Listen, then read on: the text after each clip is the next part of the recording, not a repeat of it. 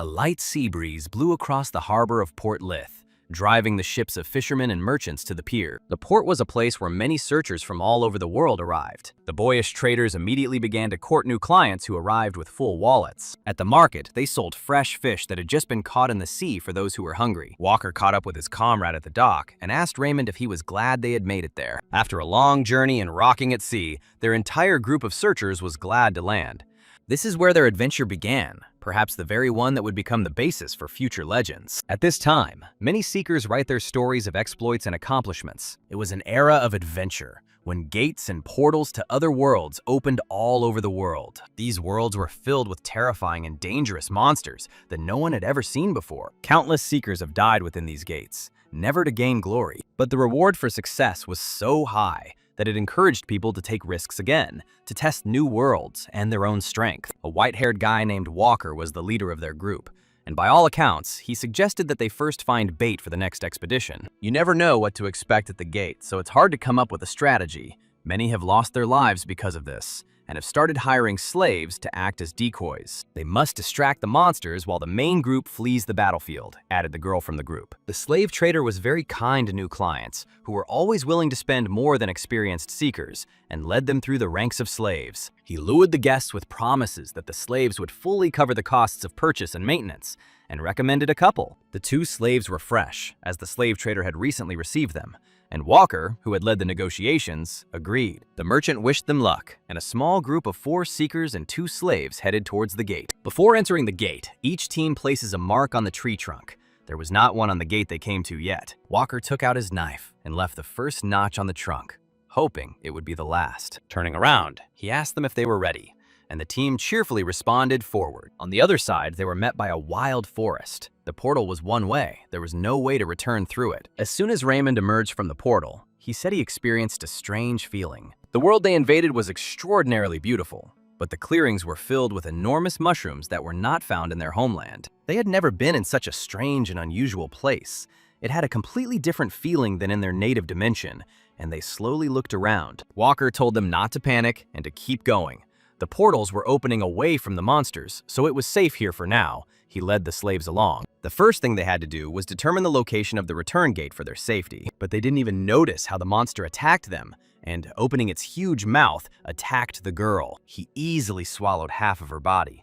Blood spurted out, and the squad panicked and jumped to the side from this unexpected attack. But the monster's brother had already come out from behind them, and was also emitting a hungry growl. A moment later, they realized that there was not 1 or 2 of them, but a whole horde of hungry, chomping, toothy mouths. Walker took out his staff and drew it like a bow and called forth a fiery arrow. The arrow burned through the monster that had grabbed Charlotte, and the monster lowered the girl. Walker screamed that something was wrong and ordered them to chain the slaves to the tree and get out of that place. The slave asked to be taken with him, but the fat man pointed a knife at him while Raymond was wrapping the chain around a tree, condemning them to certain death. The group abandoned the slaves, despite their pitiful cries, and, picking up the wounded Charlotte, began to run away. The first slave was immediately wounded.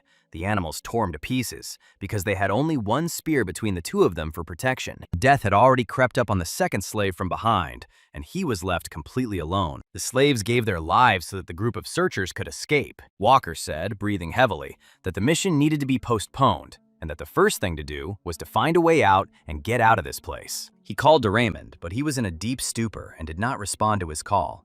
After all, they were newbies. Then the fat man grabbed him by the chest and shook him like a kitten to bring him to his senses. Even though the adventure had failed completely, they could prepare better and try again.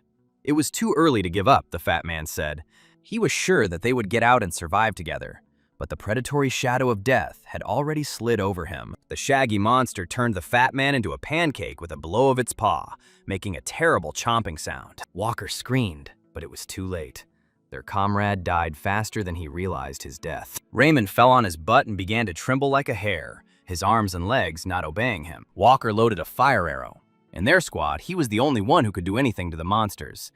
But the hairy freak spat at him with a long, sticky tongue. He wrapped his arms around the magician's neck, squeezing it with the grip of a boa constrictor, and dragged it straight into the mouth. Raymond bit his lip in horror, his heart ready to burst from the mad tap dance. But all the coward could do was turn around and run, leaving everything behind. His legs failed him. As if Raymond was paralyzed, he could hardly crawl, and the sharp fangs were already close. The monster grabbed him by the leg and began to tear him into pieces, Raymond screamed. He forgot about the pain when he saw the surviving slave standing on the tree in front of him. What a relief that he is alive! The dying seeker whined piteously, asking for help to be given quickly. He was left alone, all his friends were dead.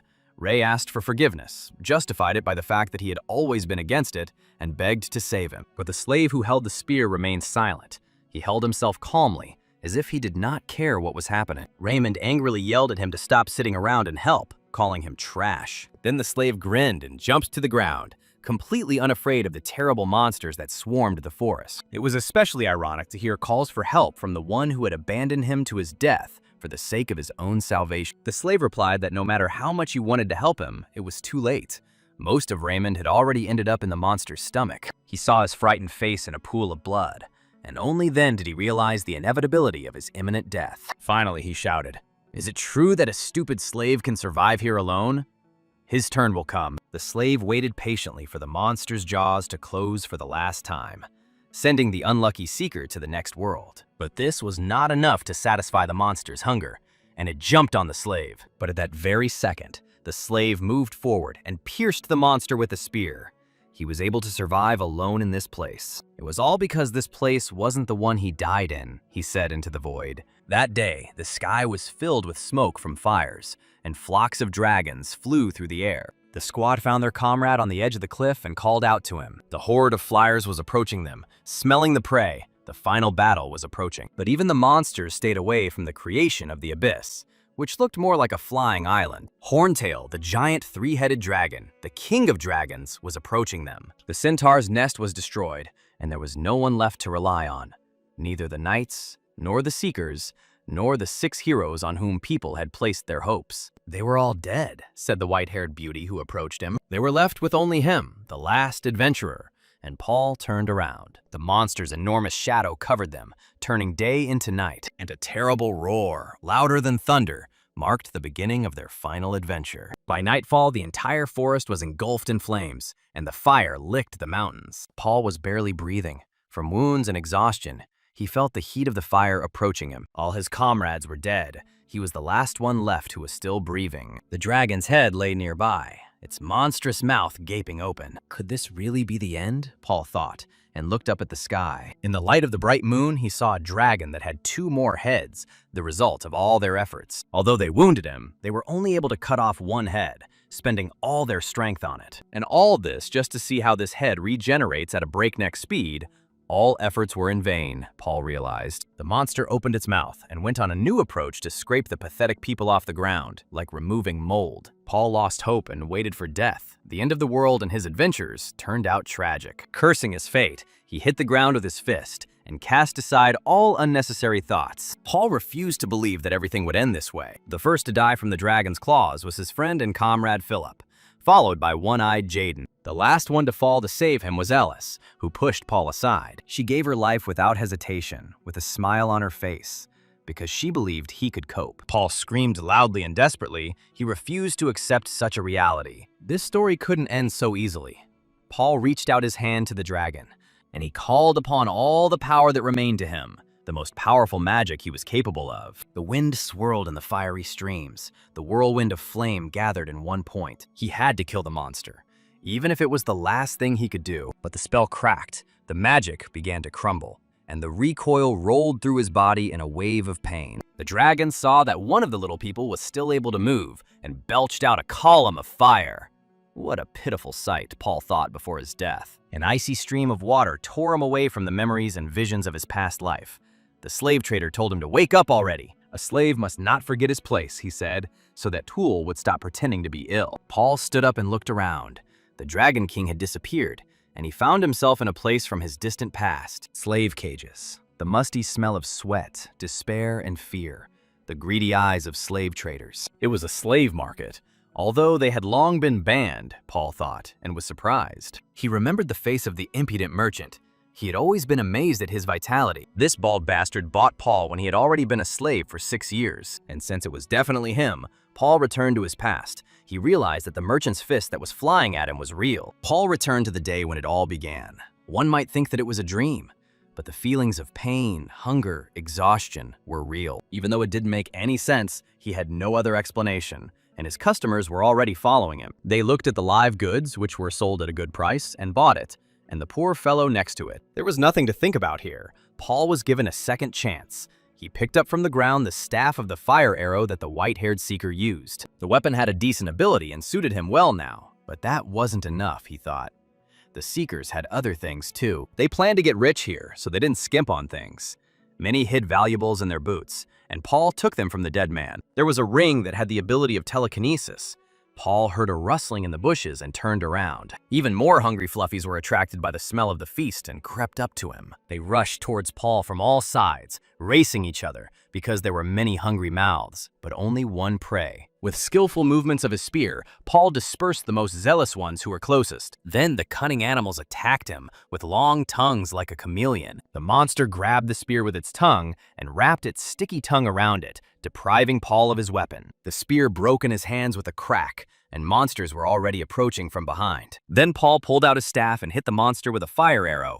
He moved to the side so that the others wouldn't grab him. At the same time, he decided to try out the ring he had found and waved his hand. The fiery arrow he fired turned around and pierced all the monsters that stood nearby with a storm of flame. Conventional magic was only usable in tight spaces, but with telekinesis, he controlled the arrow flexibly, harnessing the full power of the flame. The monsters stood hesitantly, looking at their dead comrades.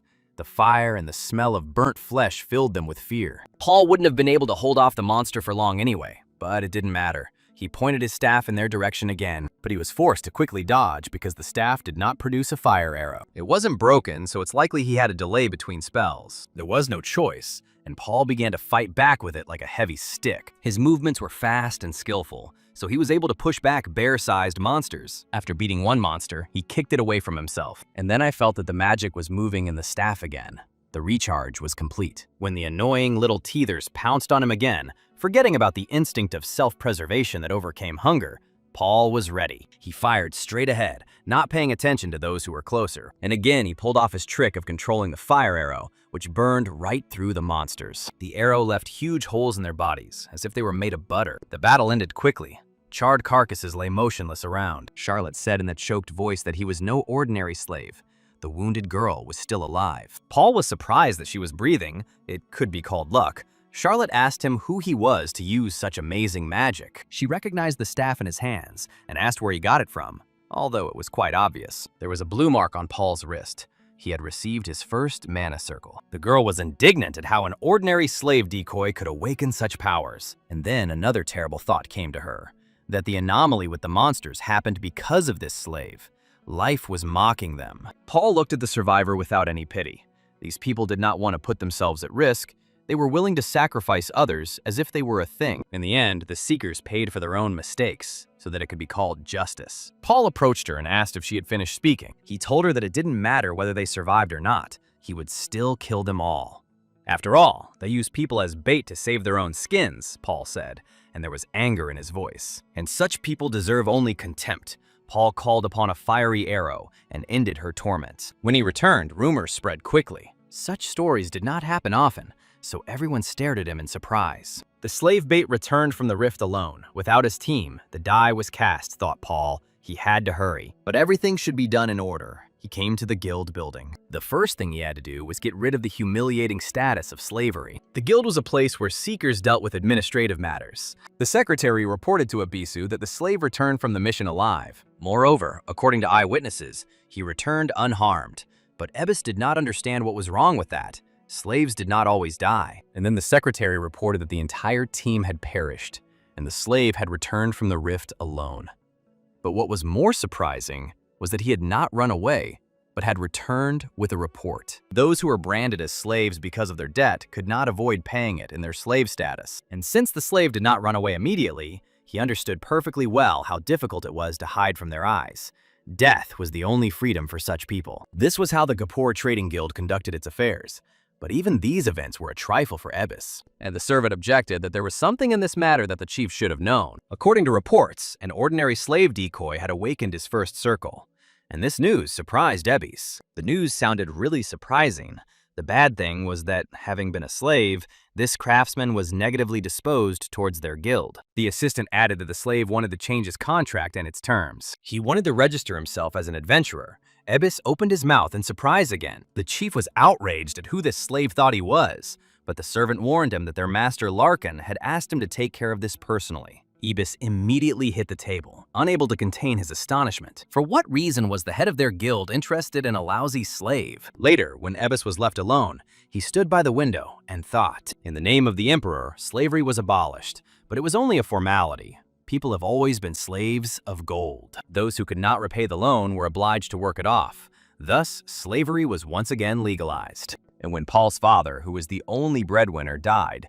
he became a slave. With his last money, Paul bought black moss on credit from the Gapur Guild to cure his father. The guild demanded 1,000,000 mesos in payment, which was far above the market price, and Paul was brought to trial. Naturally, without a lawyer, who cost money, he quickly lost his case and was forced to do work for the guild. Of course, the judge who sentenced him knew what kind of work he would be doing for the guild, and received his percentage of it. For 6 years, the thugs from the guild took advantage of the underage boy. Now it's time for revenge, thought Paul. He was sitting at the table in front of Ebis. This was Larkin's faithful servant, the executive head, Paul remembered, and thought that this was quite good for him. Ebis had already heard everything about Paul wanting to change his contract, and decided to get down to business straight away. He agreed to register him as a low-ranking seeker. It was quite easy, Paul thought, and was grateful for it. But he demanded to be given a higher rank immediately.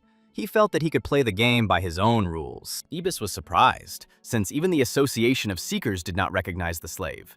Paul objected that, over the past 3 years, he had entered the gate hundreds of times as bait. Paul added that the strength of a seeker is not in the ability to hunt monsters, but in the ability to survive. The main goal of the journey is to return alive. It was true, thought Ebis. The information of a survivor was more valuable than personal combat merits. That was true, and Ebis admitted that Paul's survival skills were impressive, but it only worked in the lower-level gates.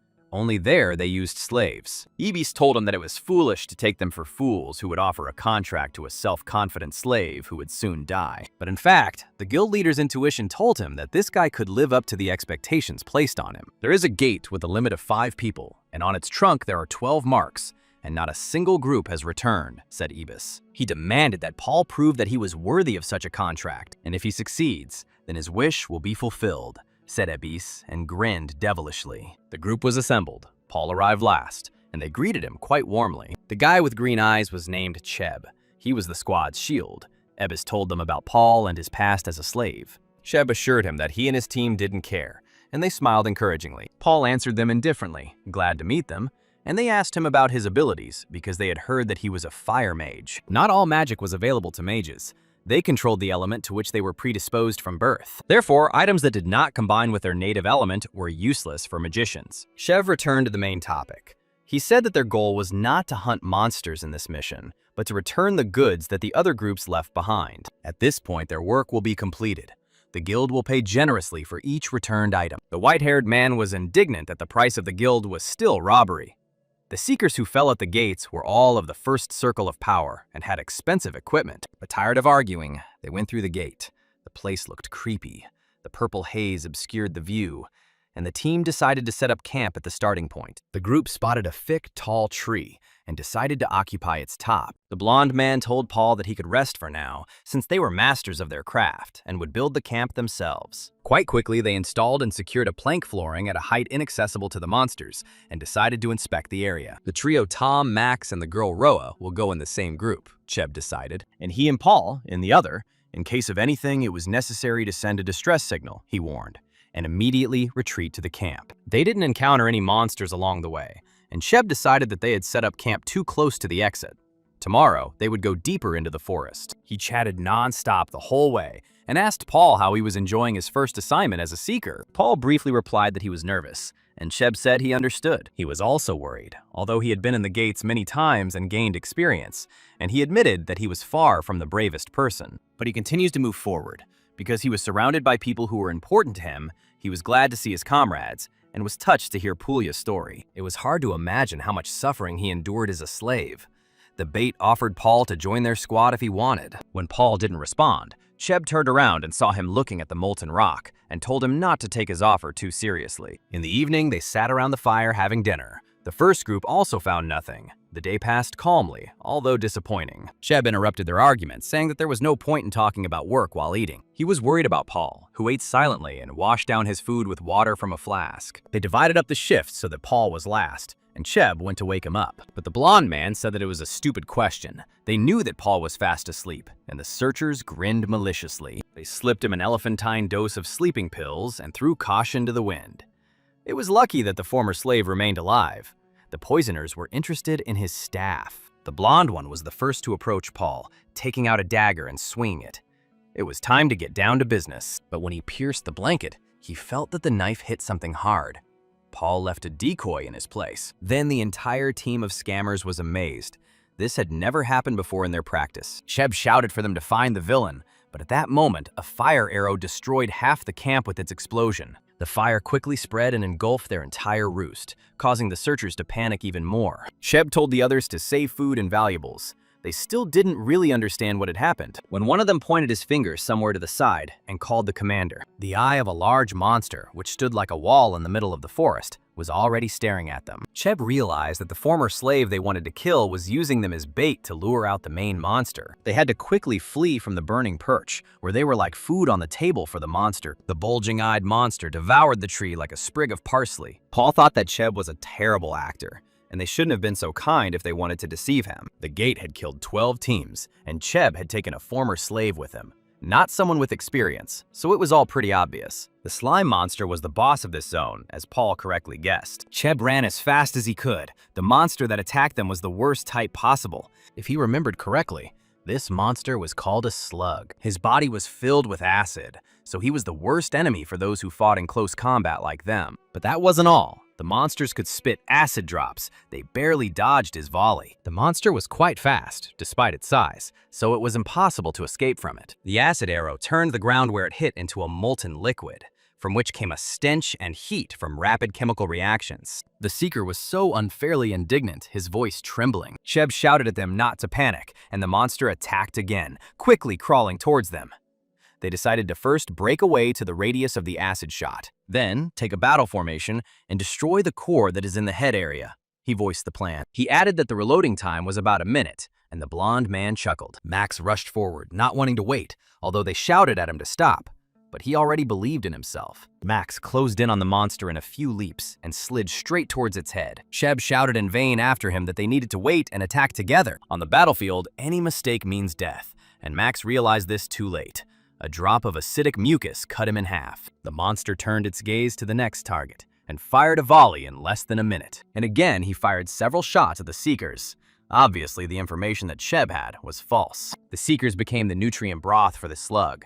The bones took the longest to dissolve. The revived mushroom devoured everything: flesh, clothes, armor, and weapons.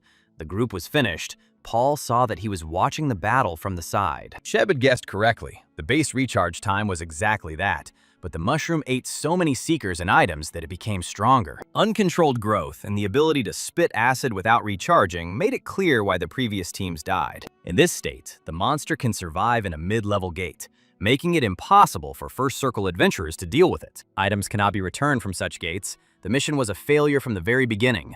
But then Paul would lose his contract. He had to prove his suitability for the middle rank. A slug, crawling through the forest in search of food, was struck by a fire arrow, and its flimsy business was simply turned inside out. Acid spilled everywhere, but the monster quickly regained its integrity. Paul aimed straight at the core, but the mushroom had incredible magic resistance. It would take at least 4 more shots to penetrate its thickness, or maybe even 5.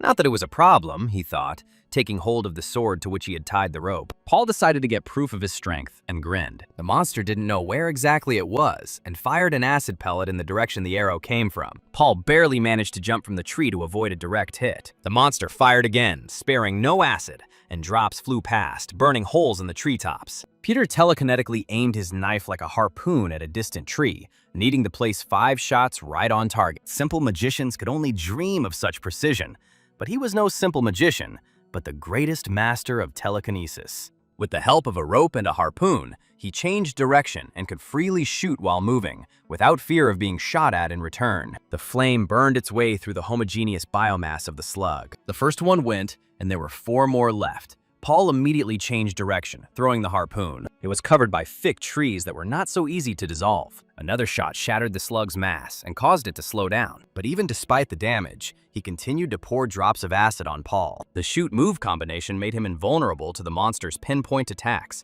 He simply couldn't hit them. Another fiery spear scattered gelatinous shreds across the forest. Paul noticed that the mushroom was dodging his shots, and for its size, it was quite agile. But all this was useless, because he could direct the arrow itself, from a safe distance for himself, and hit the target right on target. The last shot scattered the jelly and exposed the core. The monster did not have time to close it. Its surviving eye bulged, and it saw the enemy jump from above. "This is the end," said Paul, and prepared to shoot. But the monster suddenly quickly hid the core and released a large hand to catch the seeker. The attack was well calculated. The hand cut off the path back, and the bait core quickly disappeared inside. But for someone who possessed telekinesis, this was not a problem. Paul simply changed the attachment point of his harpoon, and he easily dodged the blow, hiding in the dense forest. When he found himself on the ground, he immediately loaded a new arrow. The monster covered himself in fear from a direct blow. He saw everything with his own eye. But the arrow changed its trajectory from straight to curved and playfully hit an open spot. With a loud bang, the monster's head lost its shape. The arrow reached the core, and it exploded as well, the impact forcing Paul to quickly retreat. The sea of slime and acid that the monster carried within itself poured out like water from a vat. To speed things up, Paul used his improvised harpoon. He instantly rose to the top of a tall trunk as an acidic sea spilled out beneath him. The forest was instantly destroyed, and the trunks became islands of this new sea. After a few hours, it had soaked into the ground, and Paul was able to descend safely. He reached out his hand to the core that remained in the place of the slain monster, and it obediently jumped into his hand. Paul acted like a well-trained Jedi master. The red core emitted enormous power, and in his hands it began to glow brighter. And then Paul crushed it. The core disappeared, and a red wave of power spread through the forest. When he returned, the first thing he did was go to Ebisu for a personal report. The leader studied him for a long time and said nothing. Apparently, the guy was more than just a chatterbox, he finally said. But he came back alone again, and without the items they were talking about. Paul said that the team he went with consisted of newbies who also wanted to kill and rob him. They encountered a terrible monster, and it killed them while trying to escape. Paul told their inglorious story. He added that it was a golden slime mold, and Ibis immediately guessed why there were no objects. They had been eaten away by acid. It was a heavy loss for the guild, as many of the items had been loaned to the Seekers, and it was foolish to lend anything to the condemned. But the fact that Paul returned was an even bigger headache for Ebis. Each gate is subject to rules, has a limit on the number of people entering at one time. New ones could not enter until those inside die. The second restriction concerned the color of the gates and the level of the Seekers themselves. Weaklings would not be allowed into the red gates, but strong Seekers would not enter the purple ones either. The main difficulty was that as soon as the last survivor left the gate, it closed, and no one could ever enter it again. The gate and the reward were gone, but the slime monster was too strong for beginners, Ibis thought. That explained a lot. But whatever the reason, the guy failed, said the chief. But Paul asked not to rush to conclusions. He showed his wrist where the second circle of power was shining, and declared that he had absorbed the slime mold. Ibis was shocked. 2 circles of mana from the one who was recently a slave, and who absorbed the core of a monster and did not die. Paul believed that this proved his abilities, and demanded that he be registered as a low-ranking seeker. But Ibis immediately offered a middle rank, which surprised the guy himself. And he added that if he agreed to work exclusively for him, he would receive a middle-high rank. Without thinking, Paul put a cross next to his name on the contract. The third highest average rank was high for someone who had only 2 mana circles. The Seekers' ranks were divided into 3 levels: Novice, Junior, and Distinguished. Strength varied greatly depending on the number of mana circles. Ebis noted the boy's abilities. Not everyone can raise a mana circle by absorbing a monster's core, and besides, the guy clearly had a self-preservation instinct. He was clearly different from the other newcomers and was growing very quickly. Ebis smelled profit and decided to hire Paul. Paul noted that everything was going better than he expected because Ebis desperately needed him. The guy knew that he would be useful very soon because the first conquest of the Red Gate with a limit of 100 people would take place. An event will soon occur in which all trade guilds and seeker factions, as well as Gapur, will be interested. This was not a bad thing, because Paul was also in a hurry, and it wouldn't hurt him to speed up the implementation of his plan, he thought, and put his pen on the table. That's why, immediately after signing the contract, I asked Abisa for a favor, and without any embarrassment, the impudent boy asked to lend him some money. What a bastard, thought Ebis, and a shadow passed across his face. Some claim that the appearance of the gate gave birth to the Age of Adventure. In reality, it is a trap of a dark magician. In fact, they were slowly but surely draining the world of its potential. And then, the day of the apocalypse came, and many monsters came out of the gate. This will happen in 3 years, and humanity will lose this fight. Ebis thought about his own and looked out the window. As a capable young mage left the guild building, his bag pleasantly weighed down by an impressive stack of papers. Paul had a long journey ahead of him, and this money should have been enough to carry out his plan and get through the Red Gate. The Gaypor Guild hired only the strong, and they took Paul because they needed the Red Gates. He had to be able to manage the money skillfully. The items were too expensive. But since that was the case, the question arose of what to spend the money on. He came to the labor market, which was, in fact, a slave market, and was immediately approached by traders. They offered slaves of every taste and color, shape, purpose, like goods in a hardware store. But Paul came here to find a specific person and asked to be taken to him. The merchant then took him to the rows of convicted criminals who were placed there for correctional purposes. The merchant manager quickly found the right cage and pointed to the slave in it. Looking at the fierce prisoner, he asked if Paul was sure of his decision, but he had no doubts. This was exactly what he was looking for, he said, looking at the prisoner in chains with burning eyes. The death of one man accelerated the destruction of the world in his past life. Her name was Erin. She was the hero of the halberd, and she was killed. And the criminal turned out to be her only student, Debo, the hero of the murder. This incident became the beginning of the end. The slave looked at Paul with disdain. They had not seen each other, and he told him to disappear, spitting on the stone floor. The manager immediately apologized for the fact that they had not yet properly raised this slave. But Paul knew that Debo would earn fame in a couple of years. But for now, he was a slave, and he still spoke insolently to the seeker who could buy him. The word impudent was not enough here. A savage and even a barbarian, the manager warned again. Within a couple of years, Debo would become the most influential person after Paul, and due to the common fate of the slaves, they were often compared to each other. Paul simply asked the price when Debo came out to him, but the impudent man cheekily asked if he had enough money, and he said that it was worth 1 million masses and grinned, pleased with himself. Their main similarity during this period was that they both desperately needed money, Paul thought. The younger sister is sick with a black-blooded cliché, an incurable disease of fantasy heroes who had to invent a difficult fate. Debo continued to be cheeky and said again that if there was no money, he should leave. But Paul quickly pulled out a pack of 1 million mass notes. The hooligan couldn't believe his eyes. He had never seen so much money in one place. Seeing the glint in the bully's eyes, he warned that the contract was for a year, and they would split the profits 7-3 in favor of Paul, and all the items would go to him. The manager was surprised that the criminal was hired as a member of the team, and not just a walking weapon. Paul handed him the contract to look at, but the barbarian took it away with a shout, lest he later take his words back. Without thinking, the barbarian bit his finger and left a blood seal on the piece of paper. It was obvious that Debo was in a hurry to take care of his sister. The contract was signed, and Paul said that they would go straight to the gate. Debo did not object. He warned the bully that he would have to prove his worth, and he confidently declared that he was the most agile Paul had ever seen. They walked through the forest to the next gate. After a short preparation, Debo asked why they gave him a halberd, since he worked better with a longsword. Paul cut off the objections and said that he must use only halberds, or they could terminate the contract. For training, they chose a red gate with 1 mark and a limit of 8 people. Debo looked around and asked, what about the other team members? He was sure that Paul had enough money to hire them. The bully was also worried about having a healer with them, and wondered why Paul was looking at him like that. The seeker assured him that they had enough members in the squad for this gate, and Debo breathed a sigh of relief. Paul pointed his finger at himself and then at the bully, and said that was enough. There was an awkward silence as Debo digested the information he had received. And before he could get it, Paul kicked him in the ass, right into the gate. Debo screamed in fear, but it was too late.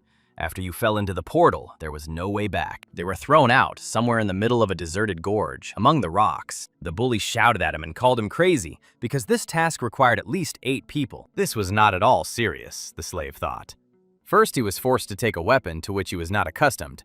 Now this, he scolded Paul. But his angry speech was interrupted by a column of dust that was rushing straight towards them. Stumps of felled trees raced across the desert. They ran to take revenge on people for felling trees, and they really did not like axes. Debo realized that the monsters were attracted by his scream. They were known to be resistant to bladed weapons, and there were a lot of them here. Paul stepped forward and told the bully to step aside. The fire arrow burned through the first stump faster than Debo could object. Then Paul dealt with all the small fry. The dry wood was very fire-resistant. It was like a game. All the pieces of wood were destroyed so easily. Paul was upset that his partner started screaming as soon as he left the portal, and he asked him not to make such mistakes in the future because it called into question his usefulness. And Debo stared at him in amazement. The woman who knelt reported that the merchant guild had taken their bait and was coming up with a plan. And their people were already there. She asked for approval from her master, who, like all true graduates of the School of Villains, was drinking wine while looking out the window. He turned around and said yes, but said nothing more. And then he proposed a toast to his master and promised to free this world. Debo collected the mana stones that had fallen from the monsters. There were 27 of them. The bag felt pleasantly heavy and meant an increase in income, proportional to his respect for Paul. He said indifferently to move on. Compared to what awaited them in the future, these were trifles. Before this, Debo thought his employer was crazy, but he was amazing. He used fire and telekinesis in an unprecedented way. And the bully already smelled the scent of profit if he followed this seeker, because he would receive 1/3 of the proceeds, and this would more than cover the cost of treatment. He was in the clouds when Paul stopped, in front of another group of monsters, no more than 10. That was a suitable number. Perplexed, Debo asked what they were talking about. He still hadn't gotten used to his new comrade's antics. Paul looked at him with a face that told him what a fool he was. Debo had to go into battle. He threw a pebble to distract the stumps and jumped on top of one of them. Even though he didn't want to do it, he still accepted Paul's challenge to kill all the monsters single-handedly with the new weapon. Paul watched his efforts from the side.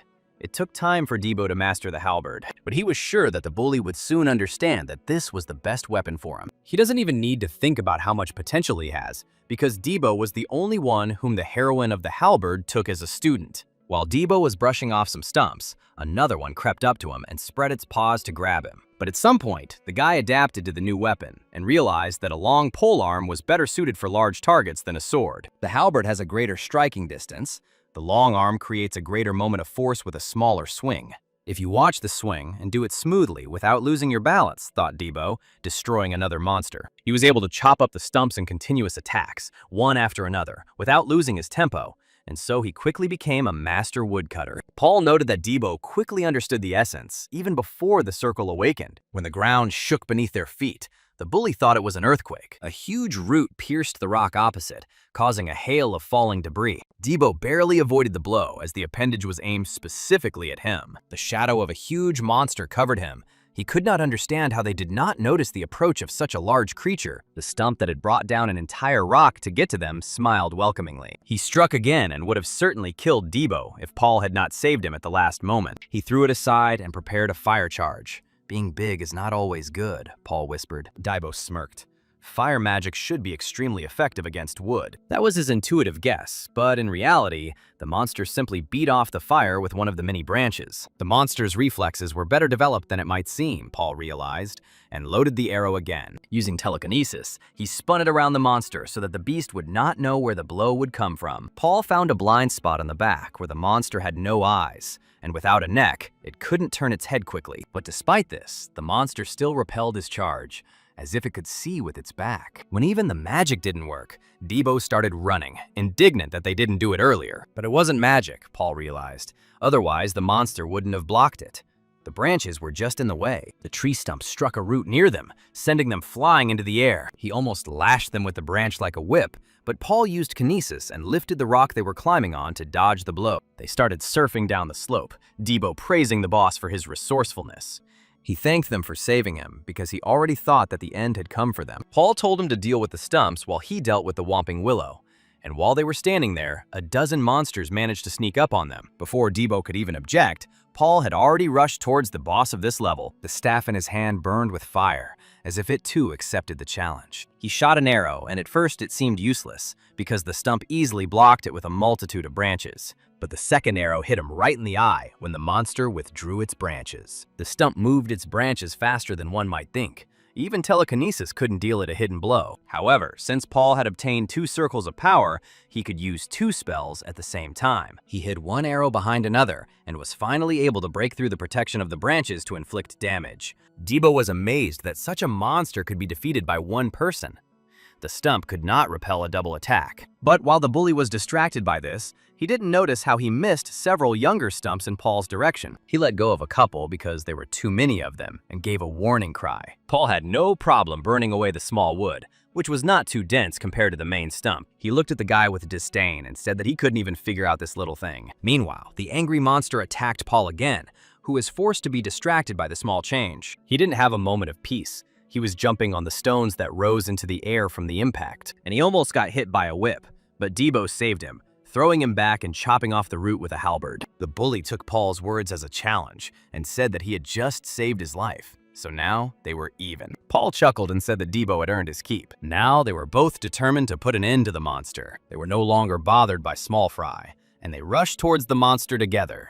Debo could distract him from close range, and Paul could hit from a distance. The magician released 2 arrows at once and launched them into the tree. His target was not the monster itself, but its branches, vulnerable at the trunk. Additionally, when the stump moved to block the magic, it opened itself up to Debo's halberd attacks, causing him to enter lumberjack mode. The monster decided to take revenge on Debo immediately and attacked him from both sides with roots. Paul shouted that he would take care of the right branch, and Debo took care of the left one. And that's how they divided up the roles. After this, Debo continued to slide near the monster at great speed. He cut down small branches that prevented him from climbing higher, and with which the stump protected itself from the fire. But there were so many branches that one of them finally caught up with the bully and gently stroked his back. Overcome with tenderness, Debo broke loose and flew into the monster's mouth. He was lucky that Paul managed to lift the stone into the air and carry Debo out of the attack radius. But the monster suddenly threw another shoot, and the stone shattered. How annoying, thought Paul, and again lifted the stone with telekinesis. He held several stones at once, and Debo was able to land on one of them. The rattling stump did not calm down and lashed out with its branches again to get the impudent seeker. But now Debo had a foothold in the air, and he could dodge blows and move, jumping from rock to rock. Paul showed miracles of control and managed not only to juggle stones, but also to distract the monster with a fire arrow. And when the stump lost sight of Debo, he was able to attack the annoying monster straight in the head. The axe struck straight into the eye, and the stump immediately slammed its eyelids shut, healing Debo's halberd. The monster swayed, and the bully had a hard time hanging around with it. To avoid becoming a convenient target, Debo dropped his halberd and landed. But now he was defenseless. But he was not going to retreat, and again jumped on the monster from the high cliff. Paul figured out his maneuver and pulled out an axe with the help of telekinesis, throwing it towards Debo. He caught it in midair and was ready to attack again. "It's time for dessert," Debo said in an angry voice. He struck the monster again in the vulnerable part, in the eyes, blinding him completely. The monster navigated only by sound, and upon hearing his landing, it tried to devour the guy. But a fiery volley of 2 arrows was already flying past him. They hit straight into the gaping mouth, spinning and merging into one blow. A precise shot pierced the core of the rattling stump, and the release of energy caused it to burst into flames. Paul praised Debo. He did a good job of playing the bait. Debo was also pleased with their teamwork. He looked at the huge fire and was glad that it was all over. It was late. The girl wanted to have dinner and go to bed quickly, but she was worried and waited. She read her evening prayers before eating, hoping for the best. When I heard the sound of footsteps outside the door, I looked out to see who was there. For a second, she froze in surprise, recognizing in the late guest her wounded and dirty from head to toe brother. The girl was so happy to see him that she could hardly hold back her tears. She hugged him tightly and was glad that he came home. Another house greeted its inhabitant with the smell of decay and death. Everything was like in the past life. Death had already settled here long ago. The illness finished off the father, and death interrupted his suffering. There was no time for a funeral. The fire would take everything. Paul left without looking back. The farewell was quick. There was no time for grief either. Ebis sat in his office and read various scrolls. The time had come for the gates of 100 men, but he did not know whom to choose for this campaign, and all responsibility for the campaign lay with Larkana. He couldn't be wrong. The gate had attracted the attention of all 10 top guilds, and inside were epic-level items, and possibly even legendary ones. But the task was not easy. 3 sisters were entering the gate, who were so strong even for their second circle of power. Compared to them, the other second circle seekers were children. Gapur was the weakest guild, at the top of the list. When his doors opened, he indignantly asked who had entered without knocking, but he quickly stood up from his seat, recognizing his master, and bowed to him. Ebis gave him his place at the table, and Larkin asked him what was up with the list, but he wasn't ready. Larkin said he was stalling for time, and asked what about their new friend. But the cautious Ibis wasn't sure about that either.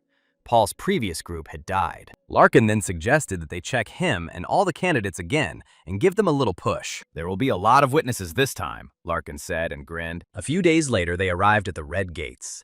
Debo was cheerful and happy, and he noted that many people had gathered at the portal. A seeker approached them and asked if they were the 15. The seeker in the red bandana looked at them with disdain and muttered that they were both 2 former slaves. It was immediately obvious that they were not welcome here.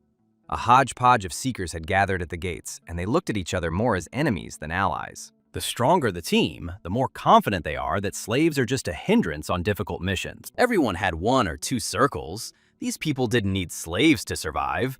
Unlike Cheb's team, Paul thought. Ibis came personally. He told them that this was a hike, a test. They would pass it and demonstrate their abilities. They would get a chance. "This is a chance to enter the gate of 100 people," Ibis solemnly proclaimed. The brute who had just met Debo and Paul was very surprised by this opportunity. Paul was keeping a close eye on what Ibis wanted to do in this way. The gate they entered was red and had a limit of 40 people. Red Bandage suggested that it would be enough to simply take out the boss of this level with the whole crowd. The teams naturally split up to find the monster and agreed to give a signal if they encountered it in the forest. Debo and Paul were left alone. No one wanted to deal with them. The seeker in the hat was named Dolan. He was the leader of his group, and he told them not to waste time. He came across a simple monster that pretended to be a stone. "It was a waste of time," the self-confident magician declared. He struck his target with an electric charge, and a bright arc of light exploded the monster. Dolan told his men to take the stone and move on. He thought he was done with that. Imagine his surprise when the toothy one survived this lightning strike. This meant that the monster had good resistance, and magical attacks did not work on it. The magician retreated. But then they realized that they were surrounded by many small monsters like this one. The entire team was pretty exhausted from chopping down the forest crabs, as their main damage dealer was completely useless. The monsters were stronger than they thought, and the adventurers wanted a leader to tell them what to do. There were too many of them for their group, and their strength would quickly run out, the magician said. Even though the risk was high, the overconfident fool suggested breaking the alliance and killing the boss alone. "This is how most teams think," explained Paul Debo. He had no doubt that this would be the case, since he himself was breathing heavily after clearing out the small monsters, and asked if Paul wanted to help. "There were only 3 of them," Paul replied, and Debo was worried that they didn't have time to sit there while the others were doing their thing. Debo was sure that they needed to start hunting the boss, but Paul said the opposite, that they needed to kill the little ones first. While others will be looking for the boss and avoiding the small fry, they will be busy with the mobs, Paul said. Destroying the boss is not the only indicator of success. Besides, attacking the boss with unpredictable allies was risky, and there was danger coming from that gate, Paul said. Dolan's group was deep in the forest when a girl from his team called out to him. They were the first to find the escape gate. Even though it wasn't their goal, it was good to have an escape route, and he ordered a mark to be left on the tree. But then one of his men laughed loudly, and Dolan told him to be quiet, afraid that it would attract the attention of the monsters. But the comrade did not listen and giggled loudly and disgustingly. Then the magician grabbed him by the shoulder to calm him down. But it didn't help. The man was covered in sweat and tears, and the crazy grin never left his face. It became clear that he was not in control of himself. The others also began to cough, and the clearing where they were was covered by a strange haze that made their throats itch. The magician realized it was poison and rushed to the exit to get out.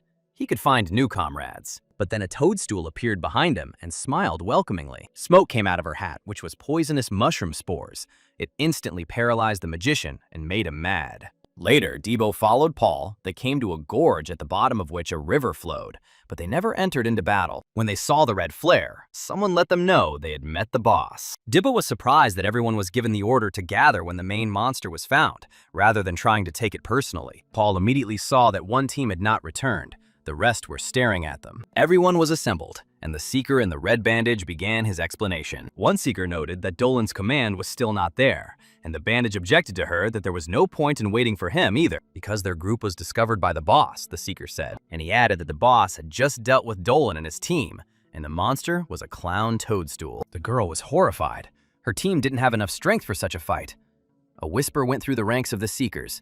They already considered the whole thing hopeless. Debo asked Paul if the boss was really that dangerous. Paul thought, with their current level, the toadstool monster is quite dangerous for them. Because of the poison and the spores it released, engaging in close combat was pointless, leaving ranged combat, but the mushroom was agile and durable. "What's worse," said the bandage, The monster is standing at the exit, and the only way to get to it is to go around the monster. Debo hit himself in the chest and said that it was no problem, because it was just one arrow from his leader. But Paul immediately told him to slam the bread slicer shut. This angered the guy, but he still listened to him, and Paul told the others that they needed a good plan or everyone would die. A fire arrow won't even be able to scratch a toadstool, he stunned Daibo. Even ordinary monsters have tough skin here, so there's no point in even thinking about the boss, the magician said. Paviska sighed and called Paul's words nonsense, but what else could one expect from slaves? His comrade asked what decision they would make, and then Paul raised his hand and got everyone's attention. He said that he wanted 50,000 from each of them. There were 30 of them here, 1.5 million in total. And then they will act as bait to distract the toadstool from leaving. There was a silence, and Debo realized that his boss was not joking, and he completely lost his mind. The bandage angrily told him not to interfere, even though the slave's thinking had not yet evaporated. The bait would not work here. The useless bait could quickly die and chase after the seekers, and then everything would be fine. The slaves would only get in the way of the high-level gates. And who is he to push such ideas, since the guy next to him hasn't even awakened his powers? Asked the seeker in the bandage. Debo got angry again, this time because he was being underestimated. The bandaged scoundrel was always asking for trouble. Then Paul calmly asked what he was proposing. But since they were gathered here, that meant there was no plan, he quickly realized. He added that their team has one person with 2 circles and one with the first. Debo himself was surprised and looked at his wrist, where a blue circle was burning. He himself did not notice how he had awakened it while fighting the monsters. Moreover, the seeker with the bandages team only had a couple of people with the second circle of power. One of the seekers shouted at Paul to wait so that he wouldn't change his mind. She accepted his offer and promised to pay if he became bait, although she didn't have any money on her at the moment. Paul agreed to accept the payment upon release. If they couldn't escape, they would simply sacrifice themselves. But he immediately added that his main condition was the consent of absolutely every seeker. He gave them time to think, although the solution was already obvious. The low-level seekers had no other ideas. Meanwhile, the monster was finishing its morning meal, gnawing on the remains of the less fortunate seekers. He saw an arrow flying towards her, but it was too late. The toadstool didn't have time to dodge the unexpected attack, and caught a volley in the toothy mouth.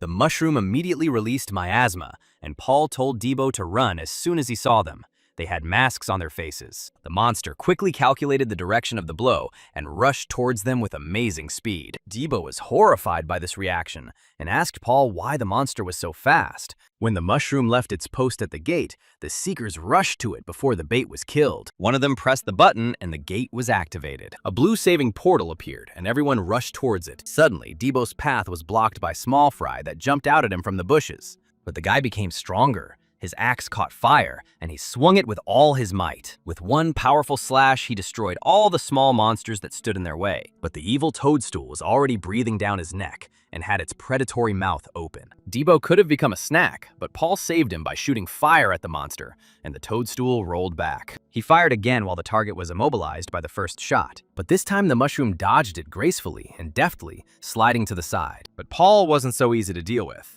He used telekinesis and returned the fire arrow back when the monster jumped. The arrow circled around the monster, distracting it from the bait and from the people at the exit. Fearing a blow, the monster crawled on all fours, but still quickly caught up with them. Debo shouted that they were being caught up, and he already felt the monster's teeth on himself. But they managed to run to the steep cliff and jumped straight there. Toadstool waved her hand and almost caught Debo.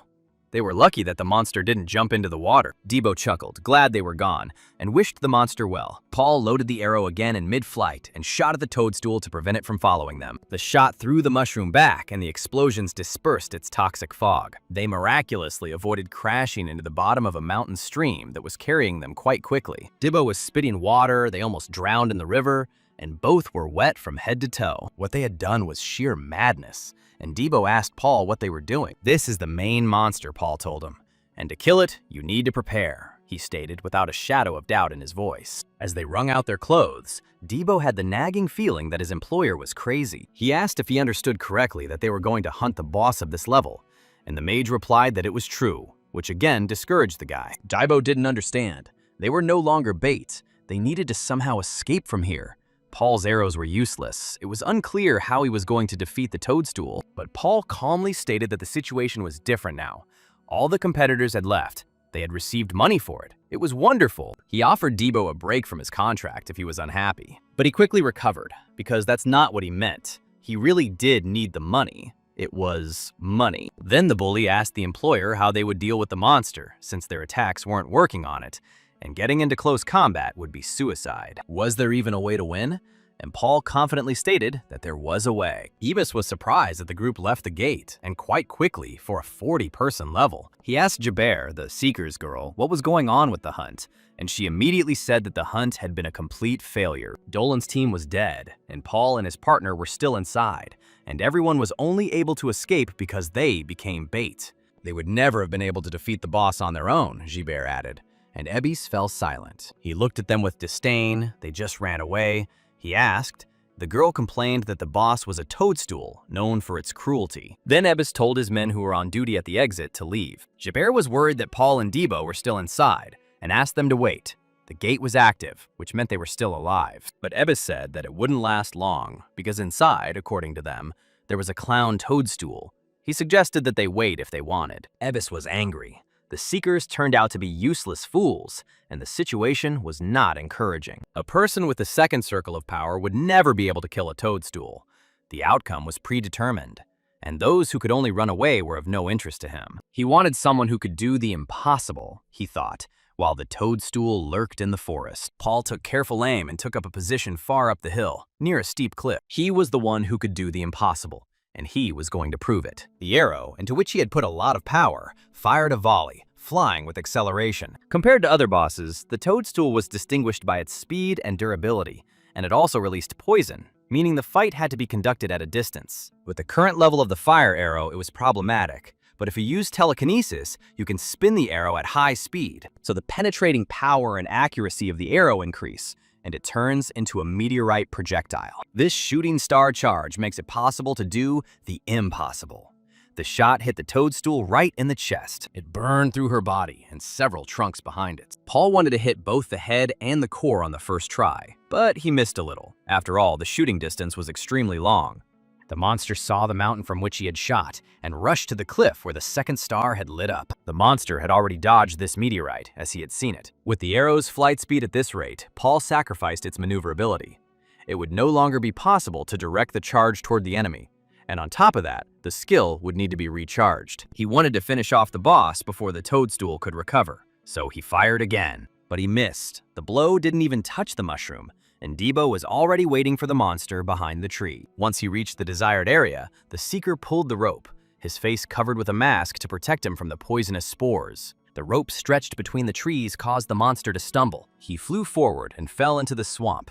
In this place under the rock, the river had flooded, and the ground became swampy and soft. This was Paul's plan, which he decided to play on the terrain, which was quite resourceful. While the monster froze in place, not knowing what to do, Debo hit it with his long axe. The blow landed right on the head, and the monster's purple blood sprayed in all directions. Confident in his abilities, Debo beckoned the monster with his finger, inviting it to a bloody tango. The blow caused significant damage. The monster froze, and Debo waited for its further reactions. Paul wondered if they had done everything they needed to and watched the battle from a high cliff. In the swamp, the monster lost its speed, and the mud clogged the pores on its head, through which it released miasma. Now it was possible to compete with the toadstool in close combat without fearing for one's mental state. To further extend the leverage of the blow, Debo tied his axe to the end of the rope and swung. He released the axe at the target and grabbed the rope so he could still get it back. But the toadstool intercepted his weapon with its huge paw. Then Debo repeated the maneuver. With a return strike, he kept a safe distance for a counterattack and whipped the monster. The toadstool couldn't withstand the pressure of the small blows and moved towards him. But it didn't go as fast as the monster had expected.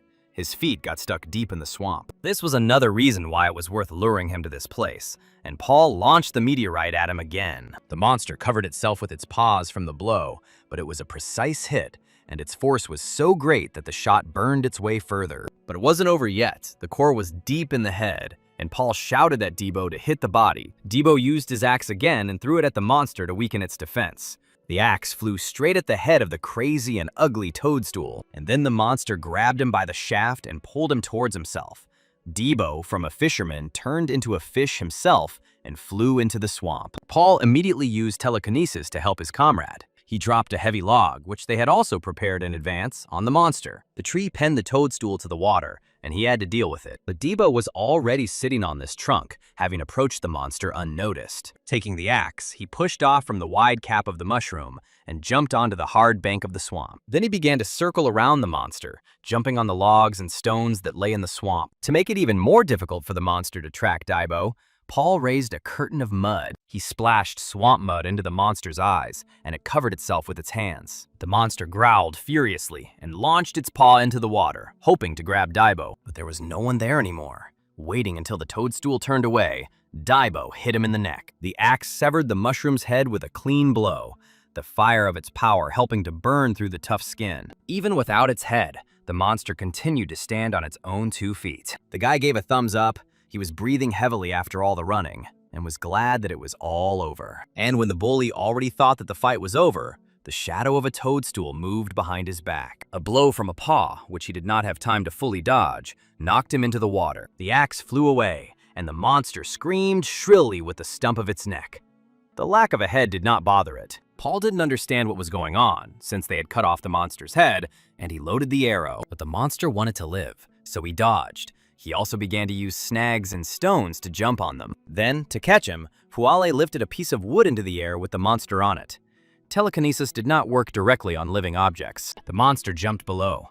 Even without a head, it retained its sanity and coordination, meaning it did not have functional organs like humans. The monster grabbed the edge of the cliff with its claws and began to climb up it towards Paul. He had one last arrow left in reserve, after which there would be no time to reload, and shooting anywhere was also pointless. The situation was difficult, but then a wounded Debo appeared from the water. He was terribly angry at the tenacious creature, and he threw his axe at her with an explosive flash, having just created a new skill. The axe spun so fast that it severed the monster's lower body. But even this was not enough, and the monster crawled upward again. Debo shouted at Paul to be careful, and the magician spun his projectile. The shot flew past the monster's carcass, which was demonstrating miracles of agility on the cliffside. But this glancing blow exposed the core of the monster that was in his body. It was a real head. Paul thanked him for the tip. It turned out he had fired a flare as a decoy. Debo was also surprised that the shot turned out to be a bluff. A shooting star struck the toadstool's body and threw it off the cliff. The shot pierced the monster's body and tore its insides to shreds. His body exploded, releasing a huge cloud of poisonous mist. Until the very end, he was an annoying needle under his fingernail. Debo was indignant. To prevent his partner from being engulfed in a wave of miasma, Paul retrieved him using telekinesis and a rope. He pulled him out to his mountain, where the poisonous fog was not a threat to them. Daibo thought that he would die and sighed with relief. "Is that all for sure now?" the bully asked uncertainly, and Paul assured him that it was the end. He said that the core should be taken as soon as the smoke cleared, but at that moment, a shadow flashed. The monster was alive, surrounded by fog, and even in this state, it could kill them. Inside his holy body, an intact core sparkled. Debo laughed, not so much from the intoxicating smoke, but from the mockery of fate. Larkin listened to Ebis's report and laughed. Now he understood why he had returned. He laughed as if he had heard a funny joke and called Ebis mischievous. Ebis suggested handing over the matter to the Knights of the White Swan when there was a knock at the door. Ebis turned around and shouted for them not to be disturbed, but the intruder replied that he would come in anyway. The executive head wanted to be indignant, but stopped when he saw the intruder's face. Paul reported that he had returned, looking battered but healthy and whole. Larkin chuckled. It was interesting, he said, because he had been waiting for such a seeker for a long time. He asked Ebis how it happened that Paul returned from the dead. The guild boss was pleased to meet them in person and noted that Paul lived up to the rumors of his survival. These were exactly the kind they needed now, he added, and the seeker bowed in gratitude. Larkin was pleased with his polite answer and decided to ask another question. He was worried about whether he could show the same level of survival in the 100-man gate while actually proposing. Paul answered briefly that it would be difficult, but his voice sounded confident. Larkin frowned. Such an answer sounded monosyllabic and even rude towards him. Ebis was indignant and scolded Paul for such a speech, because he was recognized as a seeker, not so that he could choose his own tasks. He must not forget his duty, Ebis reminded. Difficult doesn't mean impossible, Larkin noted. He liked the guy's answer. He didn't like going around in circles. That's why I asked the guy directly what his conditions were for this task. Debo splashed oatmeal tea when he heard this story. Paul got them 5 million masses each for the next task.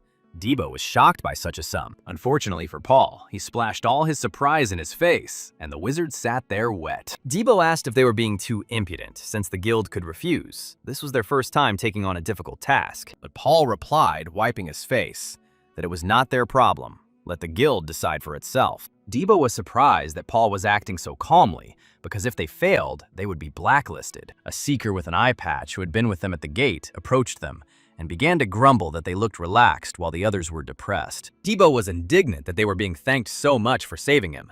He immediately disliked this boor and suggested that they sort everything out outside the tavern, but the seekers bowed low and asked for forgiveness, which immediately cooled the ardor of the lively guy. The seeker with the blindfold admitted that he had judged them unfairly and doubted their abilities. He was ashamed of being such an adventurer. They paid Debo the promised amount and added a small tip of their own as a token of gratitude. But proud Paul said that they didn't need it. They agreed to work for the agreed amount. He simply did the job he signed up for, and no thanks are needed. He didn't want the seekers to misunderstand him. Debo was indignant that he had been happy in vain, and grumbled that now he would have to count the coins in his wallet. The pirate's name was Ibiru, Paul remembered, and the seeker asked what about him. Could he do the job he was paid for? Paul surprised the bandaged seeker with his question. Ibis disagreed with Larkin's decision. Such sums were paid to seekers with 3 or more rings of power. He thought it was a bad precedent, but the boss said the guy could easily demand twice as much. He handed Ebisu some piece of paper and told him to read it. This time, their guild was sending only 2 people into the rift, Larkin said, and Ibis wondered what 2 could do. But when I read to the end, I was shocked.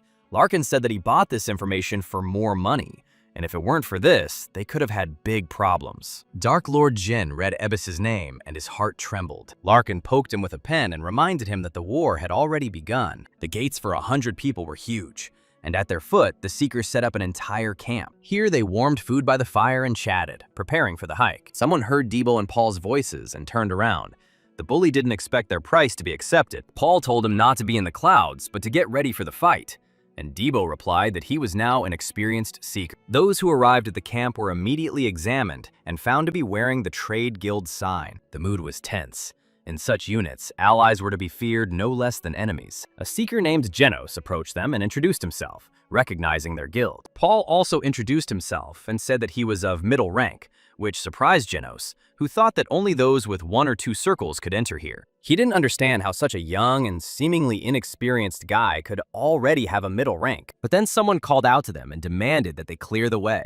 It was a girl knight with long blonde hair and a beautiful figure. Genos left the newcomers at the camp, annoyed that the girl was with them and he had just wasted his time. Then the guild presented him with counter conditions, and Paul asked Ebis why he had to fulfill them. He grunted in response so that the boy would do what he was told and not ask questions. The Gapor Guild has agreed to work together with the Order of Knights. They follow the teachings of the Empress and are the strongest attachment. Those who are called the Symbol of Power are interested in this gate. Since the quotas were already taken by other guilds, Ebis decided to join the Knights. With them, they would have a better chance. The Knights may have had other motives for the campaign, but they made Gapor a good offer. Paul said he understood everything. They just needed to work together. But Ebis warned that it wouldn't be easy. He added that he suspected that something was wrong with the Knights. The blonde beauty's name was Kira. She was in charge of the newcomers to their order, and she warned them not to think she was their equal just because they exchanged a few words. Kira didn't want any extra problems and told him to listen to her orders silently and carry them out. Debo immediately took everything with hostility. She realized that only the 2 of them could be expected from the Trade Guild, and Paul nodded. Kira sighed, which meant that Gapor had finally given up. Alongside them were more trained and numerous squads of seekers, such as Crocus, or the Meridia Guild Squad, full of experienced and stern veterans. Elite warriors from the best guilds had gathered here, and the atmosphere changed dramatically when they arrived. 3 red-haired girls, called the Sisters, from the Gold Trading Guild, stood out in particular. Kira called the girls arrogant, although she herself was not far from them. Another warrior stepped forward and addressed everyone. His name was Long. Their squad was chosen to guard the raid. They would cover the squad during the retreat. He knew that everyone already knew the assignment, but he decided to go over the details again, especially for the audience. All the items they find in the gates belong not to the Seekers, but to their guilds, but the magic stones remain with the Hunters. And if anyone decides to commit a deception, Long's squad will deal with them, he said, and pointed to the stern guys behind him, the 2nd rank of strength. Debo noticed that all the members of the barrier squad had 5 circles on their wrists. It was not a good idea to mess around with them. After the short briefing was over, everyone could go inside. Kira told them to follow her. Her squad was to be the leader. The girl was determined and declared that victory would be theirs. Debo grumbled and wondered if they would really have to work with someone like her. Paul was waiting for this opportunity and worked for it. Even in his past life, he had not been in this rift. And this is where it all begins. He told Debo to go, and he went to the red gate first. The rift spilled them out into the grain field in a powerful red flash. There was only one road, so the warriors of the campaign were spread out along it. The grain field was so high that tall searchers could easily hide in it. Kira interrupted him, saying that they had not come here to admire nature, and hurried them on. And they walked forward through the wheat field like in one movie about fighters in the arena. And Debo asked how long they would have this attitude now. But when he turned around, he saw Paul crawling on the ground like a bloodhound. He asked the boss what he was doing and what kind of game it was, and Paul continued to listen imperturbably. He heard them clearly. Others also noticed and raised a cry. Ribbon pigs ran towards them. There were a great many of them, and they moved very quickly, immediately disrupting the order of the searchers stretched out along the path. Kira shouted for everyone to split up and not stand there like a pillar. Not everyone had passed through the portal yet. It's not a written rule not to attract enemies to the entrance, she shouted. People began to bustle about, and everyone defended themselves as best they could, but their actions lacked coherence. The stream of pigs cut through their column. After all, the searchers were not a single army, but a combined detachment of many groups. The pigs were vicious and overwhelmed by their numbers. If you were too distracted by them, you could end up surrounded, so people started running away. Kira tried to lead the monsters to an area where there were more obstacles and wanted to kill them there. However, she was informed that the couple from the Gapur guild that was with them had disappeared. Now that they were separated, Debo breathed a sigh of relief and asked how Paul knew they would be attacked by ribbon pigs. It's all simple, Paul answered. There are always herds of monsters roaming the open countryside, he said from his own experience. The average length of a boar is 2 meters. It is a truly aggressive fighting boar. They move in herds of hundreds and even thousands of individuals. Even though it was a difficult opponent, they could be killed. Other guilds think the same, but at first they will avoid battle to save their strength. And since no one knows what they will encounter, it won't end with just boars. Before his reincarnation, no one returned from this raid, and the expedition was a complete failure. Debo asked his employer what he was thinking about, and he didn't even notice how he hit the tripwire. At the last second, Paul managed to pull it back so that the mechanism that launched the stakes wouldn't hit the bungler. Debo was stunned that he almost fell into a real hunting trap. Normal monsters don't set such things. But who could put it there? He was nervous. And Paul also became gloomy. Somewhere in the forest, someone did the same trick and cut the rope, throwing a suspended sharp log at the man. The trap would have killed a less experienced warrior, but the bald one was able to dodge it and chop the log. For him, it was a child's level. His comrades reported that they had finished clearing the area. The masked seeker told the bald man not to relax and to watch his rear. Even though these were small traps, they could kill or seriously injure on the spot. The monsters copied the hunting methods of people and clearly had brains. These were traces of the Hobbs activity, and it was more difficult to deal with them as they were equal in strength to the Red Gate boss. Now it was clear what to expect. Everyone would have already died if they had not had a seeker of his level, said the masked man, and ordered them to follow him. He heard some noise and told everyone to make sure they hadn't forgotten anything, but he fell silent when he saw how the bald head separated from the body and bounced about its business like a soccer ball. And then, something killed everyone with them with lightning speed, depriving them of their heads in the same way. He himself didn't even have time to move before the enemy killed him from stealth mode. The last thing he heard as his head flew down was the killer mocking them. Someone was sitting on a rock by the trail and said that although he didn't know who came up with the idea of using pigs to distract people, the trick worked well. He looked tired and had smudged mascara under his eyes. "There is nothing to be done. There is little time," said the magician, and stood up from the stone, holding his staff in his hand. The trio of red-haired sisters looked at him silently and did not move. They couldn't move, because that was the magic of the cross-eyed sorcerer. The paralysis spell would last for another half hour, he explained. One of the sisters, overcoming the magic, forced out a question about why this was being done, which surprised the sorcerer. The girl looked dangerous, so the sorcerer decided to get rid of her first and struck her in the stomach with his staff. The sisters watched in horror as their relative died and did not stop trying to do anything. The sorcerer scratched his chin. It was not easy to answer the murdered victim's question, and he wondered why he was doing this. Then he again pointed the fiery staff at the Silent Sisters, who could only tremble with fear. "All for the Black Magician," said the sorcerer, and his staff burst into flames. The fire arrow killed both sisters in one fell swoop. "There is no end to them," said the sorcerer, and sighed, as if he was already tired of killing. He just wanted to fool around when the real villain, with wine at the window, called him. He told William that they had been hiding in the shadows for a long time, building up their strength, and now it was time to act. The sorcerer William, who knelt down, said that he would fulfill everything. His master told him to take the feather that the man had given him and warned him that failure was unacceptable. After this, William could not slack off and had to work hard. There was no other way out but to take the matter seriously, and the sorcerer went along the path in search of other unfortunates. The Hob camp was well fortified and surrounded by a palisade, and also had gates and high towers. In fact, it was an entire settlement, with constant guards and workers and scouts scurrying back and forth. A couple of brave seekers approached the camp itself without being noticed. Who are these? A silent question could be read on Debo's face, as he saw such organized monsters for the first time. He was worried that all the greenskins were bosses, but in reality they had one leader. All the hobbies were strong, of a strong build, and they found a use for the tools of the Seekers and took them for themselves. And some monsters were also able to use skills like the Seekers, which completely terrified Debo. When he got tired of being indignant, Paul said that they would deal with him, although the bully was indignant that he would not attack them both. A couple of hobbies, a working guard, were moving through the forest. When Debo ambushed the strongest one and chopped him with an axe, the agile warrior Hob dodged. Since Debo didn't want to go hunting together, Paul sent him to fight alone. The joke turned out great. The monster counterattacked. Even its bare fist the size of a man's head was enough to kill. But Debo's skill with long polearms and agility had greatly increased, and he easily dodged. He used the shaft as a jumping pole and, resting it on the ground, jumped. Hob didn't give him a break and hit him again, forcing Debo to move. Only his cat-like flexibility and heightened sense of combat saved him. The monster growled and its red eyes flashed, but its movements were precise. But Debo had his close combat technique on his side, and seizing the moment, he struck the Hob's jaw with the hilt. And then he quickly moved the attack downwards and slashed the tip into the stomach, causing the Hob to fall to the ground. Then Debo jumped up to finish off the greenskin, but his blow went into the ground because the Hob deftly got into a stance. He did not run away, even in such a disadvantageous position. Moreover, he pressed with his whole body and pushed Debo into the tree, and he lost his balance. The guy gritted his teeth. Now a fighting spirit was flaring up in him.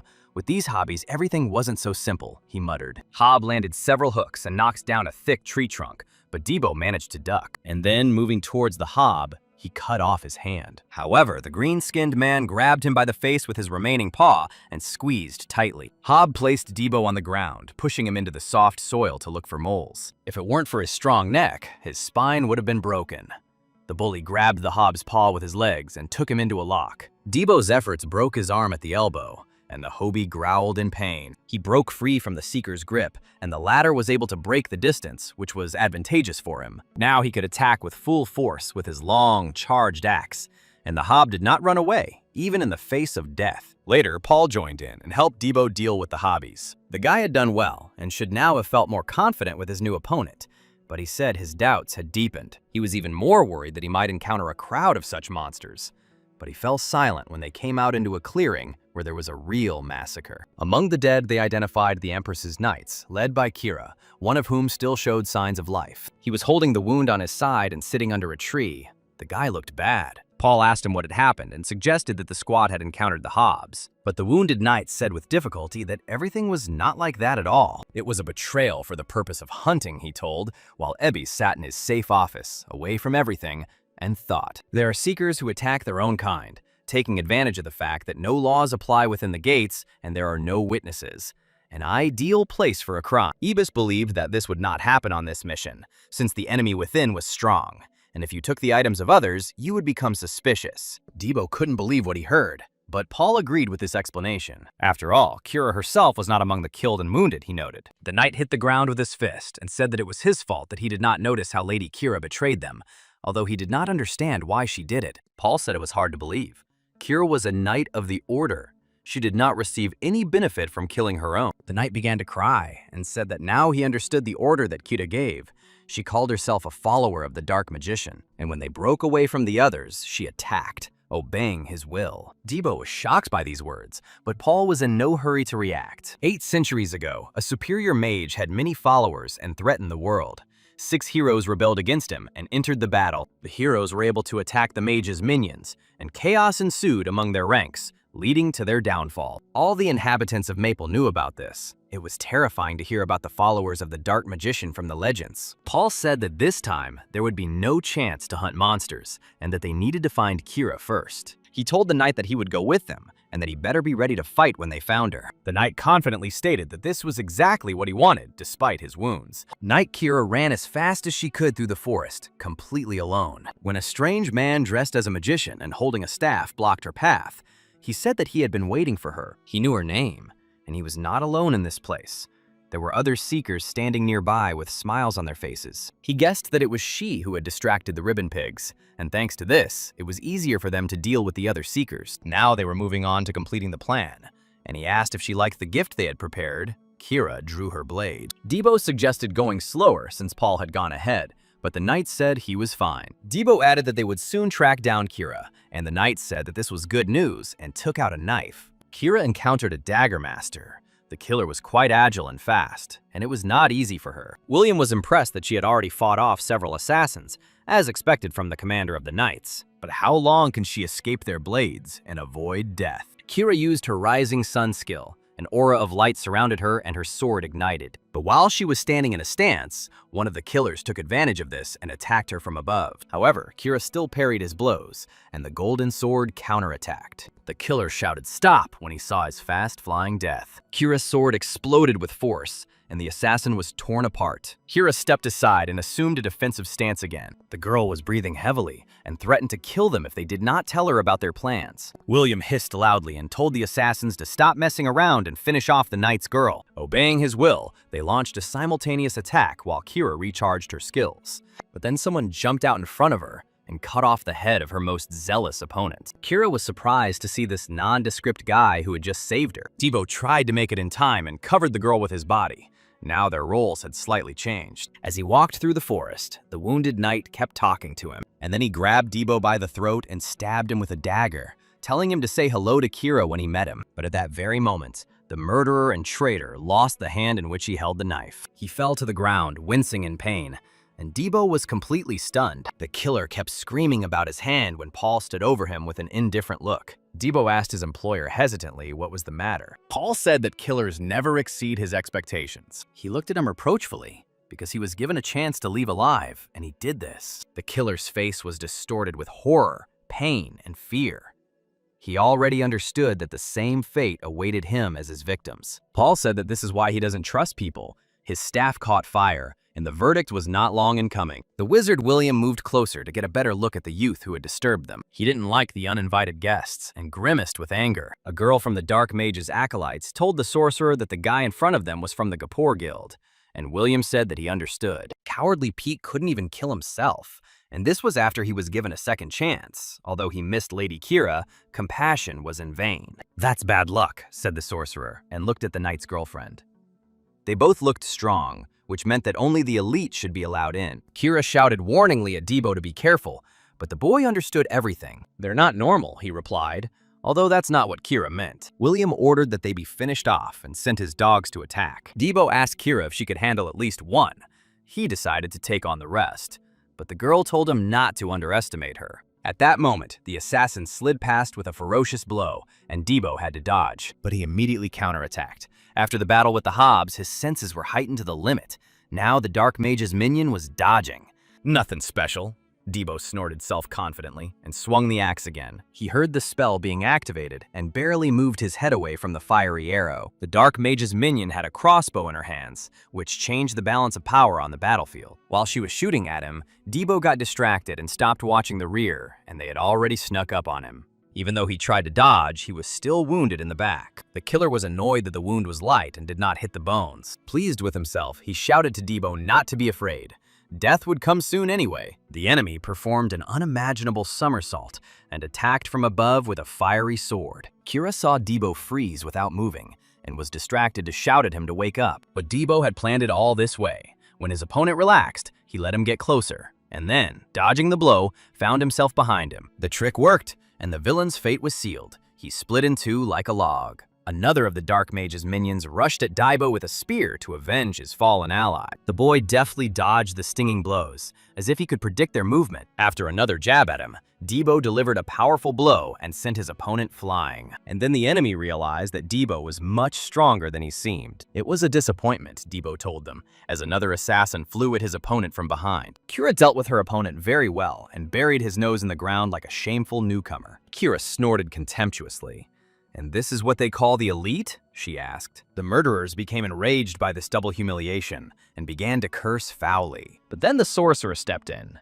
He said that he could not watch this any longer and loaded a fire arrow. Time was running out for them. Daibo recognized the spell that his employer usually used, but this arrow flew many times faster. Time seemed to slow down for Daibo, but he could not move. There was a powerful explosion that made everyone's ears ring. The sorcerer chuckled. Even though Daibo recognized the spell, it didn't matter, because William's spell was different. He was about to move on to clearing the gates, but a new player appeared on the battlefield. When the smoke cleared, it turned out that no one was hurt by the explosion. Paul used telekinesis on something far away in the thicket of grass and told the sorcerer that his guests were running there. Ahead of them, a small boar was running, chasing some kind of stick wrapped in a rag. The other pigs were simply running after the first one, and all this brotherhood went straight to the murderers, led by a cunning bait. A stream of pigs made its way through the thicket, sweeping away everything in its path. The pigs grunted and squealed horribly, their gaping mouths full of teeth, but they all began to fall into a heap of meat in front of the sorcerer. They had to work hard to cope with the unexpected attack, but taking advantage of this, their main target escaped. The sorcerer turned to one of his minions, who immediately apologized. He too was breathing heavily after stabbing several boars with his sword. William told them that there was no time to rest, so they must immediately set out in pursuit. They couldn't let ordinary seekers leave the gate, otherwise there would be trouble, thought William. The magician he met was strange. The sorcerer told them to simply restrain the magician if they came across him. He wanted to deal with him himself. But when the henchmen began to object that the enemy did not look weak, the proud sorcerer growled that there was no one stronger than him in these gates. Daibo was glad that they left and exposed their enemies, but Paul reminded him of the traps and said that the killers would not die so easily. Of course, the bully understood this, but he was surprised that the magician did not kill them immediately. After all, he could have taken advantage of the moment and struck them down. But Paul stunned him by saying that his enemies were stronger than him, and the magician thought about the fiery arrow that he had barely reflected. Daibo could have really died if Paul had hesitated even for a moment. At the last second, he hit his enemy's arrow. It was a precise and well-calculated shot. He thought he had succeeded. But then, in the cloud of the explosion, I saw how the enemy's arrow continued to move. His fire only changed the trajectory of the enemy's magic, but did not harm it in any way. Daibo still thought it was a joke and laughed nervously, even though he knew his employer never joked. The bully was outraged that they simply ran away, and Paul unlaced his bracer. The circles on his wrist became as wide as possible. Daibo didn't understand what it meant. If the circles have become wider, it means that your abilities have also become better. Paul was at the peak of the second circle. In theory, they should be equal to the sorcerer. This means that the enemy has very strong magic. He definitely has 2 rings, but he somehow strengthened his magic. Their enemy is the most powerful seeker in this gate, Paul concluded, and stunned his companions. Daibo suggested setting the hobs on the enemies, but the greenskins were not simple boars. They could see through such a plan and put it to use, Daibo shouted.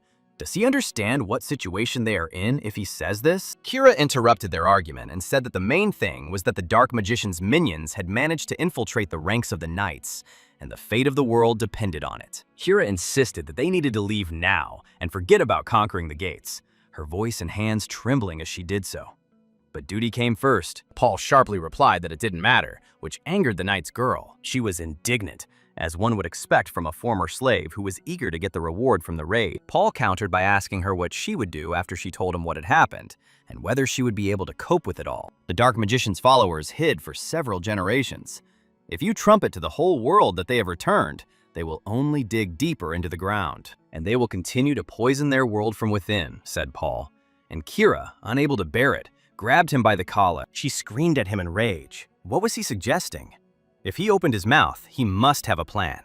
They were being pursued right now, and they needed to run before it was too late. Paul grabbed her hand and said that she just needed to show the enemies who the real hunter was. 3 killers were on their trail, sparing no effort to catch their target. Ultimately, they were now fighting for their lives, when suddenly their pursuers themselves fell into an ambush. Debo grinned and asked if they missed them. His axe nearly cut off the head of the first runner, but his partner quickly covered him and attacked with Debo's spear. But then Kira cut the rope, and the heavy log that the Hobbs had hung up hit the pursuer. Kira snorted contemptuously and came out of her hiding place. They managed to easily get rid of one of the 3. Daibo swung his axe and asked his opponent if he had time to stare around. But when he struck, the enemy was able to dodge and immediately counterattack, aiming the dagger at the throat. But the guy reacted and pulled his head away, the dagger whistling past. And the killer himself ran into a counter knee blow. It was a brilliant contact. Debo let go of his axe and began to beat the enemy with his bare fists. Periodically adding kicks, the opponent quickly fell apart. A powerful serve landed right in the face, which resembled a cutlet in color. Nearby, another assassin was aiming a crossbow at them, but was unable to fire because Debo was too close to his opponent. While she was thinking about what was happening and what to do, Kira attacked the hapless shooter. At the last second, the enemy dodged a stabbing blow to the head, but Kira's attack did not end there. Her blade struck again and again, forcing her opponent to retreat. At the end, she couldn't keep up, and Kira hit her with the hilt of her sword. The killer was forced to shield herself with her crossbow, effectively leaving her weaponless. Kira growled to make her opponent focus on the battle, as she was already getting irritated by the whole situation. William walked slowly, and from the sounds he could hear that the battle had already begun. Paul blocked his path, and the sorcerer asked if they had come out in such a way that the magician accidentally knew about them. But Paul didn't answer. There was no point. He was focused on the duel. The sorcerer and the mage both took out their staffs and filled them with mana. A mad grin blossomed on William's face.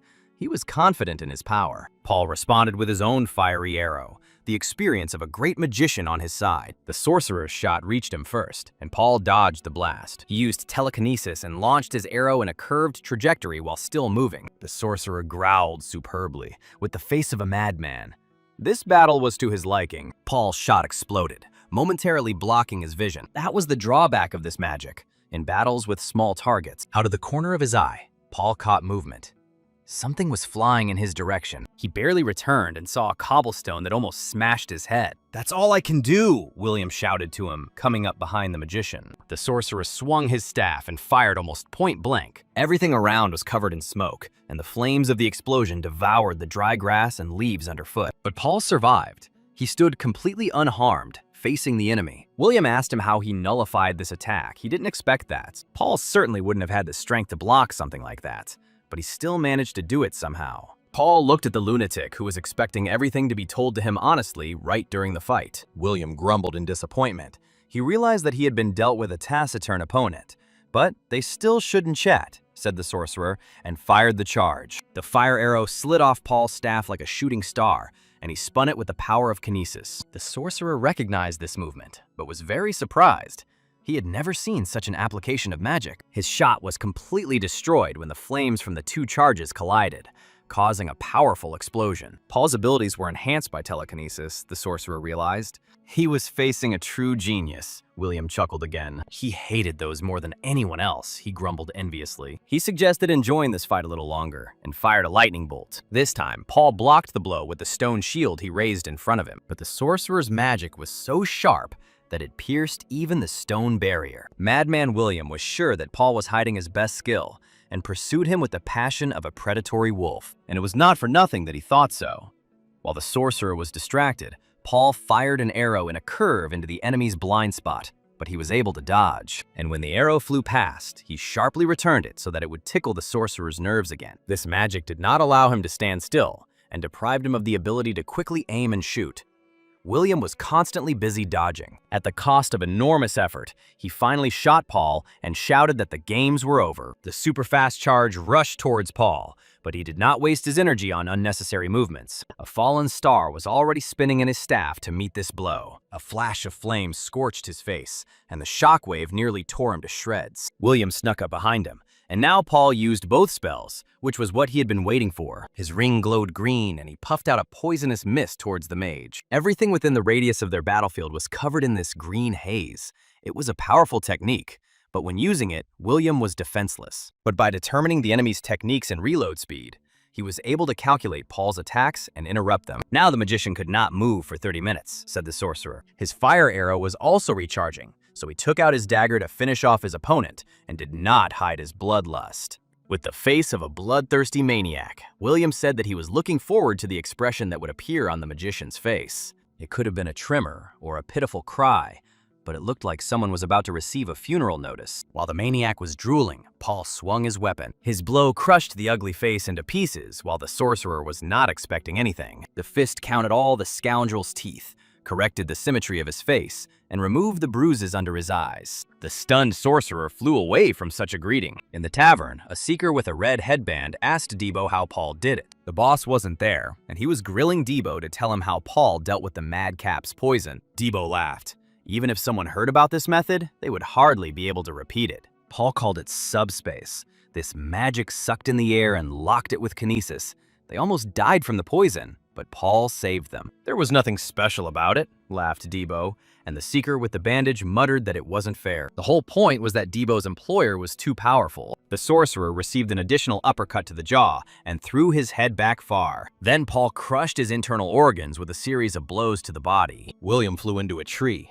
In close combat, the self-confident magician was no better than a village scoundrel. Paul pulled the staff towards himself with kinesis, like a true defender of the light side of the force. The sorcerer screamed desperately. He was humiliated and disgraced as never before in his life. But Paul's fiery arrow burned through the tree behind his back and took off the sorcerer's hand. Writhing in pain and shock on the ground, the sorcerer again used his main trump card, the Ring of Poison. The green mist splashed straight at Paul. If it hadn't been an ordinary magician in his place, he would have fallen under its influence. But Paul gathered the fog into one ball, subspaces, and cleared the air. The sorcerer behaved as if he had gone mad. But in reality, Paul understood that he was aiming at him. The sorcerer's poison did not work, and he wanted his staff back. The magician held the sorcerer's staff at gunpoint and waited for his next attack. But the blow was unexpected. The sorcerer managed to hide and go behind his back. Some powerful magic blossomed behind his back, and his wrist glowed with power. Even the wounded and beaten sorcerer promised to kill him. The fiery explosion left a deep furrow in the ground, and Paul lay at the end of it. He lost his vigilance for just a moment and was caught in a wave of fire. He never expected that the sorcerer had a fireball hidden in his pocket. He would never have made such a mistake before. Debo heard a powerful explosion in the place where Paul was fighting. He had already defeated his opponent in a fair fight one-on-one. But if Paul lost, it would be all over for them. Meanwhile, Kira dealt with the assassin who was wielding a spear. His head rolled towards the body of the crossbow-wielding assassin, Kira demonstrating amazing knightly skills. She shouted at the bully to stop being naughty and to finish off his opponent, because Paul's enemy was too strong and he could not handle him alone. Debo shouted to her that he was going to do it anyway when his enemy caught the arrow with his eyelid, although the trick didn't quite work. The greenskins, hearing the noise of the battle, quickly approached them and decided to attack at the moment when the people had already weakened each other. Debo snorted. Kira told him to get it together and finish this quickly, but the bully warned her that they were not that simple. Besides, there was someone strange among them. The hobs were carrying heavy stretchers, on which, as if on a throne, sat a fat hob, holding a staff in its paws. The sorcerer stood in the middle of a sea of fire, wondering whether he had killed Paul or not. He was spitting blood from his wounds and exhaustion, and his eyes were red from burst blood vessels. The sorcerer had expended a lot of mana, and now he was feeling nauseous, a common side effect. Black lightning bolts of mana deficiency ran across his skin. He had to admit that his enemy was strong to have brought the sorcerer to such a state. William said he should have asked the genius's name before killing him. When he heard Paul identify himself, the sorcerer shuddered and could not believe it. Paul told him to remember it well, because this is the last name the sorcerer will hear. William grinned. He still considered the guy's words a bluff, bravado, because he couldn't compare to him. But Paul said he didn't care. He couldn't catch up with him with only 2 laps, and he was clutching the monster's core in his hands. Seeing the mana stone, the sorcerer laughed. He understood Paul's idea to get another circle of mana after absorbing the stone. He laughed maliciously, calling the guy an ignorant newbie, because it takes a lot of training to get it. Experience and enlightenment. All right, Paul agreed with him, and successfully absorbed the mana stone. At that moment, the madman's brain refused to accept reality, and he froze with a stupid face. Paul already had more than enough of both, and a thin line of power lit up his wrist. But the sorcerer did not calm down. He believed that all this was a trick to intimidate him, and he rushed towards the magician. He fired 2 fire arrows at Paul at once, despite his mana being depleted. And although the magician was also exhausted, he responded with 1 arrow. His arrow reflected the sorcerer's magic, and then he used a fireball. But Paul spun his magic, giving it the power of a falling star. The fiery tornado unleashed all the sorcerer's power and brought death. He screamed, but it was too late to do anything. A flash of light burned a hole in him. The flames did not stop there and carved a new, straight path through the forest. Paul was breathing heavily. He barely gained the upper hand. His opponent had many dangerous tricks, and only a miracle saved the magician. At the site of the explosion, a deep rut remained, as if a giant had drawn it with his finger. The heat of the flames was still rising from the ground, and Paul had already forgotten the name of the sorcerer whom he had just turned to ashes. But the Seekers had no time to relax. The Greenskins were pursuing them in their entire herd. Kira carried the wounded Debo on her back and hid in the shadow of a tree. But their cover was unreliable. Everything didn't go according to plan, and at any moment, it could have ended badly. Zadira merrily swung his axe and drove away the monsters. He began to kill hobbies much faster and killed more than 15 souls. But Kira had some trouble with the ferocious monsters, who didn't use any fencing techniques. Debo fought in the same freestyle as these barbarians, so he saw right through them. And to one unpredictability and daring, he responded with his own. His movements looked crazy, but every jump was fatal. And the training with Paul that took place at the beginning of the mission also helped. But his winning streak was suddenly broken when he was hit by a fireball. The flames from the explosion were so dense that they almost hit the hob next door. It was a fireball spell that the hob on the throne cast. Kira couldn't even imagine that the monster in the rift was capable of controlling the Seeker's items and using magic. All plans went to waste. They could only hide and wait for Paul to return. She hoped he was still alive when they themselves were discovered by the hobs. Kira barely escaped the blow, and she still had to carry Debo, who was unconscious. There were many hobs. Each one was strong, and they quickly overtook them. One of the Greenskins blocked Kira's path and swung to strike. Then the girl performed an unexpected circus act. She threw the wounded man into the sky and hit the hob in return. After this performance, she successfully caught Debo to off-screen applause. Kira would have dealt with the monsters if they had attacked one by one. That's what she thought, but her path was blocked by a wall of fire, which immediately cut off part of the forest. The Greenskin leader laughed a croaking laugh. He was the main threat with his long range and devastating attacks. Kira was running like a hare again, and a massive charge was already flying at her back. The flames burned her back and everything below, giving her acceleration, but it was not enough. There was a powerful explosion, and when the smoke cleared, Debo stood in the monster's path. He covered Kira with his body, and it was surprising that he could still stand on his feet. What's even crazier is that Debo went into battle himself after taking the attack. The Hob chieftain growled at his subjects, and they too went into battle. Debo ran to meet him. The only way to hide from the leader's magic was to be near his subordinates. He cut down several hobs at once with lightning speed and didn't even notice them. But he was immediately attacked from behind by an ability-enhanced axe. Debo dodged, and his axe cut through the stomach of a large hob warrior. The Greenskin leader was so afraid of the Seeker that he charged with fire, ignoring his own. Kira, who was watching the fight, couldn't believe what was happening. Such a comeback could only happen in a theater. Debo simply jumped up using the trees as support, avoided the blast radius, and attacked the leader from the sky. His eyes burned like coals, and the axe rushed towards the monster with all its inexorability. Debo almost got the leader, but he managed to summon another fire blast that was impossible to dodge. Debo lost his outer clothing, was badly burned, and collapsed into Kira's arms. However, the leader was also wounded.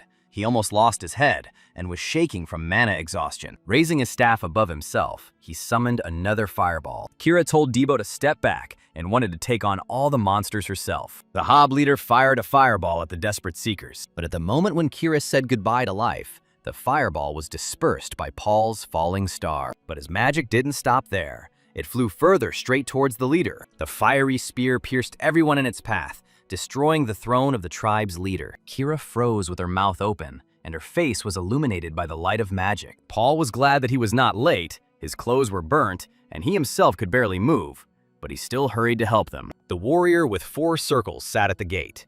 4 days had already passed, and no one had appeared from the place where 100 Seekers had gone. At first, he was happy about the easy money, but he started to get bored when he heard some noise at the exit. Right before his eyes, the gates were collapsing. meaning someone had closed them. The wooden trunk rim dried out and crumbled, as if it had suddenly become rotten. When the warrior ran up to the others, they told him to call the bishop. Only a few people came out of the rift, and then it began to close. There were only 3 of them, and they were terribly battered. One could say they were dying. When Paul came to, he asked the red-bearded warrior who was on duty at his bedside where he was, but he immediately stated that it would be better for the guy to answer honestly.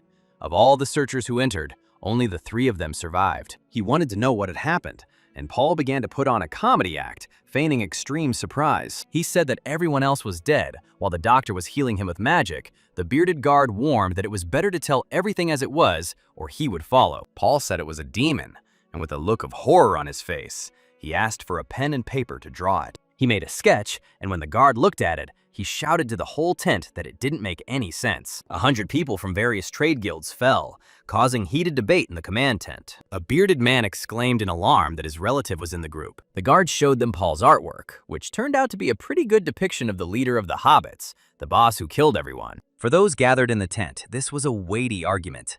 The Hobbs knew how to use weapons. There were many of them, and they acted like an army. But then the arrogant mustachioed man spoke up and declared that the 3 sisters would never have died from something like that. Cockroach Whiskers explained that all of this only makes sense if they were betrayed and attacked unexpectedly from behind. He said that everything was obvious. 3 people who belonged to the same group survived. But then Ebis intervened, declaring that he couldn't listen to their nonsense any longer. His guys survived because they were the best, and betrayal was just an excuse. The man with the cockroach mustache was outraged that his people were considered inferior. They immediately began to argue with Ebis about who was cooler, despite the fact that neither of them was in the rift. The arrogant cockroach demanded that Ebis prove his statements, and Ebis confidently stated that his team did not take any items from the rift. They have no motive. Paul thanked his guard for his help and bowed to him. His partner asked if the searchers could just leave like that, but he replied that they had decided everything. On the way from the camp at the gate, Paul saw a snail crawling in the forest, which also happened to be a piano. Kira exclaimed in surprise that the snail had actually followed them. The cute creature was staring at its binoculars and smiling. When they were already leaving the burning forest, Kira asked Paul why he was hesitating. They dealt with the Dark Mage's minions and destroyed the hobbies in their camp. Now they could throw away all the items and properly cripple themselves. Paul listened to her attentively. He had items he didn't want to part with. Kill the boss and drop the item. That's what he would have done. But the thing the sorcerer brought, a phoenix feather, was too valuable. Simply holding it on you increased your fire damage by 1/3, and unlike other items, it stacked. Now Paul understood why the searchers were being killed one after another. He had to take the feather with him at all costs. Kira reminded them that if they brought out anything they hadn't previously registered, they would definitely be suspected of killing the players. She told them not to be greedy and to stick to the plan, especially since they had already found an exit point in the destroyed camp. But then Paul saw a piano in the bushes and smiled, surprising the girl, who had never encountered such a thing before. The pet snail didn't have any skills, it just followed its owner around and collected various junk, and its shell was quite capacious. In his past life, he found this creature in the gate, and he was very lucky to find it here. Thanks to the slug, Paul smuggled a valuable artifact through border control. Kira asked enviously how he found out about this snail, and Paul said it was just luck. She asked him what next. They did as he said, and the magician asked her not to rush. Their enemies have infiltrated even the Order of Knights, meaning the survivors must be careful, or the conspirators will go under. Paul said that they should have been back by now, and they just needed to wait. The girl fell to her knee and read the report to her master. All the minions fell at the clutches of the monsters. 3 of the Gapors survived. At the meeting, the suspects were the survivors, not the followers of the Dark Magician. But even then, everything died down, and now they could continue their plot. At that moment, an ominous bolt of lightning struck, effectively highlighting the villain, who appreciated theatrical gestures. The villain said that at least one of the 3 must have seen the sorcerer William, but this was not in Paul's reports, which meant they were hiding it. Perhaps Paul knew that it wasn't just players, but that man's henchmen who were behind the attack, and there was a chance that he would tell about it. This meant that they were in danger, the servant exclaimed, and said that all connections had to be cut and the ends hidden in the water. And the villain grinned villainously and said that this was an invitation that he accepted. But he needed another stage, he declared as thunder rumbled. And there will be a lot of spectators on this stage. On the gates he spoke of, there were many marks from past teams. It was hell, chaos, in which ugly monsters of unknown biological origin attacked them. He lived in complete poverty and could only watch his younger sister suffer, and he couldn't even be there when the family died. This place had always been hell. The girl with an axe on her shoulder was surprised that anyone else had survived, but the ill-mannered beast chained to the wall looked at her angrily and sent her on a journey on foot. That was his first meeting with Iran, but then they smashed monsters together. Debo killed them one by one, shouting that he was back in first place. Someone objected to him that he had fallen a little short, and another member of the team added that the bully was showing off too much. Erin smiled contentedly and said that they were done for the day. It was a good job. She stood alone on an unimaginable mountain of monster corpses. In 1 year with this woman, Debo changed dramatically. She was cold and at the same time caring, and he watched her from the side. So he became her student and worked hard to gain her recognition, although he was very embarrassed about it. They wandered into a deep cave where the bowels of the earth flowed like rivers. The girl asked Erin to help her find her brother. No one else wanted to go so deep into the caves, but the cold warrior declared that she had come to the wrong place, since Aran did not accept personal orders. Even though the girl called herself a guide, she only had the third circle. She would be a hindrance down below, and besides, her brother could already be dead. But Debo intervened in the conversation and said that they had to help the girl, because this was her last hope. He confidently stated that he wanted to help and promised to be responsible for the girl's safety. Erin listened to him and reconsidered her decision. They went deeper into the cave. Searching body after body, they were looking for their brother, but it was unclear how the searchers died here. Their wounds were not from monsters. A week had passed since the man's death, they estimated, when a shadow loomed over the group. Something very large fell on them from above and almost crushed them. Debo didn't understand what was happening, but he managed to save the guide's girl. But at that moment, some huge monster attacked them and pulled out its paw. Debo shouted at the girl to stay put, and he went forward. But then Erin intervened, and with a powerful blow, knocked away the huge monster's paw. She shouted to Debo that they would attack from the left so that he would cover her. Zadira rushed into battle, shouting cheerfully that he wanted to deal with the monster as soon as possible. The rest also rushed to attack the unknown enemy. In a crowd, they jumped onto the multi-armed stone statue. Some of them covered themselves with a protective dome. The girl guide watched the group with concern, but could do nothing to help them. Usually, more people die in rescue missions than those who need to be saved. Debo was breathing heavily. They had come across a pesky monster, just like they had been told. His friend asked where Shinon was. He couldn't find her anywhere. Debo found her brooch at the entrance to some cave and couldn't believe she had gone there. Iran told him not to let his guard down. She felt the energy even stronger that was inside. There could have been someone even stronger inside, but that's not certain. Debo said that since he was responsible for her safety, then he should go after the girl. But his friend stopped him. But Erin said that she would go after him, because whatever it was a threat to their world of Maple. And since her task was to stop evil, they agreed to go together. Rivers of molten rock flowed below. It was stuffy and hot. The girl found a brother at the foot of a tree. There were tears on her cheeks, because her brother had been dead for a long time. Debo was completely stunned. His dreams of heroism were not true. He shouted to the girl that he would take her away now. She smiled wryly, saying that he had followed her after all, as she thought, because he was kind. But the girl could not turn back. She said that the demon tree was the evil Zakam, and it was controlling the monster outside. The real battle is yet to come, said the crazy girl, and Debo did not understand what she was saying. Erin stopped him. She didn't think that the one they were helping had another face, and promised Shinon to cut down the tree. Aran told her to leave because she could be hit with a gun if she finished with other things. Erin realized that Shinon wanted to use her brother as a sacrifice. The girl took the red mana stone from his pocket. She stated that it all started when they first walked in here. The demon tree could control others, and it wasn't just statues, the girl said. And at that moment, Daibo was stabbed in the back. Erin turned around belatedly, a shadow of worry crossing her face. The warrior herself was attacked from behind by her own ally. A purple magical tornado struck the ground, and stone fragments sprayed in all directions. Debo turned to the one who had pierced him and stupidly asked what she was doing now. They killed her friends, the distraught friend said, her eyes burning with fire. The girl guide laughed and said that words were useless, because for the converted, they are now the object of revenge. She declared that the time had come for the finale, and streams of magma rose up. Another senseless statue emerged from the lake of flowing stone. The guide girl's hair turned white. Her eyes were also clouded with madness, and she said that all this was for the sake of the dark magician. Debo was wondering what to do when his friends were possessed by a demonic tree. Erin screamed at him with all her might not to be a child and to kill her quickly. It was no longer Miria in front of him, and Debo replied that he knew it. Aaron used an adrenaline rush and accelerated sharply. Her blow cut through the statue and the stalactites that hung above the cave. There was no point in bringing everyone here.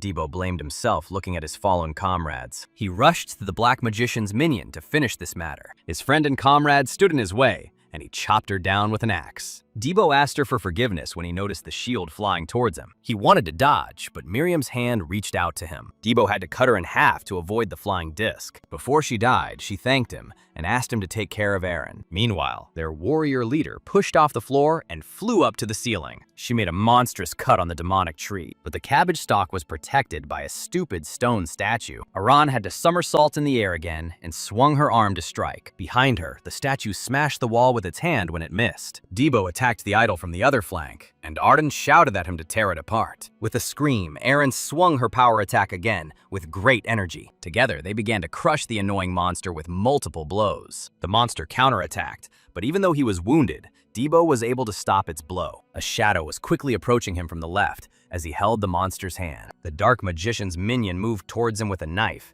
intending to sacrifice his life too, but Aaron quickly dealt with her with a lightning strike. All that remained was the statue that needed to be destroyed. But evil did not allow itself to be defeated so easily. Darkness attacked Debo's mind. His eyes turned wild, and he screamed loudly for her to kill him faster before he killed her. The guy was saying goodbye to life and thought that this ending would be better. He should pay for his mistake. And then he saw his sister's dead face in front of him. Debo didn't understand how she ended up here, in this terrible place, and who brought her here. Since he didn't do it, it means it was Aran. He looked at his teacher possess. Aran muttered so that he wouldn't worry. She would quickly finish everything. Debo growled at her madly. How dare she drag his sister into this? At that moment, a statue struck nearby, its hand tearing apart the paved floor of the cave. Then Debo attacked Aaron with his axe, so she barely dodged it. Aaron trained him well, because after hitting her with an axe, he immediately attacked her with a knee to the face. The master took the blow in her block, but the force was so great that she still flew off. Debo was too fast, their deadly strikes filling the room. But the master was not going to give up so easily and made a vertical incision. But it hit the stone statue that was now covering Debo. Taking advantage of the fact that he lost sight of her, she quickly moved behind him. The possessed madman turned around sharply when he heard her footsteps, but Aaron's blow struck ice and crushed one paw of the stone statue. She then jumped towards the monster's head, although he tried to cover himself with his remaining hands. "It's time to put an end to this," Aaron shouted, and swung for the final blow. The final blow fell upon the statue with a bear's roar, but her path was blocked by a possessed Debo, who landed on the boss's head. He jumped straight at her, and very quickly, the dark force playing on Aaron's feelings. This was her only chance to destroy the monster, and she couldn't stop. Her power and fury broke through the statue and reached the dark wood. Debo writhed on the ground in pain. He came to his senses and stopped being possessed. Aaron was glad that he came to his senses. She was lying with her back against the stone, and his axe was sticking out of her body. Aaron was more worried that she might leave without saying goodbye. But Debo still couldn't accept reality. She told him that 8 centuries ago, they had already been defeated by the Dark Magician. She would not be able to stop him because it was his task. He has great talent, unlike her, at his age, the master said, and Debo lamented that he would never become so strong. She whispered that she was leaving Maple's world in his hands, and smiled. Daylight entered the gap she had left when she cut down the tree, and it became quiet. He was her only student, Aaron added, her eyes closing and she fell asleep. So the great master left forever, and Debo had to tell her friends and the heroes about it. Without her, this place was hell for him. First, he couldn't find his goal, and then he couldn't protect it and atone for his sins. He couldn't even fulfill the request of someone dear to him. A fireball of cyclopean proportions was rushing towards him. The flames devoured everything around, a sea of fire. There was no chance of escape from it. Debo woke up after a long and tedious flashback from an unknown timeline. It was a real nightmare for him. His sister saw him open his eyes and said she was worried because he had been unconscious for a long time due to his wounds. She asked him about the nightmare, but the guy didn't remember anything when there was a knock on the door. The sister said that it was for him, and Debo went out to look without even getting dressed. Outside, his employer was waiting for him. Paul said that he would have to deal with their plan earlier, and the bully whined that he had the day off. Although Ebbis didn't raise the issue at the meeting of the heads, he still questioned Paul about what happened in the rift and how the Hobbs were able to kill everyone. Ebbis reminded him that the guy would only receive the reward for the dungeon after he told everything. He was giving it for the most important things. Paul replied indifferently that he had made a mistake last time and first paid off his debt by placing a stack of bonds on the table. It was 2 million, which completely paid off his debt. Ebis was tense. With what they were paying the guy, he would not have saved up so much. Ebis understood what Paul wanted to do. Since he was a free seeker, it was time to sign a new contract. Ebis asked Paul what prize he would like to receive and promised to come as close as possible to it. And he named the amount of 50 million. It was a staggering figure, and Ebis called it absurd. No one would pay a mid-ranking seeker that kind of money. Paul stood up resolutely and said that he would finish with that. Debo asked how everything went. He was waiting outside and was worried. His employer liked all sorts of antics. Paul told everything as it was, and that Ebis refused after hearing the amount. Naturally, Debo thought his boss was crazy, but Paul said he wasn't. Debo snorted, which Paul always does first and then reports, and asked what kind of place they had come to. It was a slum. Paul grew up here and spent a lot of effort to get out of there. This place used to be nice, but that is a thing of the past. Now it is a haven for bandits. The worst place on Victoria Island. Debo agreed with him. In front of their eyes, someone kicked some guy and he flew towards them. The big guy fell at their feet and slid a little further. He was being pursued by several people at once, and each of them had a knife in their hand. The man on the ground said he thought everything would go well. Debo suggested going around the fight. This area was exactly as he remembered it. But then the man being beaten shouted at them that they had arrived late and asked them to protect him. He tearfully asked for help and made a pitiful face, clinging to Debo like a tick. The thug with a knife in his hand said that this scum stole the item from him and sold it. They will let him go if they are paid 3 million. From behind Debo's broad back, the victim began to shout that no one had seen him steal anything and that it was all slander. The big guy with the missing teeth shouted back that he was clearly in a hurry to die. But Paul threw 3 wads of money in his face, as if they were mere small change. He paid and told the drunks to get out, which caused Debo to become perplexed. He told Ralph to follow him, and the victim was very surprised that he was known. He did not understand where he had ended up. They came to hire him, but they had no money, because they had given everything to the bandits. Ralph snorted that since they didn't work for anyone and had no money, why would he join them? And Debo demanded the 3 million back. The smug, insolent fellow declared that he didn't ask for payment for himself. They did it themselves without even asking him. Since they had come all the way to the slums, they should know about his skills and pay accordingly. He promised them a discount. Debo swore when someone interrupted their conversation. The woman introduced herself as Beiji from the Kania Trade Union and was looking for Paul. He grinned and said that it was him. Ralph was surprised. He had heard something about this union. Then this girl started talking sweetly and cunningly about how they appreciated his efforts at the gates for 100 people. And even though it was suddenly in a back alley, she said that she wanted to recruit his squad. Of course, they would have to pass a test, but then she promised a bonus. Badge promised 3 million immediately, and 50 for joining. Paul accepted the order. Debo was also pleased with such luck. He used this money to pay for Ralph's services, and he was happy since he was even willing to sell his mother for a coin. The contract was for a year, and Paul promised him another 7 million after the raid. Debo was taken aback by such sums. He didn't understand how one could spend 10 million on some scum. But then things got even worse. Knight Kira stood in front of them, a little embarrassed by Debo's direct and rude gaze. Kira was waiting for them in the tavern, and Debo was outraged that this girl was here. The girl told him to shut up. She came to pay off her debt. It was pouring rain as they approached the Orange Gate. A perfect day to go on a mission, Debo grumbled. This time, the cleanup squad consisted of only 50 people. Ralph looked at everyone and grumbled that there were too many useless people here, which meant they would get less money. Beiji stepped forward and introduced herself, even though everyone knew her, and said that they were going to the Orange Gate, which was also obvious. There were 3 notches in the gate from previous teams that had been less fortunate, and Paul realized that they had already started to use this place. The time may be different, but he had already cleared these gates in the past, which meant his plan remained the same. All squads will need to signal if they find the second gate. There could be gates in the dungeons to another dungeon. The dream within the dream of the first level is shorter. Kira explained that since this was a 2-level gate, both would need to be cleared, and the inner level might be different from the outer one. Ralph said he didn't think Debo was that green and was worried about success. And then he turned to Paul. The impudent bandit stated that even though they had signed a contract with him, it did not mean that they had established the leader of the squad. The commander must be chosen according to skills. Paul chuckled when he heard this, and called Ralph a greedy person, and agreed to decide this at the gate. The leader will be the one who makes the biggest contribution.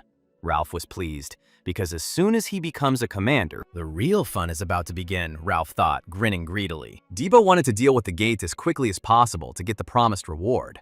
And now it was their turn to enter. Ralph continued to mock the boy, who thought he was there for a walk. Debo got angry and suggested that they sort things out like men. But Ralph objected that the result would be obvious, and he didn't want to do something that wasn't profitable. But as soon as Debo entered the gate, he saw a massacre on the other side. The Seekers fought the monsters, shouting something about maintaining formation, which no one ever uses. The monsters that attacked them were called Devil's Eyes and looked like toothy little balls. One of them pounced on Debo and pinned him to the ground, intending to bite his head off. Debo braced his hands against his jaws, and the monster's tongue was already tasting him. But Ralph arrived in time and kicked the nasty monster, saving Debo from a difficult situation. Ralph told them to remain calm. Kira was alarmed that the exit led straight into the jaws of the monsters. The monsters smiled cheerfully and ran to greet the new guests. But Paul incinerated the particularly zealous ones in the blink of an eye with his mobile arrow. In his last cleansing, they did not attack at the entrance. Kira used her ability to cover the sword with a golden aura and also attacked. But the monster showed miracles of agility and was able to dodge her rather quick attack. She made a few more quick swings, but the monsters dodged again. Kira couldn't predict their movements and missed the sharp lunge of the monster's tail. As soon as she lost her balance and fell, the clinging monsters rushed at her from all sides. But then someone hit the monster so hard that it flew into pieces. Debo was pressed again. The toothy one grabbed his halberd and wouldn't let go. But then Ralph hit the monster in the head so hard that it looked like the corpse of a flattened frog. After that, he kicked another monster so hard that it was simply torn to pieces. Debo was surprised by his strength. Ralph was more than capable. He counted the monsters he had killed and told them they didn't have to thank him. 3 circles of power burning on his wrist. Kira was also stunned. The power of the third circle was different from what they possessed. Another monster rushed at them, its mouth open and even rows of teeth. Ralph's smooth body was smashed again like a ripe watermelon, purple shards flying everywhere. The monster's movements were flexible and spontaneous, but nothing more. Ralph surpassed them in speed. He was much more effective than the 2 rookies, Debo and Kira. Only the magician boy remained. Paul had a fire arrow and telekinesis. He could even attract the attention of the guild, and he dealt with small mobs faster than Ralph. But Ralph didn't know how Paul would fight the bosses, and didn't notice how the toothy one approached him from behind. He still hit him on reflex, but the flexible-bodied weirdo dodged it. But Ralph didn't care. He attacked with an uppercut to the monster's head. His gloved fist was once again stained with purple blood. And he kept thinking about the money Paul could get in the future. He had already seen how he would be rolling in money after becoming the commander of this detachment. Kira looked at the madman and was surprised that Ralph was having fun during a tough fight. He shouted that it couldn't be better and swung again at another frog. But completely unexpectedly, he received a kick in the kidneys and flew off. Paul was the one who kicked him, and Ralph was completely taken aback by such a vile attack. He asked the boy when he landed what kind of sneaky attack this was, and whether he really wanted to fight.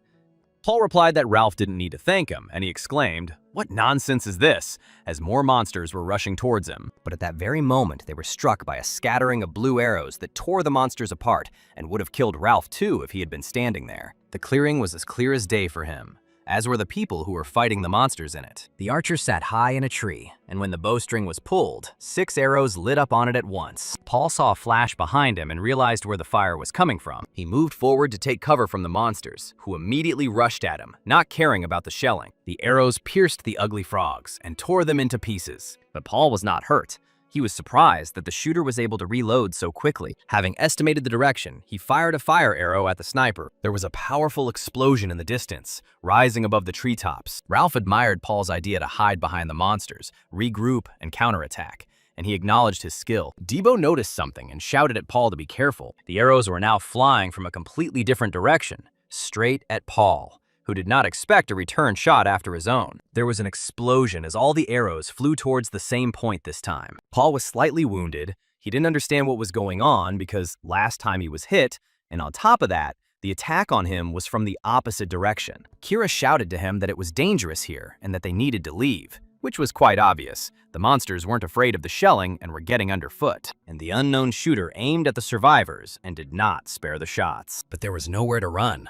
Their squad was literally covered by a rain of arrows. They froze in place, not knowing what to do or where to retreat. The other Seekers ran in all directions from such a massive attack, but it was too late. With such a density of fire, someone would definitely be hit. The arrows wounded people who had not thought to hide behind a tree. Kira wasn't going to die so easily and swung her sword. Her sunstroke reflected the falling arrows, and at the same time, she protected the seeker who was nearby. He shouted to her not to stay too long and to run into the forest if she wanted to live. But she complained that she would have done this long ago if she could. Hordes of monsters were waiting for them in the forest. The girl covered her face from the heat as Paul's fire spear burned their way to shelter. Now the road was clear, he told them, leaving a deep line on the ground. Ralph said he would go first. He was the best suited for the role. They ran forward. Kira turned around and shouted to the others not to hesitate. Even as the group retreated, they were again hit by rain and arrows. Several poor souls didn't make it to cover, and Debo shouted to Paul that at this rate, they would all die here. Paul fired a volley while running,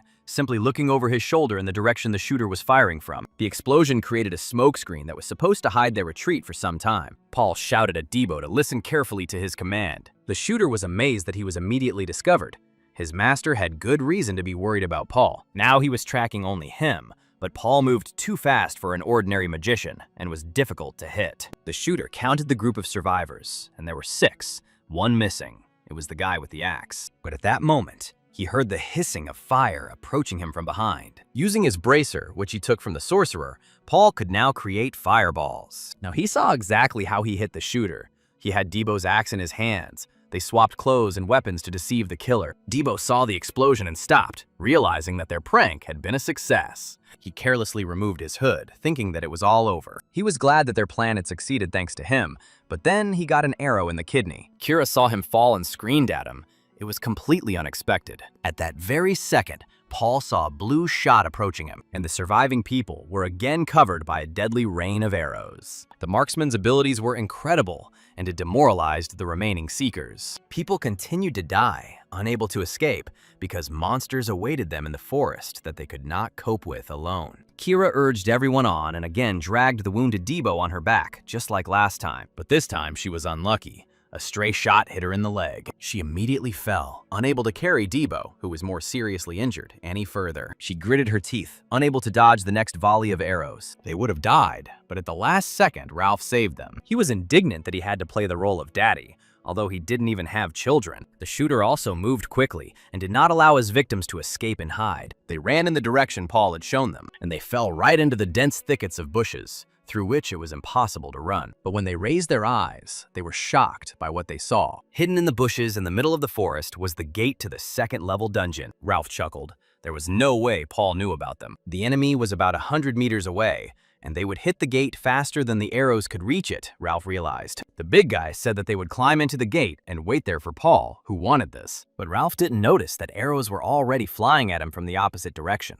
They exploded into blue flames. He threw his load on the ground and did not understand what had just happened as the enemy circled around them from the front. The arrows were already flying at him again, and Ralph was completely open. But at that very second, they were repelled by a flying axe that Paul had borrowed from Debo. The boy immediately reached out to his tool. An entire tree covered them with its trunk. From the shooter, Paul protected them again. However, his methods were harsh, so Debo became despondent when he realized what awaited him. The log simply dragged the 3 of them towards the gate, and they were thrown into the gate. Thus, Paul saved them from constant shelling. The killer, who observed this maneuver, thought that Paul was a real psycho. The arrows hit the monsters, he killed everything that moved, and at least somehow resembled a human. The killer was annoyed that it was a monster again. He did not understand why Paul did not move, because that way he would not find him. It was stupid, and the shooter was angry, but he was going to see how Paul would get out of it. During the 13th year, Sir Ewok took him in and held a match between 300 assassins. Only 5 remained alive. The killings continued for 7 days. No one could find him, so his Sir Ewok called him the Ghost. Another monster moved and was immediately killed by 1 arrow. Another miss. The killer realized he was hiding in the tree. But then, next to him, a fiery arrow hissed and pierced a nearby tree. This was not a bad thing, the shooter admitted, and began to quickly change positions, jumping from tree to tree like a monkey. He found a convenient branch and took up this position to counterattack. Now he knew where Paul was. His attack had a radius, so the shooter could simply cover the intended area, but his volley only tore apart the tree trunks. Paul was not there. Instead, the return shot curved around the tree and found its target. The shooter fell out of the tree to avoid the explosion, realizing that Paul was using telekinesis to confuse him. Although he called it a cheap trick, the fire arrows searched for their target, writhing like snakes around trees. And the shooter had to fire a volley at Paul's magic to protect himself. Their magic collided in midair, and a powerful explosion occurred that obscured everyone's vision. Now the shooter could not see where the arrows were coming from, and one of them was already aiming at his back. The shooter was saved only by his super reflexes. He managed to shoot right on target. But due to the close distance, he was still hit by the shockwave. The shooter fell painfully on his back and rolled to the side. He was shaking with anger and rage that the great killer had been exposed so easily. But that only made it more interesting, said the smug shooter. The forest fell silent. The rustling of falling leaves could be heard. Both hunters hid. Paul realized that his opponent had decided to hide for real, and this was annoying. It was amazing that the shooter could hide so well, thought Paul. Last time, there was no one strong in these gates. So this killer was sent after him by the guild that hired him. Paul's presence influenced the course of events. The shooter called out to him. He shouted from a completely different direction, that since Paul understood everything, there was no need to hide like a rat, but to solve everything directly. Paul didn't understand how the shooter ended up in that direction. He couldn't have done it directly without revealing his presence. This could also be an illusion, Paul thought as he got closer to the shooter. He felt his presence and exclaimed, he found it. Paul was attacked, again from behind, although the enemy was right in front of him. On the other side of the gate, unlike the summer forest, snow was falling in the mountains. The trio of searchers fell out there in the same way that Paul's log had thrown them. Debo was worried that they had left him alone, and Ralph didn't understand why he had to listen to these complaints. Debo didn't understand how Paul would deal with everything on his own when his hand touched something hard, and looking closer, he saw human bones. They were right in the middle of a whole cemetery of their predecessors who had poked their noses into these gates, and they eloquently warned of the danger. Kira realized that this whole mission was a setup from the guild that hired them. A sudden attack at the gate, the murder of the Seekers, and the number of bodies inside that does not match the markings on the gate.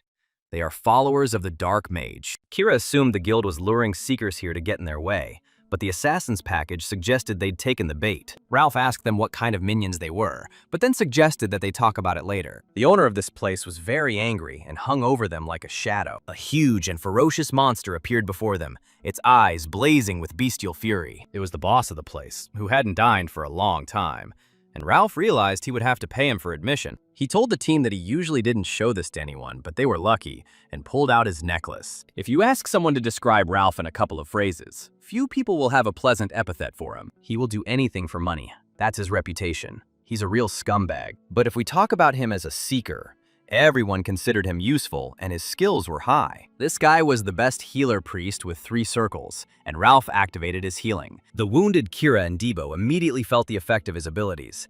They were enveloped in a green haze. Even deep wounds healed on their own, which would normally take months. Debo was surprised to realize what class Ralph actually was. Kira realized that even without using his abilities, Ralph was monstrously strong. The priest chuckled and told them that if they felt better, then it was time to earn their pay, because the snow gorilla wasn't going to wait long and tried to grab his dinner. Ralph shouted at them to show what they could do, and they barely dodged a blow from the snow monkey. The rock beneath Debo's feet cracked and began to fall, so he grabbed the edge to keep from falling, and the gorilla already opened its mouth, as if there was a dessert buffet in front of it. The strong jaws slammed shut like the doors of a castle gate and crushed the stone like a nut. Debo managed to grab the monster's fang and did not lose his axe. That's why he immediately attacked the snow giant's most obvious vulnerable spot: his eyes. Kira, meanwhile, attacked him from below and slashed at the monster with her aura sword. Debo's axe got stuck in the gorilla's wound, and the ape reached out to slap it.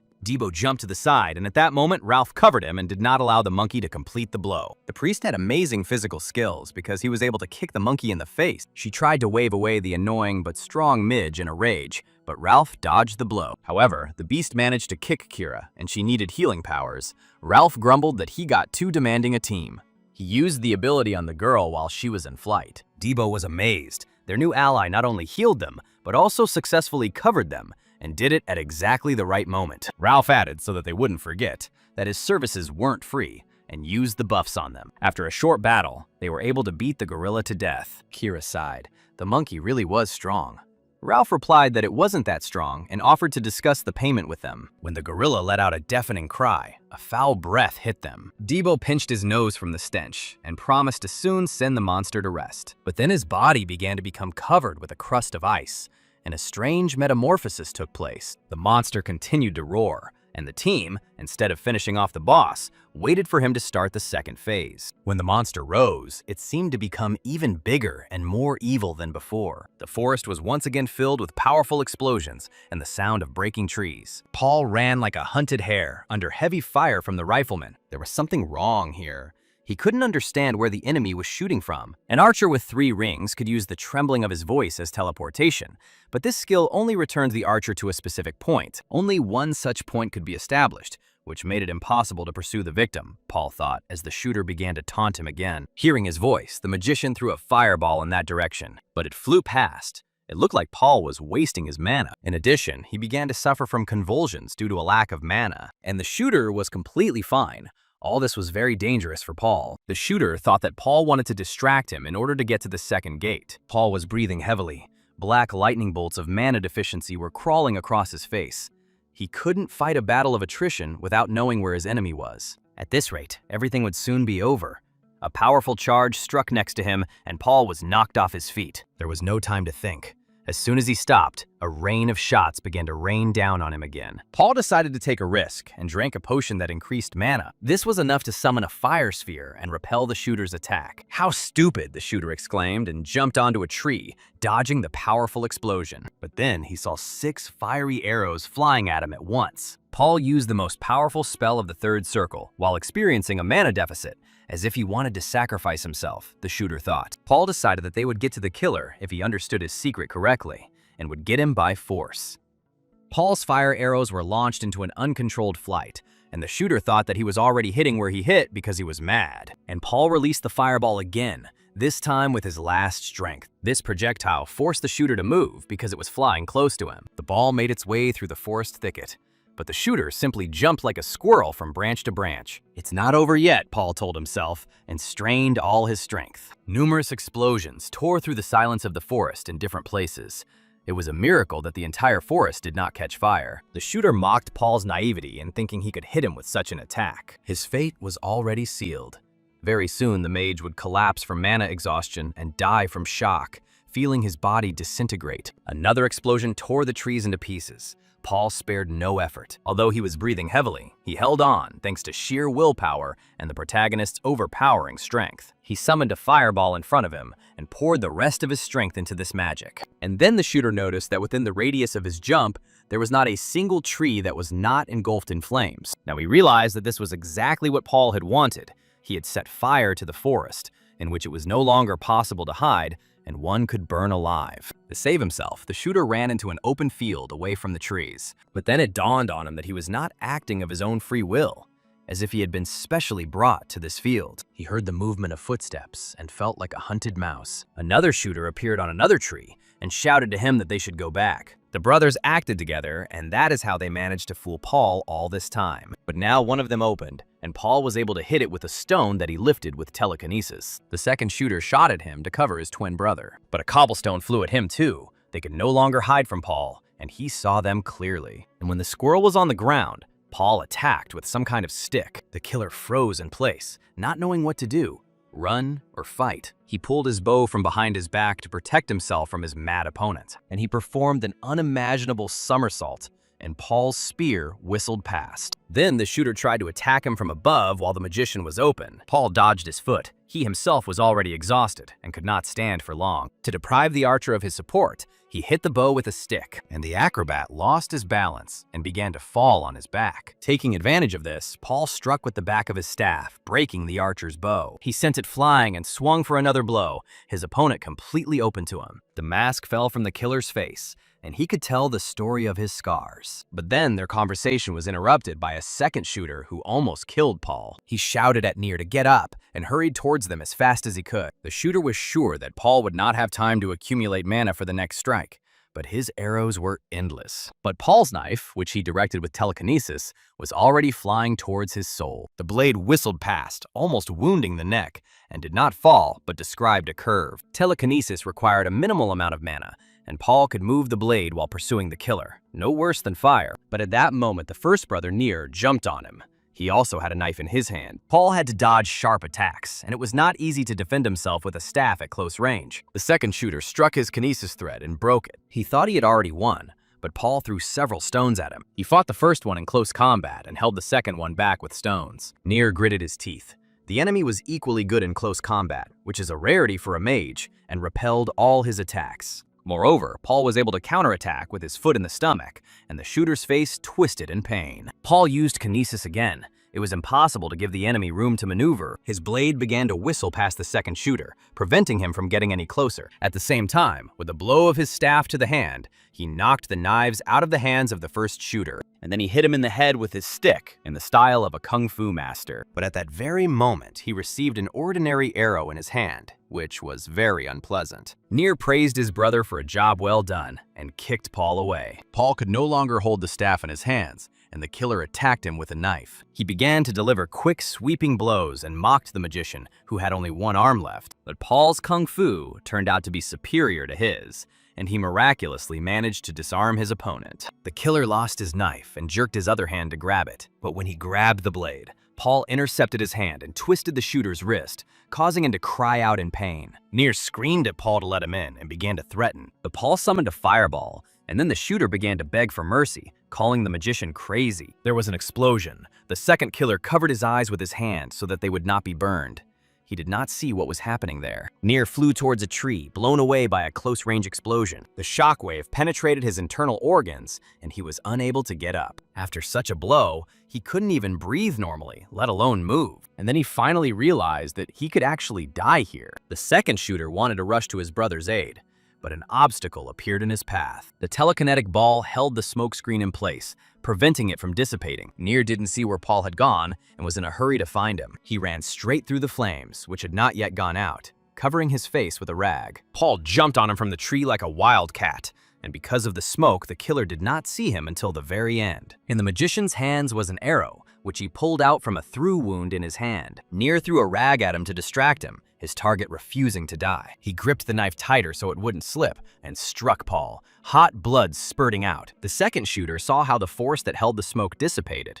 He realized that the magician was dead, and he hurried to his brother, who could be wounded, still not understanding what had happened. He saw Nier nearby. He was breathing heavily and could not stand on his feet. The forest was burning around them, and he grabbed his brother. They had to leave before the fire buried them. He told his brother that now was not the time. They had delayed this matter too long and had to return the phoenix feather. But when the shooter looked closely at the dead magician, he saw his brother's steel bracer on his hand. Nier is dead. The shooter belatedly realized his mistake and felt cold. Paul stabbed him, and the kiss of death was not long in coming. Then he threw the dagger on the ground and fell to his knees. In this battle, he used everything he had, every trick he had, all his strength and skills.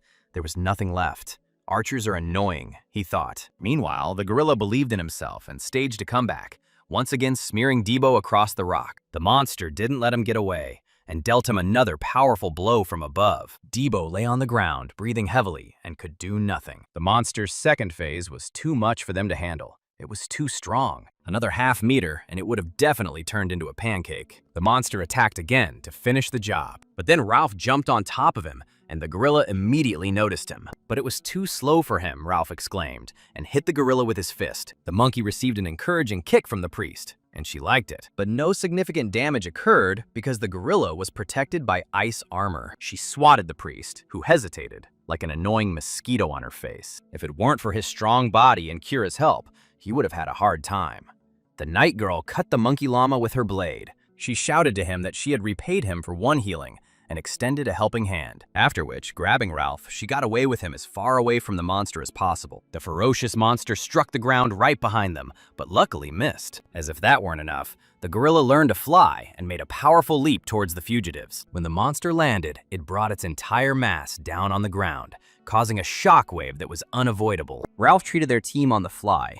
Without it, they would have already become snacks for the monster. Debo worriedly asked if there was a way to defeat the giant, because so far, they were losing the fight one-sidedly. Ralph said that the weak spot was the back, and when Debo grumbled that it was big, he told him to just distract the monster. His task was to get closer to the weak spot from which someone's blade was sticking out. Debo tried to stop the gorilla's fist and leaned on it with his whole body.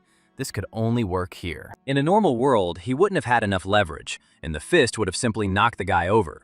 When Debo gave the signal, Kira and Ralph rushed towards the monster, the priest aiming at the sword and the knight covering him. They had to do acrobatics to dodge the monster's attacks. Debo was nervous. The monster still noticed that they were sneaking up on him, despite the fact that he was distracting him. The monkey was surprisingly agile in the fight with 3 insects that jumped like grasshoppers. Someone finally got to the point of jumping when the gorilla put him down on the ground with a hard slap. It was Debo. He got hit hard, and a second slap came from above. Kira yelled at Ralph to heal when the boy was hit again. Ralph stood to the side, holding his head.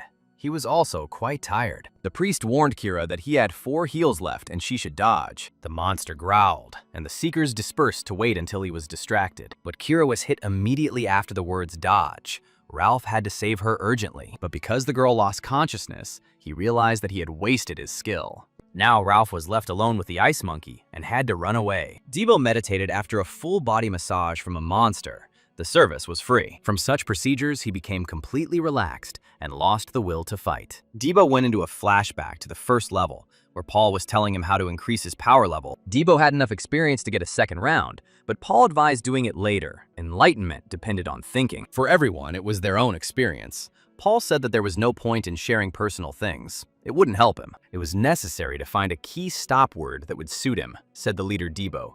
It could be understanding mana, or searching for knowledge, or one unforgettable memory. Debo's heart sank and the beat increased. He attacked the monster again, but the monkey swept him aside and swung its paw towards him. But Debo twisted and delivered a slashing blow that cut through the ice armor on the monster's body. Even Ralph was surprised that Debo broke through the monster's ice with one blow and didn't understand how he did it. Now a second circle appeared on Debo's wrist, and he could once again attack with increased fury and strength. The vertical cut tickled the monkey's face, and it winced in pain. Debo finally began to use his axe for its intended purpose. He then climbed onto her back and swung his axe, aiming at the sword sticking out of her. Debo struck flat, and like a hammer, drove the wedge deeper into the monster. The ice monkey's core cracked, and she tried to fall on her back to smash Debo like a bug. Ralph jumped on the monkey to beat him up and praised Debo for a job well done. Ralph also raised Debo from the dead and shouted at him to continue his work, and the boy listened to him. The monster growled tiredly. He felt his death approaching.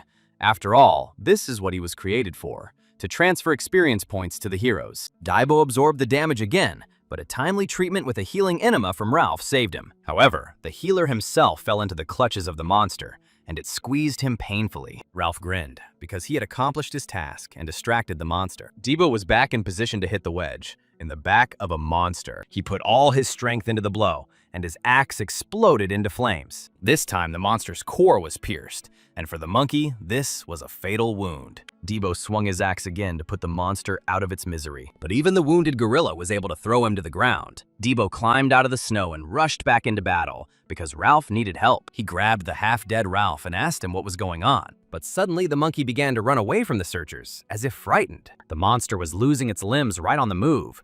The ice armor that had protected it before began to destroy the monster. He crawled forward in a futile attempt to save himself, but his body had already completely decomposed. The monster let out a final roar and died in peace. Debo watched his death wearily. Kira came to in a cave where Debo had dragged them. He had lit a fire so that they wouldn't freeze, and Ralph was still sleeping. The first thing she asked was what was wrong with the monster, and Debo noticed that they were wrapped in its skin. The bad news was that the gate could not be found. The weather wasn't the best, so Debo decided to take a rest. Ralph wasn't in the best shape either. After the snowstorm subsided, they could look for a way out. He went out to explore when it cleared up a bit, but the frost still burned his skin. It had already been a day since they had separated, and Debo was worried about Paul. If he had been hurt, killers could have come after them. He heard some movement behind him and turned around. There crawled winter-hardy versions of monsters from the forest, with one eye. Debo chuckled, and what was he surprised about was that he had just brought a bunch of monsters on himself. Kira heard someone walking near the cave and thought it was Debo returning from reconnaissance. The guy was shabby and dirty. He said that he ran into a couple of idiots. Kira was surprised that there were still monsters there. It was dangerous, so she offered to go with him. But Debo replied that someone had to look after the surviving priest. They were partners after all. Kira still insisted on joining him, but Debo said that they would only get confused that way, since he remembered the places he had already been. He added that she should not look for ways to waste her energy and should rest, and he himself fell asleep. Kira looked at the fool who was pretending to be tough. although he himself was barely moving and was exhausted. Then Debo continued his raids. After a short rest, he got the hang of fighting against the snow one-eyed frogs. But this time, there were quite a lot of them, and they pushed him to the edge of the cliff. Debo was freezing, he had no warm gear, and he hadn't been near a fire for a long time. Hungry monsters rushed towards him, regardless of the danger his axe represented for them. Without time to react with his axe, Debo struck the frog right in its only eye. But the force of inertia pushed him over the edge, and he fell along with the monster, almost dying. And when he looked around, he saw a man sitting in the snow, with a sword on his knees and a note in his hands. The man died not long ago, and the piece of paper could have been his last will, thought Daibo, and took the letter. It was a letter with a seal, and quite verbose, with a message on the outside about trusting whoever finds it. The man asked to accept his gloves as a reward. They are suitable for warriors. Their group fell into a trap, and a monkey killed his partner. The letter also contained a hint on where to look for the exit from the second-level gate. But to open these gates, you need to defeat the boss. On the back of the letter, the dead man left a map of where to look for this place. He also asked that the letter be delivered to his home and communicated to his relatives. Debo spent time and effort to put the warrior's body and soul to rest. Later, he and Kira dealt with all the small monsters that were preventing them from reaching the exit. The girl pressed the column and activated the return portal. Now, the three of them could get out of this icy wasteland. They returned to the forest through the same gate they had entered, not knowing what awaited them, or whether Paul had defeated the shooter. Dibbo asked Kira what they should do now, but the girl didn't know. They were both not in the best condition. Someone in a mask said that he had suspected such a possibility, and the searchers shuddered. So the ghost has fallen, said the killer. He realized that the shooter was dead, and that there were other henchmen with him, holding daggers in their hands. Debo became nervous. He couldn't fight with experienced killers now. The name of the wounded Ralph was in the rear. The masked figure told them not to worry. He waved his hand and promised that they would finish everything quickly. Kira blocked the first attack with her sword, covering Daibo and telling him to go back. But another enemy threw daggers at her and wounded the knight's girl. The dark magician's third henchman attacked Debo, but then a bright flash of light flared up, and a fiery arrow pierced the killer's body. The second stroke destroyed Kira's opponent. Death was instantaneous. The arrow changed direction several times, leaving no chance for the minions of evil. The last one was killed by a precise hit to the heart. The ambush was a success. Debo looked at the mountain of corpses in shock and looked back to see who had done this. It was Paul, who smiled at them warmly and asked if they were bored. Daibo suggested saving the warm greetings for later, and since he was late, Debo declared that Paul would owe them a couple of cups of tea when they returned. The huge wolf bared its long fangs and stared with red eyes. Next to him sat his owner, who kept this wolf on a chain. The villainous villain thought about how someone so experienced could appear out of nowhere and not be connected to anyone. The noise and rumors will continue for some time, he thought. A maid appeared at his feet, fell on her knees, and told him that Paul had returned and wanted to know what to do with his contract. The villainous villain made a scary face, fit only for scaring babies, and ordered her to kill Paul. The servant who hired the magician was confused and wanted to object. The villain said they were in no position to worry about public opinion. Paul was too unpredictable, and there was someone behind him. The henchwoman said that he really wasn't alone. Paul was with his group. Ralph grumbled as he tasted the dish and said it was disgusting. Debo immediately exploded and demanded that his sister's cooking not be insulted while the girls were chatting pleasantly. Debo gritted his teeth. That's why he didn't want to bring the boar into his home. Kira reminded them that the guild was hunting them, and it would be dangerous to get separated. This house was the best place, including for his sister. Wherever they hid, they could be found, she added, when Paul returned and said that he had gone out on business. Ralph said it was just in time, because it was time to talk about the reward. He suggested starting with the group's leader and giving everyone 7 million masses.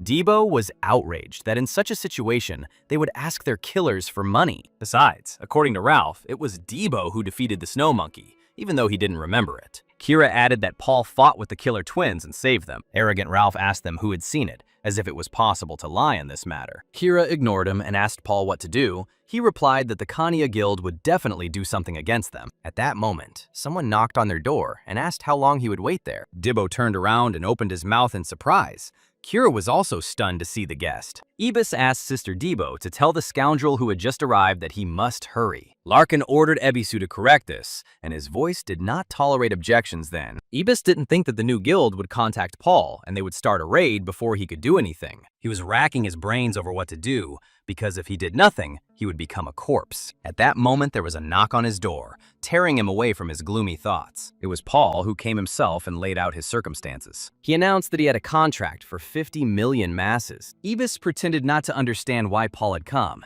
and he replied that if he had nothing more to say, he would simply leave. Ibis grimaced and pulled out of his pocket a prepared envelope with a contract for 60 million. This was even more than Paul had originally asked for. Of course, Ibis didn't know that another guild was trying to kill the mage. After they became partners and signed a contract, Paul laid it all out. That Kanya had sent assassins and set a trap. More than 100 people died in the gate, and Ibis was horrified by the methods the guild used to try to eliminate witnesses. But this gave him a good trump card in his hands to eliminate his competitors. Paul could tell from his expression that Ibis was happy about the news. He reminded Ebisu that this testimony could easily be dismissed. Ibis had no doubt about it, but he believed that he could easily manipulate public opinion. Other guilds also needed to find the culprits. But Paul said there was still a way to destroy their common enemy. Instead of dispossessing them, we could simply wipe them off the face of the planet. Paul said that while everything could be kept secret, the Dark Magician's followers would make the first move themselves. They then met with the Kania Guild representative, and Ibis told her that he came to apologize. He said that there was a small misunderstanding between him and Paul due to his youthful impulsiveness. Paul is an official partner of the Gapur Guild, said Ibis, and declared that he was taking him to his place. The villain's henchman said that in that case, she would not be able to pay him the promised reward. Ibis added that thanks to this incident, he was able to rethink the value of human life and will now treat people differently. He said that now he would have experienced soldiers to ensure that something like this would not happen again. Of course, every member of Paul's squad will have experienced security because the work was also excellent. So from now on, if anyone wants to harm Paul, they will have to deal with the entire Gapur Guild. Ibis smiled contentedly as he looked at the confused face of the Dark Magician's minion. When Debo heard the amount Paul signed the contract for, his jaw dropped. He asked him what kind of magic he used to do this. Kira noticed that they were now being guarded by bodyguards. Ralph, who valued money more than anything else, was the happiest of all and declared that Paul was very good at running a business. Ralph added that now they just needed to get rid of the useless ones, and that he himself was the best priest in this city. He could not only heal, but also lead everyone into battle, said a smug Ralph. Then he looked at Debo, who had been grumbling all this time, and pointed his finger at him. Ralph called him a monster and asked what he was. Just when he thought Debo was out cold, he woke up and took down the boss himself. It was beyond words. Kira also noticed that when Debo fought with small monsters, he seemed to go wild and lost consciousness. The guy told them that he didn't know how to explain it. It was as if he was just sleeping. In this dream, he saw a woman he didn't know with whom he fought, and he had a feeling that they were close. As soon as he woke up, he forgot her face and remembered only that she used an axe just like him. Paul was taken aback when he heard this. Perhaps these two were somehow connected, and while Debo sleeps, some of his previous powers, before the regression, returned to him. Paul thought he didn't understand how this was happening. Maybe something went wrong after he changed his destiny. That applies to him too, Ralph said to the thoughtful Paul. Looking at how quickly the mage became stronger, he understood why the Gapur Guild was so interested in him. Then he looked at the knight's girl, and she perked up because she would also be assessed. She had a good foundation and was quite skilled for a second rounder, in Ralph's opinion. But she didn't stand out from the rest, he said with emphasis in his voice. Ralph said that they were now bait for killers, but they were paid for it. But he did not want to share the reward with those who were a burden. He stated that he would be grateful if Kira returned to her knights in the order, and the girl became angry. She went into the first level of flashback that was needed to reveal this character. As she walked down the corridor of the order building, someone met her and said that the girl had a lot of work. The knight grinned and said he thought she had died in that gate. Kasim asked if she was going to see the master, and Kira looked at him with disbelief. He heard she had joined the search team and was clearly selling herself short. But this was the perfect place for her, the nasty guy said. Leaving this place was the best thing she could do for the master and the order, he added, and walked away. Kira informed the master of the order of her desire to leave. He asked her what was the matter, whether she really was not who he thought she was, but the girl replied that she could not explain it now. But one day he will be able to. Having heard this, the master asked her again and looked up from his papers. He told her that he would report that her participation in the search team was part of a secret mission, but she had to come with a report once every 3 weeks. The master told her not to forget that she was still his student, and forever a knight of their order. Kira told them that although she asked for a lot, she could not return until she found the traitor in her order. The girl said that she didn't need money, she just asked to give her a little time. Ralph smirked smugly. She was so immature. They wanted to get rid of her, he decided for everyone. But Paul intervened in the conversation and asked Ralph if he was sure of his words, and the dissatisfied priest turned to him. Paul said that given Kira's character, it would only be worse for them if she searched for the Dark Magician's followers alone. Even though Ralph thought Kira's skills weren't strong enough, he had something to add. Paul sent him to the second floor of the rift because he was confident in Ralph's skills. But without Debo, they would have died, and that was disappointing. Ralph trembled and declared that this was no ordinary opponent, and that Paul had no right to say so. "The snow monkey is no ordinary enemy," Paul snorted, and said that he had already killed one himself. Of course, this was before his regression, but he couldn't tell them about that, and he wouldn't have had to fight the monkey if everything had gone according to plan. He thought about doing the same this time, but Kania sent more experienced assassins than Paul expected. Ralph was indignant and called his words nonsense, because until recently, Paul had been a slave. Then Paul looked angrily at the bully and offered to show proof of his strength. Ralph quickly went quiet and said that evidence was not needed, and asked if the magician didn't need him either. Paul smiled contentedly. He had achieved his goal and put the priest in his place. It was all quite simple. They had to become stronger than they were now. There was a month left until the next raid. And in such a situation, the solution is cruelty, the magician said. The servants reported to the villain that everything had not gone according to plan. The Gapur Guild had intervened, and that fighting them would attract everyone's attention. The villain thought about how much they knew. The negotiations were a farce from the very beginning, he realized. The maid wasn't sure about this. Only the killers could have this information. Even the spy had told them a little. The villains said that the Gapers should not be a problem. It would be easy to destroy them when that day came. Their enemy is the Maple Association. Just like for 8 centuries, everything was exactly the same. The knights with the Empress at their head, the Seekers, formed an alliance against the magician.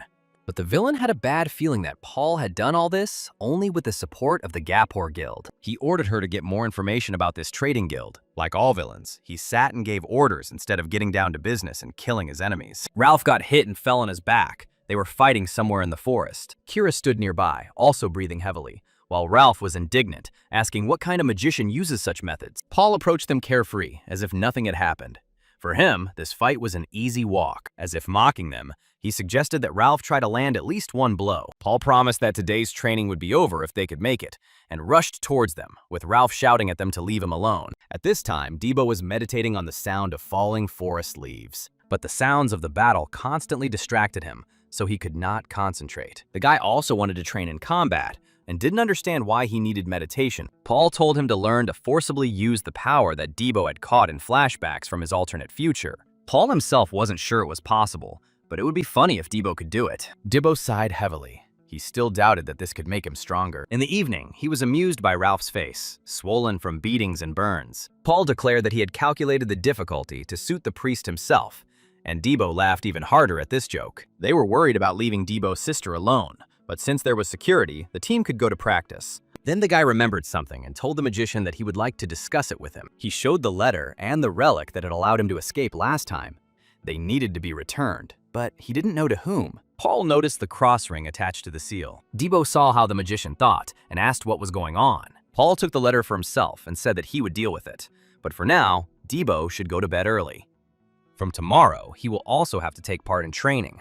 Debo winced, and the beaten Ralph grinned. Despite the evening, Kira continued to train and chop down trees. She was very exhausted after a day of exercise with Paul, who hadn't even broken a sweat. But what angered her most was the face of Cassius, who dared to mock the proud girl. Since then, she has been trying to prove to herself that she has talent. Paul walked through the dark streets of the city, completely open and alone. He walked up to the door and knocked, then stepped back to wait for the door to be opened. He was greeted unfriendly, and Paul showed the letter, identifying himself as a postman. In the past, there was an incident where a gate was destroyed, and the guild that owned it sent a team to investigate, but they were unable to find the culprit. To everyone's surprise, the gate appeared not far from where it had disappeared, and was never destroyed again. Later, Paul realized who was behind this mysterious incident, and also what their real reasons were.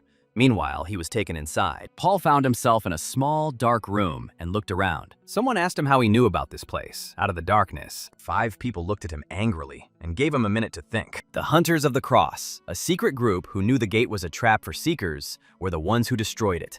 A great sacrifice that no one knew about. The hunters took out their guns and pointed them at Paul, showing that they were not joking. Paul delivered the letter to their leader using telekinesis. He said that he had come to return what they had lost, but he understood that he would not be rewarded for this act. He promised to give them a shortcut, saying that if they wasted time searching, it would be to his disadvantage. But the girl continued to count. Paul honestly admitted that he could not tell them how he found this place, but he warned that if they killed him, the location of their leader would be revealed, and the hunter's countdown would stop. A girl with red eyes came forward and asked him who he was. Paul smiled and said he was glad to meet her, and told her name. Her name was Cherie. Although it would be more correct to say we haven't seen each other for a long time, since in the previous story, they were friends. Cherie joined them when the hunters were gone, and they fought side by side hundreds of times until that day. Then she smiled sweetly at him and told him to go forward, promising to catch up, and sacrificed herself. At first, Paul wanted to repay this debt, so he told them directly, so that they would recall their cell in another city since it has already been exposed. He also recently found something, Paul said, and handed her some kind of box. There was a severed hand. He took it from the Kania Guild, who tried to kill him. Cherie didn't understand what this meant. She thought he wanted to provoke her and said that he would regret it. But Paul suggested taking a look first, and with kinesis, he pulled out a hand, on the wrist of which there was some kind of symbol. It was the mark of a dark mage's follower, a red spider with an eye. The other hunters also recognized this sign, and were surprised that the followers who were well hidden were from Kania. This mark was difficult to find because it only appeared if the skin was saturated with mana. Cherie was shocked because few knew what it was. She asked him what he needed and told him not to tell nonsense about how he was just a good person past the crocodile. Paul replied that he needed information, and that was why he came here. After they decided to let the magician go, they began to discuss whether they could trust him or not. Everything they were told seemed like a trap. Cherie decided to be more cunning and pretend to be caught in it. Paul received something he didn't expect to receive along with the information. He didn't expect his enemies to be so fast, and he thought that their actions were also changing in response to his. But everything had already been decided, the magician thought, remembering the skull. The next point on the route was the Nautilus boat, a steel vessel sailing out to sea. They were at the port, and Debo watched as passengers were loaded aboard a merchant ship. A month had already passed since their last mission, and everyone was already getting goosebumps from anticipation of the task. Paul came to Ebisu's office to discuss his next raid. He offered him 2 large gates that the Kania Guild was interested in, and suggested that he get to work since a whole month had passed. While Paul was thinking, Ebis managed to get angry, thinking that the guy was scared after they had gone so far, but the magician confidently declared that he had already chosen where he would go, and it was none of the places Ebis had listed. He was taken aback by such impudence and asked if Paul understood what kind of place this was. Kieran, captain of the Nautilus, commands countless pirates there,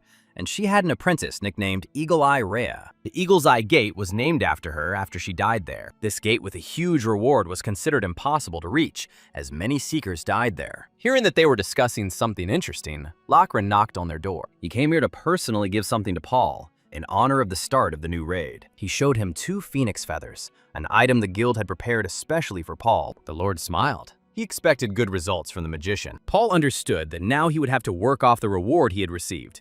He already had 4 phoenix feathers.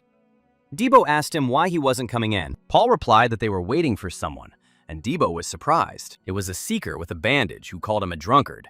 He was carrying some kind of package in his hands. This was the order that Paul asked for. The seeker gave them the package and told them to try it on. It was a new uniform, light armor with fur trim, and Ralph was glad that it was free. Hiro was pleased that the uniform was light and did not restrict her movements. It suited her. They asked what the armor was made of, and the master replied that it was the skin of a snow monkey that Paul had given him. Debo remembered.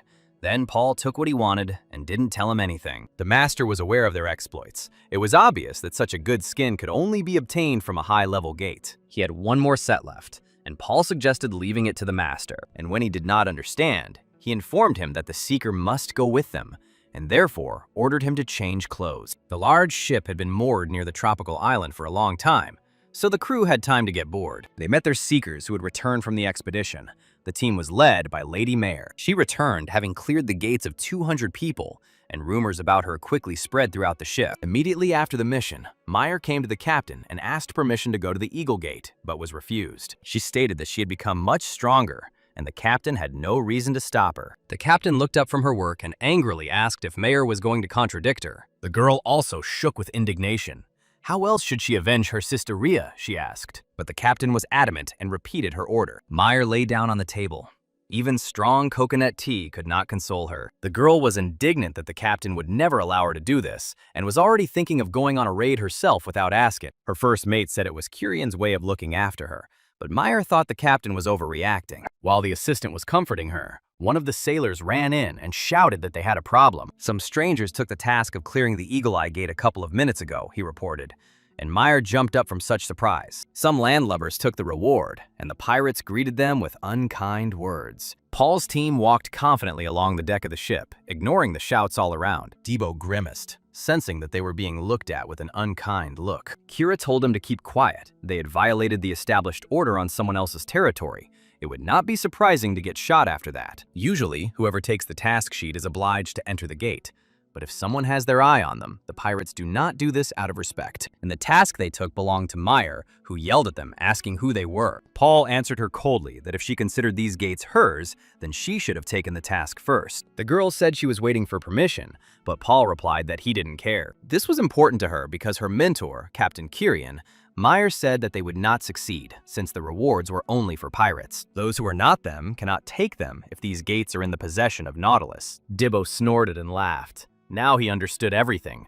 The red-haired girl told him to stop laughing and give back the reward. Debo grinned cheekily in response, and said that he didn't want to. He introduced their crew as the Ibiru Pirates, which was the name of the master in the red armband. Ibiru himself, who 5 minutes ago had no idea about such a status, became embarrassed. Mayer said that you can't just call yourself a pirate.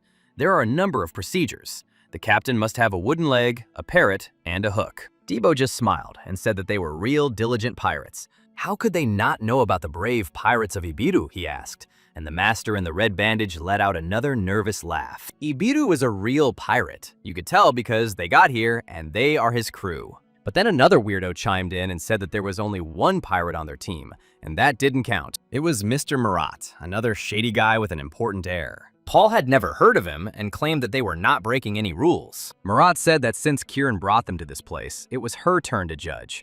He asked them where the rest of the people for the raid were. Paul replied that all 5 were here. Marat was very surprised and thought they were crazy. These were gates designed for 70 people. Then he asked Paul's name and he introduced himself, and rumors began to spread throughout the hall. Everyone had heard about the survivor of the Red Gates for 100 people. Debo stuck his nose out boastfully and said that everything was exactly like that. But some clueless person out of nowhere butted into the conversation and said that it didn't mean anything since the raid had failed. While her leader had cleared the gates of 200 people, which meant she was better, Mayer pretended to be embarrassed. Then Mura suggested a compromise. Since they had taken the order first, why not give up the rest of the places to Mayer? Debo snorted and said he would think about it, but Paul agreed. He demanded 100,000 per person, maximum 10 people. The redhead prepared the money, although her assistant recommended waiting a little. Paul would simply die anyway. He asked what about Kirian, but Mayer replied that there was no time for that. She decided to apologize later. The girl said that she could not allow them to take this gate under any circumstances. A disgruntled Ralph pressed the magician and asked him why he said that. He was unhappy that they had only sold 10 seats out of 65 and suggested they reconsider. Kira reminded them that there would be too many enemies that way, and that among them there could be minions of the Dark Magician. Ralph suggested tearing everything apart, but Paul couldn't change his mind. Now his goal was to prevent the death of the second student of Kirian in the gate where the first student died. After such a loss, Kirian went into shock and isolated herself from everyone. And then the Dark Mage's minions defeated the pirates. Paul received information that Kanai had invested in Nautilus, which meant they were acting according to their own plan. He had to reduce the number of variables and reduce his mana usage to avoid making the same mistake as before. Ibiru listened to Debo and Ralph argue, and didn't understand what he was doing here with this bunch of madmen. In the evening, there was a knock on his cabin door on the ship, and he opened the door. Seeing the unusual guest, Paul hastily invited him in. It was Captain Kieran herself, the head of Nautilus, and assistant Marat. He came to check on something, and she asked Paul not to lie. Whether he was a follower of the Dark Magician, she stunned him. Paul didn't understand how she could know about the Dark Magician. The future changed again. Marat noticed his surprise and suspected that Paul was connected with them, but the magician quickly replied that he simply didn't expect to hear about the sorcerer from them. which meant that Kirian didn't doubt their existence. The captain snapped that it didn't make sense and asked how he would prove that he wasn't one of them. Paul replied that he could not do this, but the captain came to him already knowing about him. Otherwise, she would have killed him long ago. This meant that the cross hunters reported to her. This was the only connection. Kirian understood that Paul was an enemy of the Khania Guild. But that didn't mean he was her ally, and Paul said he could become one because they needed something from him. Kirian knew that the Dark Mage's followers were behind the death of her first student, and that they had already penetrated deep into the pirate community. She couldn't trust anyone except Marat and a couple of other people, and Paul realized that it was serious. Kirian knew the minions were gathering again, and that their target was Myers. She was the ship's icon. If the girl dies, Nautilus will be consumed by chaos, and even Kirian won't be able to withstand it. She offered Paul a deal to protect Myers at the gate, and offered an artifact from the treasury as a reward. Paul's squad entered the gate first, as expected. Debo shouted to the red-haired girl that they could take their time. The girl didn't answer, only thoughtfully watching as the Seekers left through the gates she had dreamed of for so long. They found themselves in a huge cave. It looked cool, but also dangerous, Daibo told them. Hira reminded them that they weren't on vacation and needed to concentrate, while Ralph was still worried that they hadn't sold enough seats. The first monster appeared in front of them. It was a cute dinosaur. Debo laughed. The beast looked stupid and not at all dangerous. He told them to move away to get rid of him, but then it turned out that the dinosaur had a mother. Debo began to justify himself by saying that they simply misunderstood each other, and a terrible roar filled the cave. This time the walk didn't go well from the start, and the air was filled with random gunfire. The shots attracted even more monsters, but the pirates were confident that they could handle it. This team of Seekers was very confident, having cleared a gate for 200 people. And one of them was so bold that he completely forgot about the rear. He almost became a snack for an overgrown lizard, but a couple of well-aimed shots tore it to shreds. "Take your position, Zio," the red-haired squad captain ordered, acrid smoke pouring from her gun barrels. Meanwhile, the friendly trio was running away from another lizard. Debo managed to run and curse as he went. As luck would have it, their leader Elam abandoned them and went off, as he said, to do his own thing. As if that wasn't enough, a blank wall appeared right in front of them, and the warrior cursed again. He had to comically dodge the sharp teeth of the monster, whose entire body hit the rock. When the lizard lost its balance, Daibo jumped on it, and with all his might, plunged his axe into its vulnerable neck, practically cutting it off. Before the fight, Elam instructed them. Usually they fought chaotically, and it was of little use. So from that moment on, he told them to fight as a team, and consider each other family members. In their squad, Debo makes the first move. He makes his way to the front and disrupts the enemy's formations, confusing them. It's okay if he doesn't kill anyone in the process. His goal is to hurt as many and as deeply as possible. Move forward no matter what happens, breaking through and dragging the monsters along with you. He must ignore all attacks from the rear because it is Ralph's job to cover them. Like a protective father, the healer priest watched over him in battle, allowing Debo to frolic like a madman. Ralph needed to put his selfishness aside and do everything he could to cover for Debo. He had to fight for him. Elam had left clear and unambiguous orders. Two lizards the size of a tyrannosaurus rushed at them from both sides, but both skilled fighters fought off this attack, quickly scattering the monsters with a series of powerful blows. Debo's heavy axe exploded with fire, crushing skulls and bones. One of the lizards swung its tail, threatening to crush the guy into a pancake. Then Ralph took the blow for him, which nearly left him gutted. "The power of a father's love," the priest shouted to his partner, using healing skills on himself. "The most important role went to Kiri," Elam told them then and grinned. After her fiery strikes, not a single wounded enemy could recover, so the swordswoman had to follow everyone and finish off defenseless enemies. The sharp sword danced, leaving behind a fiery trail and wounds that would never heal. Kiri has improved her skills faster in the last month than in her entire life. 3 circles of mana were visible under her steel bracer, so killing monsters was now much easier, and the whole team was ready to continue the fight in this mode. Somewhere on the island, 2 pirates guarded the entrance to the Orange Gate. When another team approached them, the guards immediately recognized Kadral as their leader. They refused to say what the matter was, and loudly declared that they had business with Minor. The red-haired captain at this time celebrated her initial success, accepting praise from her teammates, and was already ready to move on. Her people found large mana stones and boasted of their rich catch. But at that moment, when she was rejoicing at her wealth, a fiery arrow pierced her stomach and flew out. The girl's face twisted into a grimace of horror and pain from this unexpected attack. Suddenly, the fiery projectile changed direction and flew sharply towards the other guy. But the captain's assistant managed to save the poor fellow at the last moment by knocking him down. Minor fired straight at the flying charge to somehow shoot it down. But then I felt death quickly approaching on my back.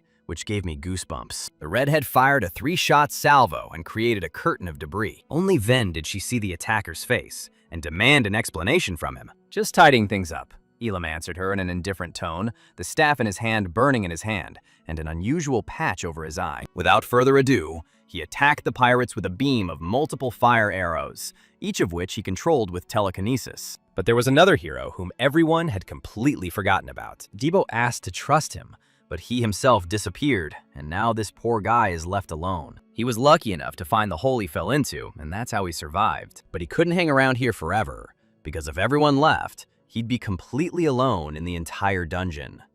Sitting in this hole, he pondered for a while what to do, but then he still risked leaving the shelter, fearing being eaten on the spot, because he was only a second circle seeker, and it was no wonder that around every corner of the cave, an angry and hungry lizard was waiting for him. Somehow, a guy whose name was not remembered snuck up to the second-level gate inside the first-level gate. He was about to wait here when suddenly something touched his leg, causing the seeker to almost die on the spot. But instead of a terrible beast, it turned out to be Elam's pet. The slug smiled and looked at him questioningly. "And how long has he been here?" the cowardly seeker wondered, but did not notice how he touched the gate with his hand, which is why he was immediately drawn into it. Miner again screamed at Elam to explain himself immediately and pointed the gun at him. Instead of an answer, they were greeted by a fireball, the shockwave from which echoed throughout the cave. Kedrol managed to run to this place and shoot Elam with a cannon, but the magician survived, and they sent a pursuit after him. Then Kedrol told Miner that their enemy had passed through the gates of 100 people in the same vile manner. Their guild leader Chiron found out about this and sent a second team to help Miner. Even while retreating, Elam attacked unhindered, like a mounted archer, his arrows fanning out backwards. Each one hit its target and immediately destroyed a couple of pirates, who didn't even have time to squeal. But there were still many pirates, and the pain for their fallen friends only made them even more angry. One of them used the quick shot skill, hoping to hit a single target. The pistol thundered like a cannon, but in response, a fiery message arrived in the form of a ball the size of the entire passage. The magician already thought that he would leave, but noticed that there were 3 more pursuers on his tail. The next moment, he almost got shot in the head and managed to dodge by a hair. Miner was very angry and had no intention of letting him go, charging the barrels with mana again. They fired a volley. Unlike arrows, the bullets did not change trajectory and struck in a straight line, destroying the rocky outcrops. Elam was hurrying towards another orange gate when Kedrol decided to throw a grenade at him. The magician reacted instantly and used telekinesis to bring down a rock in Miner's path. Kedrol's grenade exploded right in front of that stone shield. It was a blow that shook the entire cave, threatening to collapse the vault and crush the pathetic little people with its mass. Miner and Elam were buried under a multitude of debris, and the pirates quickly gathered around this pile. Because of the dust, the red-haired girl couldn't even breathe normally and started coughing. The darkness of the rubble was illuminated by Elam's fire, and Miner immediately aimed her pistol at him, only to find herself in the crosshairs as well. Only thanks to his telekinesis did the pile of stones not fall on their heads, and the mage also maintained the spell of fire arrows. To her credit, the red-haired pirate leader didn't flinch, still wanting to know what Elam was up to. One of Miner's assistants, meanwhile, was shaking Kedrol for the commotion they had caused, since, thanks to his efforts,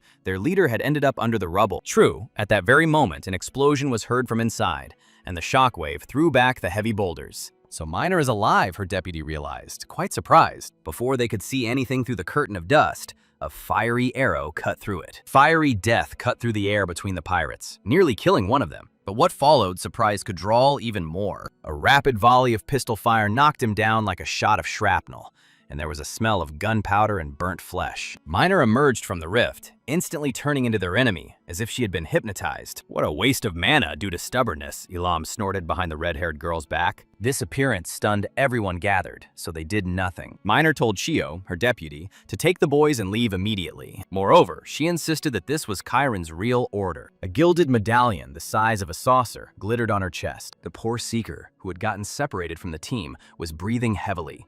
He still didn't know what to do once he found himself on this side of the gate. It was best to wait. Behind the second gate, a similar cave awaited him. Looking around, he noticed that someone resembling a human was moving in the thick smoke. Then the brave and feeble-minded boy asked the stranger to wait, saying that he had fallen behind his group. Unexpectedly for the leisurely snail, Elam's pet instantly accelerated and kicked the lost boy in the leg. Why did he fall to the ground, cursing loudly?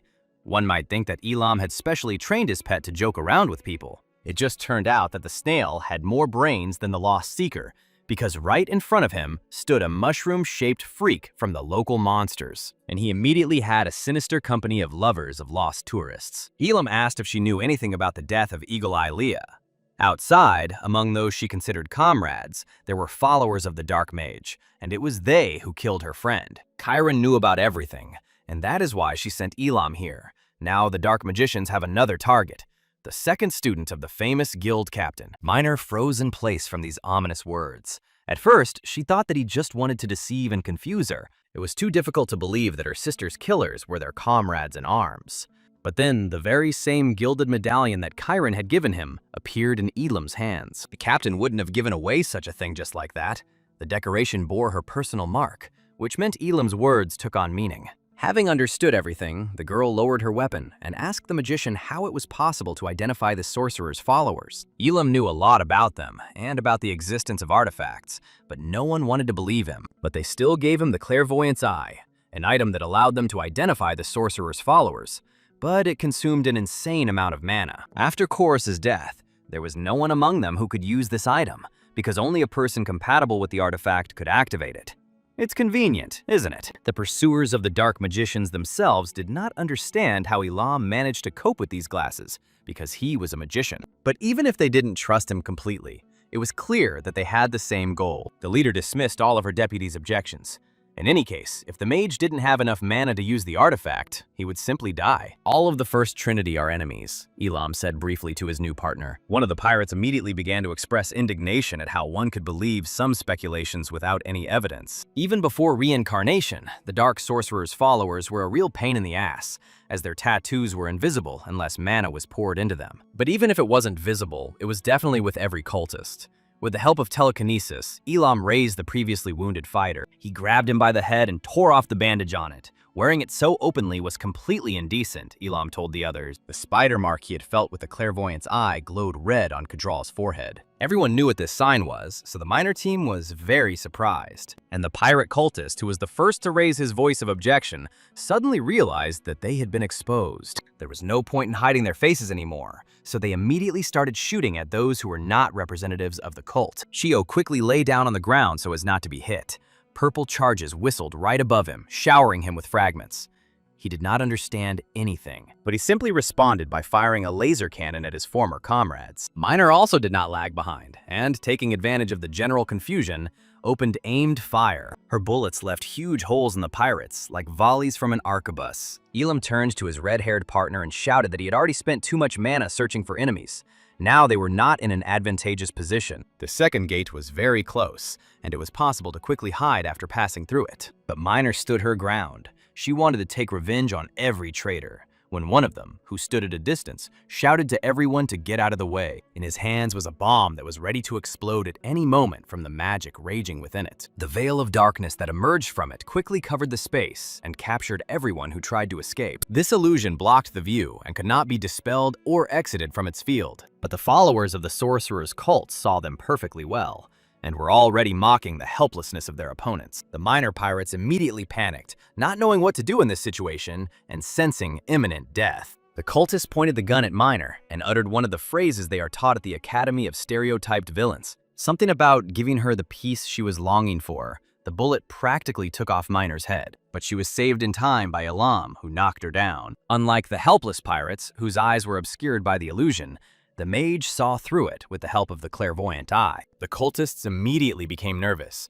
realizing that at the moment, this was their most dangerous enemy. They fired a volley without bothering to get closer and shoot point blank. Elam brought down the rock and it became a natural shield from the purple shots. He then burned the pirates who had mistakenly stood in a row and did not move in case of return fire. The pirates responded to this with large caliber guns, the size and power of which resembled a grenade launcher. Elam simply detonated the shell fired at him, and it shattered into pieces without causing any harm, after which the arrow easily pierced the skull of the hapless cultist. To somehow counter such power, the sorcerer's followers fired a volley of purple projectiles, simply to prevent the enemy from aiming. The thing is that Elam already had 5 firebird feathers in his bag, each of which increased the power of his flame. In response to their random shooting, Elam cast a swirling, dense magic. Many saw the use of fire spells like this for the first time and were horrified.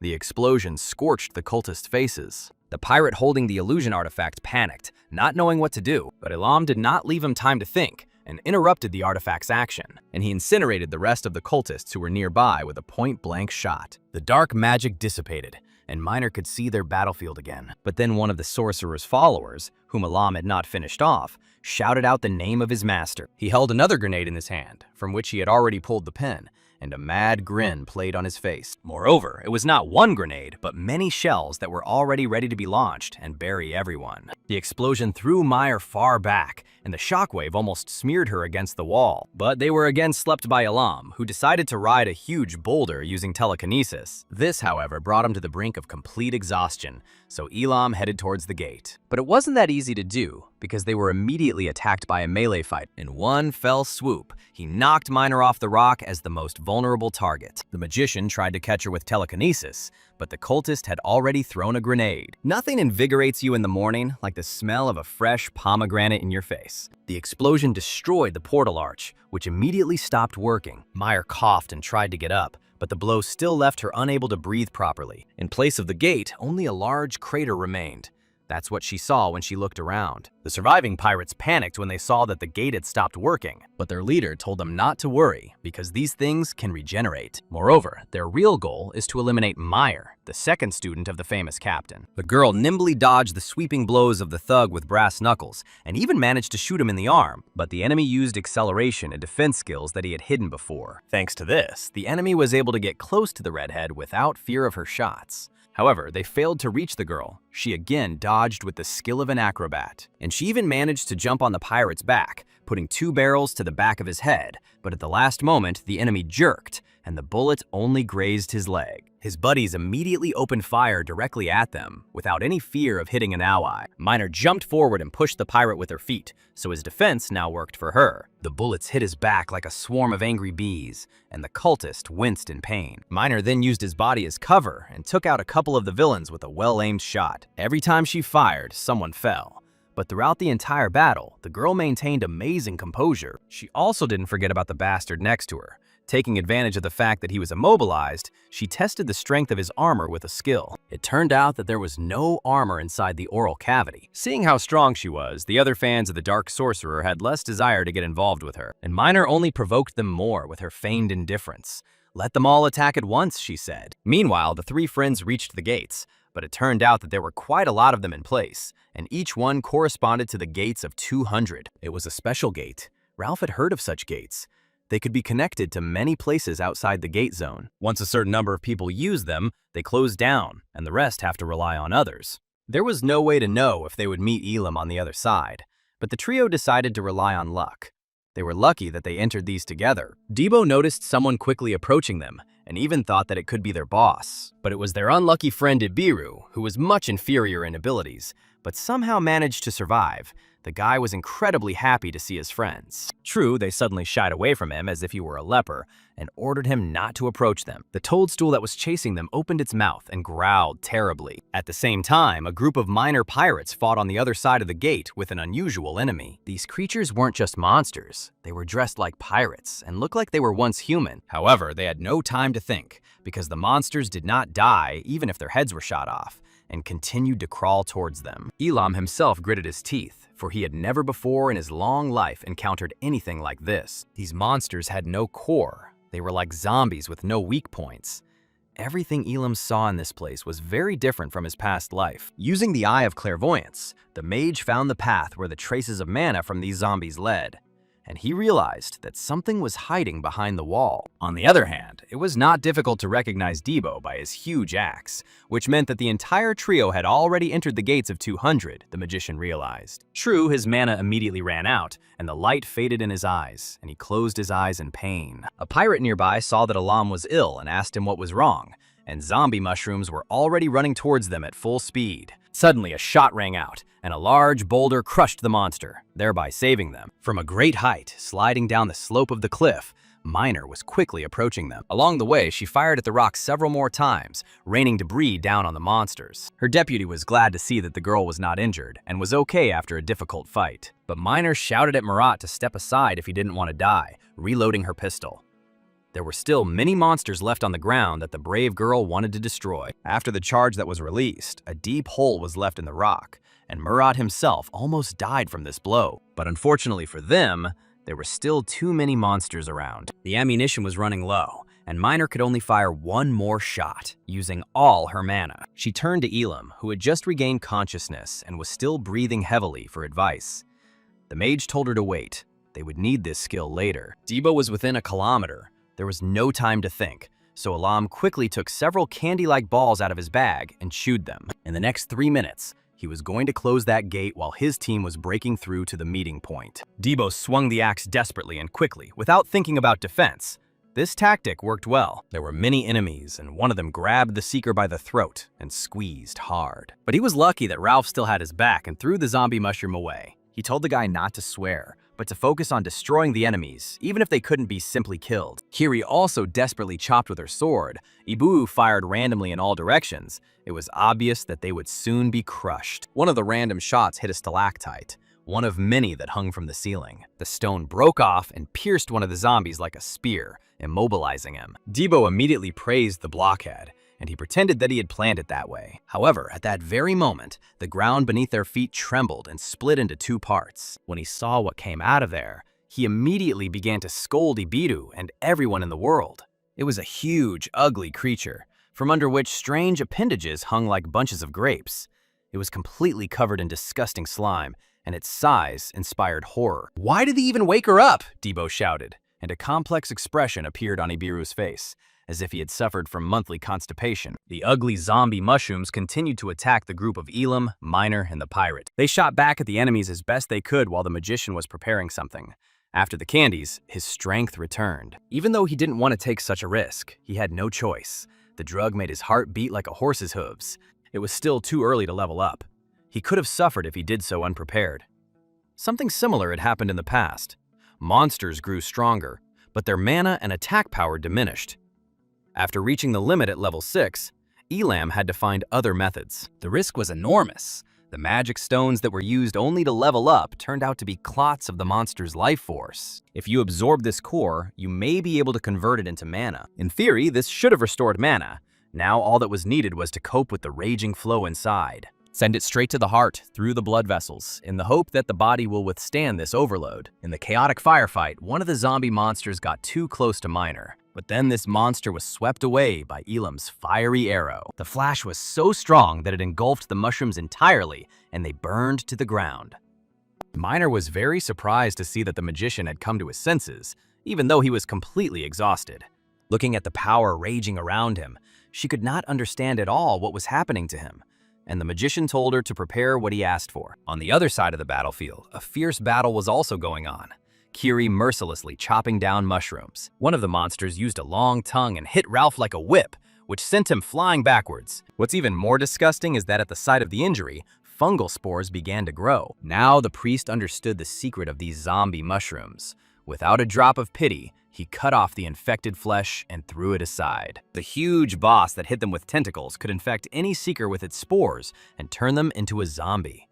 Realizing who was to blame for everything, Debo felt a surge of anger towards this monster. He noticed that everyone was already quite exhausted and began to move more slowly. If this continues, they will die, the warrior decided, and rushed straight to the mushroom boss to buy everyone some time. He was sure that if he failed, everyone would die in vain, and this gave the seeker strength. With dexterous and quick movements, he began to chop off the dangerous and infectious tentacles. But there were too many of them, so the poisonous whips pursued him even in the air. And one of them still hit the seeker, throwing him like a baseball. In flight, Daibo was left completely open and received another blow. But instead, it was Kiri who took the blow, covering the guy with her body. The air in the wide cave changed. A wind blew and whistled between the wide columns supporting the vault. Elam told Miner to focus on using the skill, and he would be responsible for accuracy. The target was the wall in front of them. They had only one chance, while the pirates held back the horde of mushroom zombies that was pressing from the front. When they were ready, the mage gave the command to begin, and Miner pulled the trigger, releasing all her power. It was a bullet of an unimaginable caliber, the kind that only star destroyers could fire. Using his telekinetic powers, Elam transformed her into a battering ram that crushed the thick rock of the cave. He sped it up and spun it like a subway drilling rig, and then he enhanced the revolver with a skill, giving his projectile even more energy. As if that wasn't enough, the mage accelerated the structure with fire arrows. Now this fiery spear of light has turned into something completely unimaginable. At that moment, the pirates' endless supply of single-shot pistols ran out. Hordes of mushroom zombies were already approaching Miner and Elam from behind, and the pirates shouted at them to dodge. On the other side of the battlefield, everything also seemed to freeze for a moment. Debo lay on the ground without strength, and the mushroom zombie boss was quickly approaching him. All these monsters they fought for so long did not have a core, and the threads from their bodies led to the boss's hideout. It was this mutant that was the real entity. All the unkillable zombies, this host already had the core. The drilling rig from Elam's combined attack made its way to the boss's lair for a welcoming visit. "There it is!" Elam shouted and clenched his fist, using the clairvoyant's eye to direct the attack since he could see through the walls. This blow pierced the boss's core and several other tectonic plates, and may have even reached the Earth's core. At that moment, the puppets that had lost control stopped, and the battle died down. Elam didn't even move towards the zombies fighting in the rear, having calculated the time of his attack perfectly. At that very moment, all the zombie mushrooms exploded like fried popcorn kernels. Their stinking remains splashed the surviving pirates, frightening them quite a bit. Ibiru was also overjoyed that he had managed to survive. "This level has been completed, which means a portal will appear soon," Elam said and grinned. She grew up alone because her parents abandoned her when she was still little. Typical bad adults. Leah protected them, ordinary orphans like her, who huddled together in a pack because it was easier to survive that way. She was a dazzling heroine for Miner, a person capable of anything. Time flew by quickly.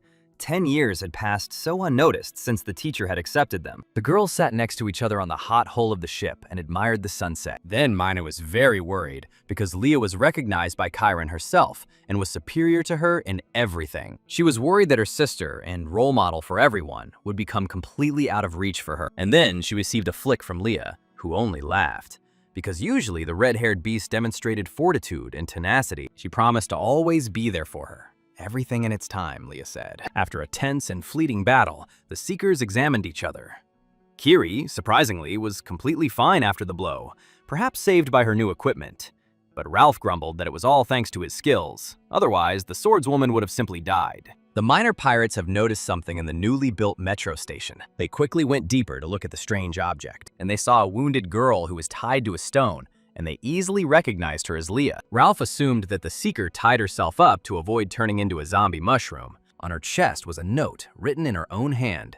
She asked to tell the teacher that the followers of the Dark Sorcerer had returned and penetrated deep into Nautilus.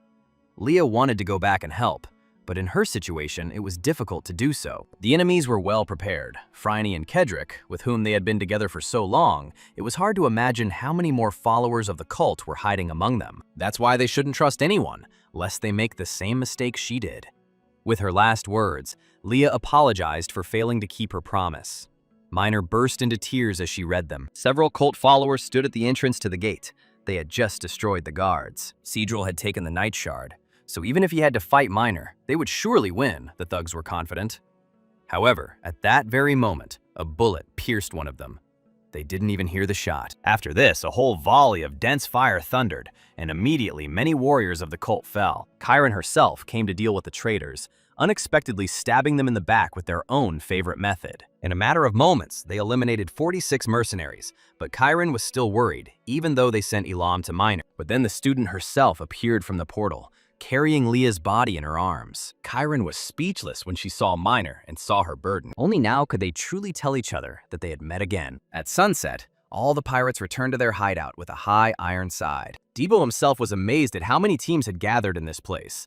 Today, he killed all the important people on the Nautilus, all to honor the memory of the fallen warrior, whose body they were finally able to extract from the gate. Miner watched thoughtfully as the flames tried to clear the memory of her sister's brutal death. Elam remained on the ship, looking into the distance at the sea of lights, each of which signified a boat below. He sat leaning against a box, and next to him lay an empty bottle of some kind of potion. Elam stubbornly emptied another one, remembering a conversation that took place in the not-distant past. The conditions were too harsh, Chiron told him, but the magician insisted that it was necessary. There were too many mana potions to prepare, especially after the recipe was lost, and the price of each bottle was exorbitant. That's precisely why Elam asked her about this, believing that with Nautilus's resources, such a fee should not be a problem.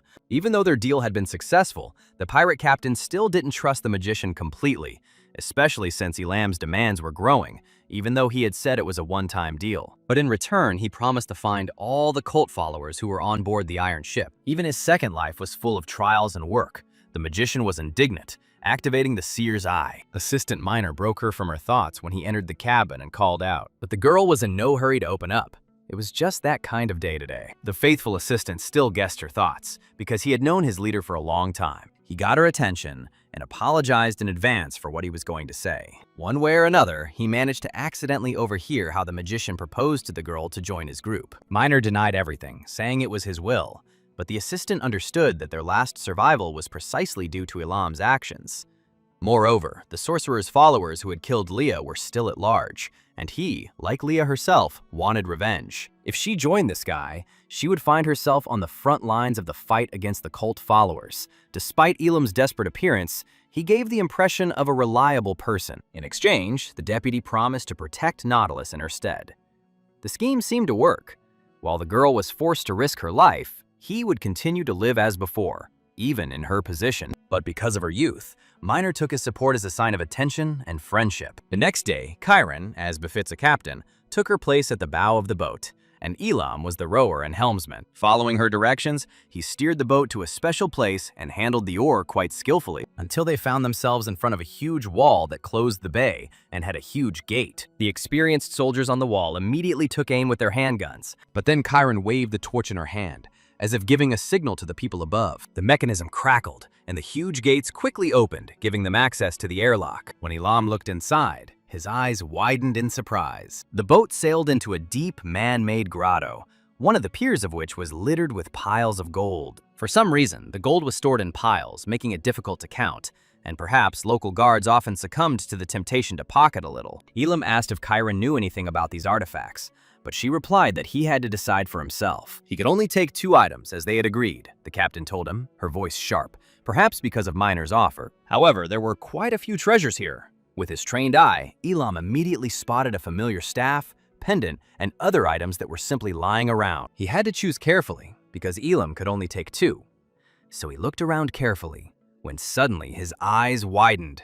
This reaction did not escape the captain, who was interested in what this young man had chosen for himself. The mage's cancer reached for the bracelet, which immediately responded to his call. After the Day of Judgment, when the followers of the Dark Magician came to the front lines, among them was the one who carried out the massacre among the Allied troops, Rick, the traitor to humanity, and he used this item. Having infiltrated the highest ranks of the Allied forces, at the decisive moment, he betrayed everyone by dealing a fatal blow. Because of him, Elam lost many of his comrades.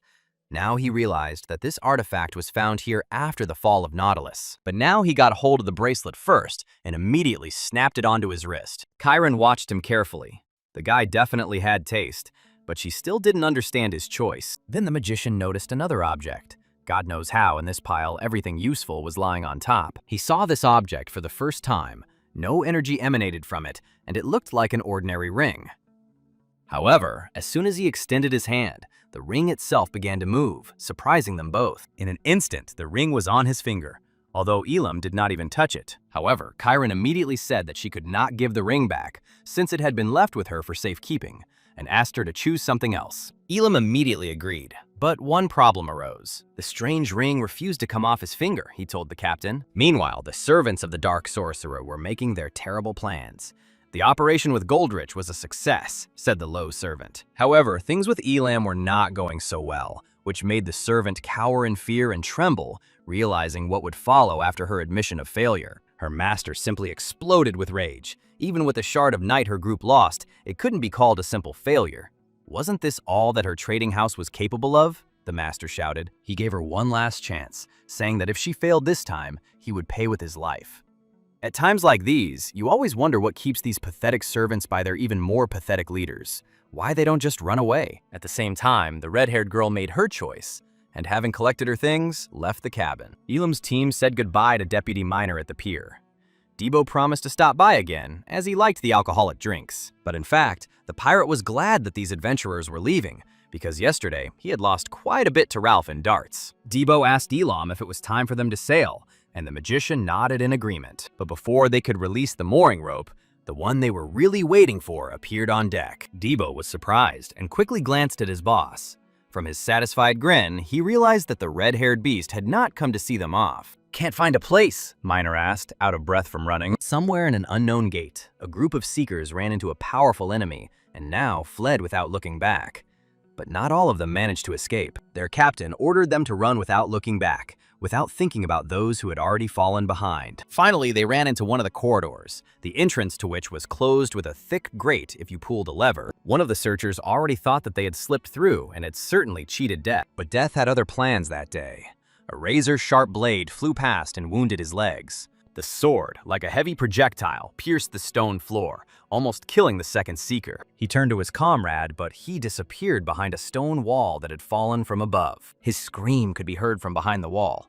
The adventurer was shouting at his friend to leave quickly. "At least one of them must survive," he whispered weakly when he saw the rider on the dead horse. A few days later, Elam returned to the guild, where a picky boss was waiting for him, who scolded him for returning without any loot, citing the fact that the weather was bad and the monsters were angry. On the other hand, Miner, nicknamed the Golden Eye, had now joined them, although this also meant that the followers of the dark cult would show themselves again. Elam decided not to reveal all the information to Gapper at once. He was already too worried. If an open war to overthrow Kania broke out, it would be difficult to achieve more than cutting off the tail, and then they wouldn't reach the top of the followers. They needed to speed things up, as Gapan's patience was limited. Ralph was the loudest in his indignation when they met again. He didn't like the way new team members were being hired without discussion. Dibbo immediately began arguing with him, saying that the arrival of a strong fighter was a plus, and besides, their leader didn't need the priest's permission.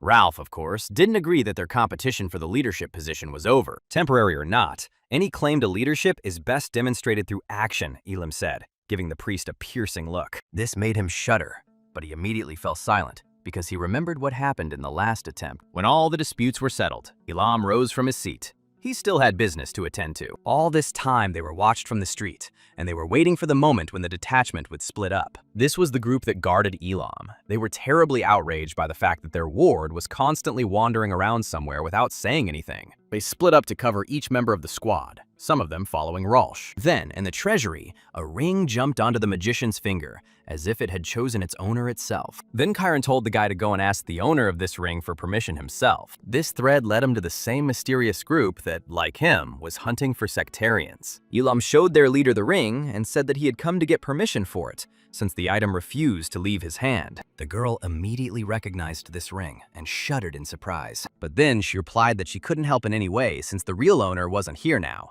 in which case the magician wanted to talk to him, since he needed to know how to use the artifacts. "How lucky that turned out," the girl leader suddenly said, surprising the guy. And she added in a serious tone that she had a task for him concerning the owner. He had to save the hero's ranger Pier, the one who was stuck in the catacombs with the dead. Once upon a time in his past life, humanity's last hope took to the battlefield. Evan is Freed's heir, most likely some kind of saccharine skinny mage. The stern luminous, with the title of the adversary of fate, who looked like a snowman, probably a cold mage. A couple more characters are the phantom thief Phantom and the elf queen Mercedes, with the stress on the last syllable. The heroine with a huge axe, Aran, the future or past teacher Debo, and some mysterious hero, Shade. This entire group of pop idols performed a concert called The Return of the Six Heroes. They crushed monsters left and right, in whole legions, as is often described in the epics. The world witnessed their incredible and epic power, and suddenly, there were no enemies. These guys managed to show off between battles for portrait artists, but they gave the world hope that the world would be saved, and people cried with happiness. But back then, no one knew that the power of the heroes awakened from the seal was not complete. 8 centuries ago, in a battle with a dark mage, for some reason, the heroes' items fell into time rifts, and now they're being found at different gates. The disintegrated allied army couldn't give the heroes time to recover, but this time, things must be different. They need to be given a strong shield, become bait to lure the enemy towards you and destroy him, and then to unite all the forces of Maple and create a powerful alliance. That's what Elam planned to do. Then we can talk about changing the course of history. The path is not short, because the role of the individual in history is usually insignificant. The next day, Debo dreamily admired the surrounding views. Tall cliffs, like columns propping up the sky, the the base of which was hidden by a blue haze of fog, making the area look like an ancient temple. Before the battle, Elam gave them strange pieces of paper with writing on them and ordered them to attach them to themselves. As soon as Debo stuck it on, a strange blue light started to come out of the paper. A blue aura surrounded the fighter, and he became quite alarmed. And then an orange gate appeared right in front of them, although it had not been there just a moment ago. The tracker they were going to rescue would in the future find a way to track down the hero's items, as well as their artifacts, one of which Elam wore on his finger. Without a shadow of a doubt, he headed towards the gate to save this talented guy. His friends followed him. 3 hours later, they emerged from the gates, having broken their previous record for clearing, which made the cheerful Daibo incredibly happy. He bragged about how he easily dealt with the fire borers, and Kiri advised him to wipe the ashes off his face first. Minor was still surprised, though, as the young warrior himself had told her he'd recently reached the first circle of power.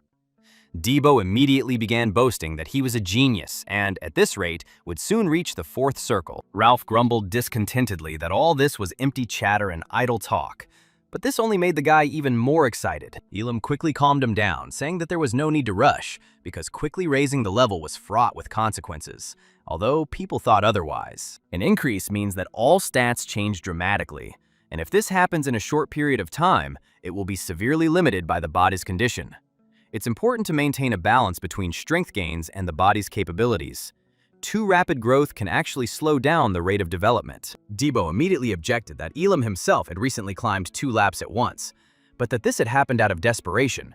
He himself would have liked more time to pass between climbs. Minor thought about it. This mage spoke as if he himself determined when to level up. In his past life, Elam never reached the 7th circle. Every dangerous situation forced him to rise higher, but ironically, it was this very acceleration that stopped his growth. Knowing the future, he could not stop at the 6th circle of power, so he wanted to do everything perfectly to go beyond this limit and even reach the 8th circle. On the way, Kiri asked if they had gotten here too quickly, since their goal was to save a person, not to protect the gate, and they could have missed the Pathfinder at the first gate. But the magician reassured her. He checked everything with the help of the clairvoyant's eye, and it seems that their target is still alive. But then they had company. Hundreds or maybe thousands, Elam whispered as a distant noise reached them. All of a sudden, a whole horde of armed skeletons fell upon them. So without much thought, the group of seekers began to run as fast as they could. Bullets are useless against normal skeletons, Minor warned them. Kiri was outraged that first they fought with zombies, and now their enemy was skeletons, constantly having to face problematic opponents. They were almost caught up, so Ralph was already preparing to turn around and give battle. But then they heard a scream. The stranger demanded to duck and pulled the lever. The walls began to move and the passage began to close, scattering bones. And then the drawbridge cut off the bulk of the enemies from the seekers. When everything was quiet, he came out of the shelter and greeted the group. The guy was glad that they weren't hurt. He hadn't seen people for a long time. His own food supplies had long since run out, so the first thing he asked for was something to eat. And he even collapsed from exhaustion, having given his last strength to this operation. Later, when the Pathfinder came to, he told them about this place. He had studied the skeleton's behavior and all the hidden devices. Elam placed the magic paper on the wall, and inside it, a passage formed, through which the group passed. The ranger's main problem was his empty supplies. Not even rats lived in these trap-lined rooms. Pierre nearly died of hunger while waiting to be rescued. Elam suddenly turned to him and said that he had a request. However, seeing how greedily the ranger was eating, he changed his mind about asking for anything before he finished. Minor sighed with relief. Pierre had already found a way out, which meant they could simply leave without killing the dungeon boss. But then the ranger declared that he also had a request, and hastily swallowed everything that was in his mouth. He asked them to be bodyguards for 3 more days, and even bowed. The whole point is that the guy was looking for one item, and if he just leaves, then the death of his friends will be meaningless. He wanted to explore the gate, but he was very bad at fighting. That's why he really needed the help of an experienced team. Elam was skeptical about this, as the ranger was going to find in 3 days what he couldn't find here for a month. The magician didn't have much time to waste on this place. Pierre explained that the problem was that he hadn't checked the dangerous regions yet, and there was one potential location where this item was definitely present. It has begun, thought the follower of the dark magician. He himself looked nervously out the window. This time, Elam wouldn't escape, he decided, looking around the city streets. When he heard a voice that made him shiver, the entity asked if he was sure. The leader of the local branch of the sorcerer's sect turned around abruptly and asked who was there. And he saw before him a terrible monster with bloodshot eyes in which he himself was reflected. It was a huge spider, and he said that he was very disappointed with the actions of the Ewok, who was unable to deal with even one novice adventurer. The Ewok immediately fell to his knees and addressed the monster, Sir Will, promising to accept any punishment, but stated that his murder plan was already in action. If only he would be given a chance to restore his honor.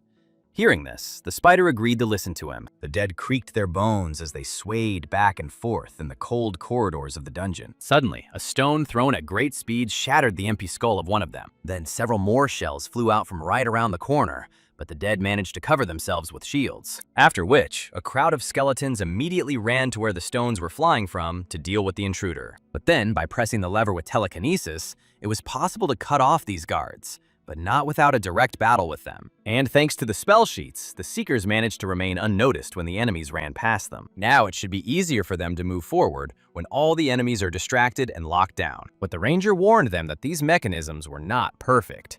One door closes, another opens, and soon the skeletons would notice this. They needed to find the object faster than they were found, Elam said as they reached the huge statue. Their goal was the object of the great hero, and so they found themselves in a large hall at the very foot of the statue. They were curious who built this place, but they hoped that the huge statue would not suddenly start moving. But then Kiri noticed something interesting and called the others. In front of her was a huge tablet with unknown writing, but perhaps there was important information there. The Pathfinder immediately recognized the ancient language and thought that it contained a hint where to find the artifact. When you hear the musician's call, behind the dark, deep wings, a shining actor will appear, looking down from above. "Follow this light," Pier read, and Miner pointed to a strange door with unusual drawings on it. Each door had its own symbol that meant something. Some were quite obvious, but others were more difficult to understand. And it all made Pyre's head spin. Once told to follow the light, the Ranger ordered to fill the door with the sun symbol with mana. Debo did just that, not suspecting what awaited him behind the door that had just opened. He disappeared when he was completely covered by a wave of flame, hiding from sight. Kiri immediately rushed to his aid, screaming. Overall, the guy was alive and even got an afro hairstyle, completely free of charge. Ralph nearly died laughing at the sight, and Pear realized that was clearly not what the message said. But then another guess came to him, and he decided to check the door with the moon symbol. There definitely had to be a meaning in this, the Ranger told them. But something went wrong again, and a stone ball rolled out at Ralph, who went to check the door and almost crushed him. The Pathfinder had just made two formidable enemies for himself, and promised to make the right choice the third time. The group gathered in the center of the room for a short discussion. It has now become clear that if they make a mistake with the symbol, they fall into a trap. The guys had seen this firsthand, but it was still unclear how to solve this riddle. They began to go through all the possible meanings of the symbols and their connection with the message on the wall. Elam then suggested that they were misinterpreting the symbols and suggested that they solve the riddle and then see what would fit the answer. It does not seem that Pierre's understanding of the riddle was incorrect. The dark curtains do indeed refer to the night. The musician is a cricket looking down. It is the moon and the stars. But since they must follow the light, the answer of the star, the Pathfinder finished for him. Always looked down upon. The moon is not suitable because it always moves in circles. The stars also move, but never disappear. Now they realized that the appropriate symbol was the star, which they had previously mistaken for a cross. This time, Pierre himself pressed the door, since there were no more people willing to be tested. The door opened with a flash, and no one died. It looks like they really got it right this time. Ralph and Debo were a little upset. After all, they wanted the tracker to be caught. Inspired, Pierre called them to follow him, and went forward himself. But before he could say a word, a follower of the dark cult suddenly jumped out from around the corner and attacked the Ranger. He would have certainly died that very second, but Elam saved him by shielding him from the blow with his staff. He immediately turned the attack, and the cultist was thrown back. "Little rat!" the magician blurted out in anger, and threw a fire arrow at it. An arrow from such a distance could no longer miss, and the enemy was split in two. But this was her afterimage, because the cultist herself appeared a few meters away in a purple flash. Teleportation skill. This thing is quite problematic, Elam thought. Beiju twisted slyly, clutching the daggers in her hands. This battle promised to be difficult. Moreover, she did not come alone, but with a group of sectarians, who immediately rushed at the Seekers. In an instant, they all found themselves surrounded by a dense ring of enemies. But so far, they showed no signs of worry. One of the sectarians began to pretend to wring her hands to create a sense of horror, but this made her look ridiculous rather than scary. Pierre did not understand how the enemies found the gates that were hidden by an illusion. Elam himself was not sure, because he had checked everything before. So they really didn't expect it. They looked so surprised, said Beiji. They should ask that man about it, she added, looking behind them. At the same moment, Elam received a heavy blow and flew back to the wall. Dibbo turned around sharply and angrily asked what the hell was going on now. Money doesn't make itself, the priest answered, his fist red with blood. It happened the night before they were supposed to go on a mission, when they got separated. Ralph's eyes sparkled with greed, and the light coming from below warmed his soul. It was for moments like these that he lived, the priest told himself, looking at the huge box of gold and banknotes. There was a knock on his room door, and Ralph quickly closed his safe. At the threshold stood masked men from the guild who were responsible for his protection. They immediately told Ralph to be quiet and said that there was someone he needed to meet, but the priest only snorted in response, since they had nothing to say they could leave. And then she appeared on the threshold of the house. Beiji herself. Guildmaster Kanya grinned contentedly at the effect it had had, and said she would teach him proper manners. And now he stood and brazenly laughed right in the faces of his comrades. Dibbo was furious. The damned traitor sold them for a pittance. No one would work for pennies, the priest objected, adding that even the guards of the Gapora Guild would receive triple pay. Still laughing, the priest asked the magician how much he thought his life was worth. A whole 100 million in local money, Ralph himself answered, and grinned greedily. He immediately came under heavy fire from Minor and quickly dodged. After this, the group went on the attack, advancing in all directions. A strange swordswoman appeared on Kiri's path, trying to act tough. Kiri responded with fiery strikes, but it turned out her opponent was just as fast. Moreover, she immediately deciphered her fighting style and where she trained. Therefore, she dodged all the sharp swings of the fire swordswoman without any effort. Although Dibbo was strong in one-on-one combat, he was at a loss when fighting multiple enemies. The cultists had studied them well before the battle and knew all the weaknesses of the Seekers. It was only a matter of time before they were killed, the swordswoman said. Minor fired in all directions, wanting to drive away the enemies, and even hit a couple. Beiji appeared behind her, but the redhead managed to react, but only ended up in an afterimage. The cultist appeared behind Minor and threw a chain around her neck, painfully squeezing her throat. If Elam's fire arrow had been launched at the wrong time, the girl would have definitely suffocated. Beiji shouted at Ralph to deal with it faster, but the priest only grumbled that the magician wasn't that easy to deal with. At that very moment, a sword pierced the ranger's back, and bewilderment appeared on his face. But then it turned out that the sectarian's sword pierced the illusion supported by the piece of paper, and the Pathfinder himself was already standing at the door, safe and sound. He charged the button on the door with mana and asked the cultists if they wanted to know what was behind the door. The noise of machinery was heard. The walls shook, and the sectarians shuddered. Even the mad swordswoman with the scar on her face had a bad feeling. To everyone's surprise, the floor beneath their feet simply disappeared, leaving a gaping void beneath them. Without wanting to, the opponents fell several floors. Since no one had any flying skills, they fell in no order. Kiri was the first to notice a way out of this situation and shouted to Dibbo. There were niches along the walls that you had to grab onto. Kiri grabbed Minor's hand, which was flying next to her. With her other hand, she grabbed hold of the guy with the axe. He told them to hold on tight and swung his halberd with all his strength, so he was able to thrust the axe into the stone as if it were clay. Having received the lever, they swung and jumped together. Dibbo pulled out his axe, and Minor led them straight to the stone niche. Having landed, they caught their breath. The walk had not been easy. True, at that very moment, a partition fell in the middle of the corridor, cutting off their path. The mechanisms of this dungeon began to move again, and the giant mousetrap began to slam shut. The entire dungeon was like a labyrinth, meaning that this place had to be somehow connected to others. Kiri reminded them that there were several depressions in the sheer walls. If they were lucky, they might run into Elam in one of them.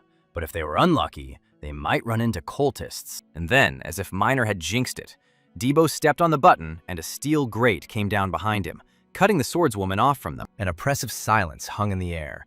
Everyone realized that their situation had immediately worsened significantly. Kiri immediately scolded Dibbo for such negligence, and the guy began to justify himself by saying that it was not his fault. As if that weren't enough, the mechanisms began to creak again, and the walls began to move. Kiri used her searing sunstrike on the grate, hoping to cut it, but the barrier was protected by some kind of magic, and the grate remained intact. Dibbo tried to do the same on his side, but the magical barrier didn't give in to him either. Then Minor tried her skills on the grid and fired a pistol. If an explosive bullet had pierced the grate, it could have harmed Kiri. The flames quickly filled the narrow corridor with a powerful explosion. Minor coughed from the smoke, and when it cleared, she saw that she had failed to burn through the steel. The red-haired girl pressed her back against the wall in an attempt to hold it back.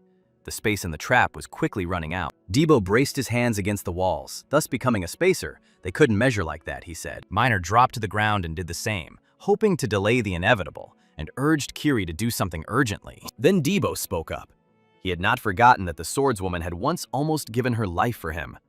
The guy did not like to be in debt and definitely wanted to reciprocate. The girl was touched by such recognition, considering her achievements to be a common thing. But now Debo asked her to save them again. He was already breathing heavily and could barely hold on. Even at that moment, he was joking. Kiri chuckled and told them to wait a little longer. The hidden machines were powered by mana, and the grid was protected by an aura. There should be a core nearby that feeds mana, and she told them not to die until she found him, and wrote down another debt on Debo's account. So she headed back to the sheer well with many different niches in this labyrinth. Somewhere else, Elam, with the ranger on his back, was escaping with the help of telekinesis. However, they flew straight into a dead end, a thick, blank wall. Elam turned back abruptly, cursing at this damned labyrinth. Meanwhile, their enemies were quickly catching up with them, already preparing to pinch their soft spots. He swung his staff and struck his pursuers with fiery arrows. However, all this quickly drained his strength from using his skills twice. Moreover, Beiji and Ralph appeared on the horizon and did not want to let go of their victims. Unexpectedly for the sect member, a fiery arrow circled the column and aimed at the back of her head. A powerful explosion thundered, forcing several cultists to stop. If it weren't for Beiji's teleportation, she would have definitely died. Ralph grumbled with displeasure that her crazy antics almost cost him his life. At that very moment, one of the sectarians threw a kunai. The blades struck the protective spells, and they reflected it, but it was too early to relax. After all, the cultist immediately used the blade explosion skill and caught the ranger off guard. Pyrrha was saved again by Elam, who grabbed him by the collar and pulled him aside. On the way, the Pathfinder almost choked on his own collar. Elam threw him to the ground and prepared for battle, for the enemies were not far behind them. Two sectarians immediately jumped towards them like ninjas with knives in their hands. The first magician pierced the other one with a fire arrow, faster than he said die, but several more enemies threw daggers at him, forcing the magician to dodge. Elam threw a fireball at them to defend himself from the throwers. Even when completely surrounded, the magician fought like a tiger and simply tore his opponents apart. But this delay cost him complete encirclement. Even though the enemies did not dare to blindly attack again, it was not so easy to escape. Only their fear kept the sectarians from rushing at the monster that they imagined the magician to be. Kiri somehow miraculously found the room with the mana core that powered the mechanisms of this labyrinth. She was breathing heavily, having put all her strength into running, but she was still happy with her success. The swordswoman walked forward, thinking about what to do with the core, considering that she just needed to break it. It would be difficult to screw it up, but when she came closer, she simply gasped, because a huge amount of mana was concentrated inside. Kiri was already thinking about destroying this thing, but was immediately attacked by a strange cultist. Kiri fell and coughed up blood, the unexpected attack causing her heavy damage. The cultist laughed. She knew that if Kiri interfered, 2 more seekers would die. Moreover, her opponent was the weakest of them, which further provoked the killer. Kiri rose to her feet, overcoming the pain, and the sect member only laughed at these efforts. The swordswoman cursed and told the cultist that she didn't have time for nonsense and ordered her to get out of the way. It turned out that the strange cultist was not at all averse to chatting. She understood perfectly well that she did not need to rush anywhere. Kiri used her rising sun technique, and a fiery halo surrounded her, and her blade also became filled with fire. How stubborn. The strange sect member sighed and touched her quiver of blades. Having pulled out these blades, she threw them in a fan in one motion towards Kiri. The swordswoman had to fend off a whole storm of blades that fell on her like rain. To make matters worse, some of the blades were illusions, making them difficult to recognize. Kiri barely dodged. She couldn't tell which were real and which weren't. As if that wasn't enough, the blades flew through the air, guided by a thin red thread, and changed their trajectory. It was very similar to Elam's telekinesis, the blade's trajectories constantly changing, further confusing perception. The more Kiri fought, the more irritated she became by what was happening, when another well-aimed blade hit her in the stomach. But fortunately, the swordswoman managed to simply intercept it with her hand. Now she saw the fishing line with which her opponent controlled the blades. But this also meant that Kiri could redirect the blow and pulled the line towards herself. But it turned out that the sect member was, of course, ready for this trick, and she brought down 100 cutting blows on the swordswoman, who had already received many wounds. The sect member apparently decided to finish off her weakened opponent and launched a whirlwind attack on her, after which she landed again on her fishing line stretched everywhere. This strange fanatic walked along them as if on a web, and mocked the swordswoman. She even suggested that she run away and hurt Kiri's pride in every possible way. Kiri Frodomane, born into an impressive family, must have been spoiled as a child. But now they have sent their precious daughter to such a dangerous place. Just don't get angry, otherwise you'll get wrinkles, the sect member added and grinned. All this is because she does not know the other side of the world, when it is impossible to get even a tiny chance if you are born into the wrong family. Is it fair that someone gets privileges simply by birthright? And she's not even talented, the cult member whispered angrily. Kiri remembered her childhood, where she often had to be humiliated and thrown to the ground. She's here because she was pushed through, another swordsman told her, his voice full of contempt. Her current team had a lot of talent, with one exception, the fanatic noted. Kiri didn't have Ralph's combat experience, Miner's fighting instincts, wasn't as talented as Debo, and wasn't as mysterious as Elam. But the swordswoman interrupted the madwoman, saying that she was weak and that she had not lived up to the expectations of her teachers, parents, and friends. All this does not mean that the cultist is stronger than her, said Kiri, and threw off the clothes that hindered her movement. There was little time, so she called on her opponent to attack. At this, the spider began to curse foully because the brave girl had ruined the entire bullying scenario. The blades began to move again and whistled through the air, obeying the tension of the threads. But Kiri responded to this with a scattering of ice, unexpectedly using a skill from another element. The sect member didn't know about this skill. She had to run away quickly because a scattering of icicles cut her threads. Pathetic tricks, she said, and went into close combat with her sword technique. As a child, Kiri came to her teacher for advice, and he asked her if she really thought their order accepted her only because she was of noble birth. But the teacher responded that she simply shouldn't adjust to the standards of others and shouldn't limit herself. One day, she will be able to understand the meaning of his words and believe in herself, and then she will become stronger than anyone. The wounded swordswoman sped up and miraculously kept up with all the blows of the mad killer. They exchanged their most powerful techniques. Each swing was deadly, but Kiri dodged them all. The swordswoman's power didn't just burn away her opponents, it was like a vast universe. Following the ice, the period of the sun came. A huge fireball quickly flew towards the sectarian, and through its flames, with a series of sword swings, the fire swordswoman approached. They slid against each other, but only one remained on her feet. The core was quickly destroyed. Only now, Kiri understood what the teacher meant. Perhaps she never had any limitations. She just kept believing in herself and her friends, and that gave her strength. Debo gave her a thumbs up when Kiri returned. There was nothing else protecting the bars, and they were able to cut through them. For the first time, Kiri felt truly happy. But the overall battle did not end there. In the labyrinth, there were still many cultists who were looking for adventurers like hungry dogs. So far, the Ranger and Elam have managed to avoid contact with the help of protective spells. But what was much more worrying was the condition of the magician himself. He looked even worse than when he used the Seer's Eye. A few minutes ago, when they were cornered again, Elam repelled the attacks with his guided arrows. While the Ranger fought back as best he could, he was the weakest of the pair, and the cultists targeted him specifically. But with the help of spells and special techniques, Pierre had something to surprise the enemy with. But his seals were cut by daggers and did not have time to be activated. Then the weak tracker instantly despaired and begged to be left alone. But fortunately, the magician could handle the job for two.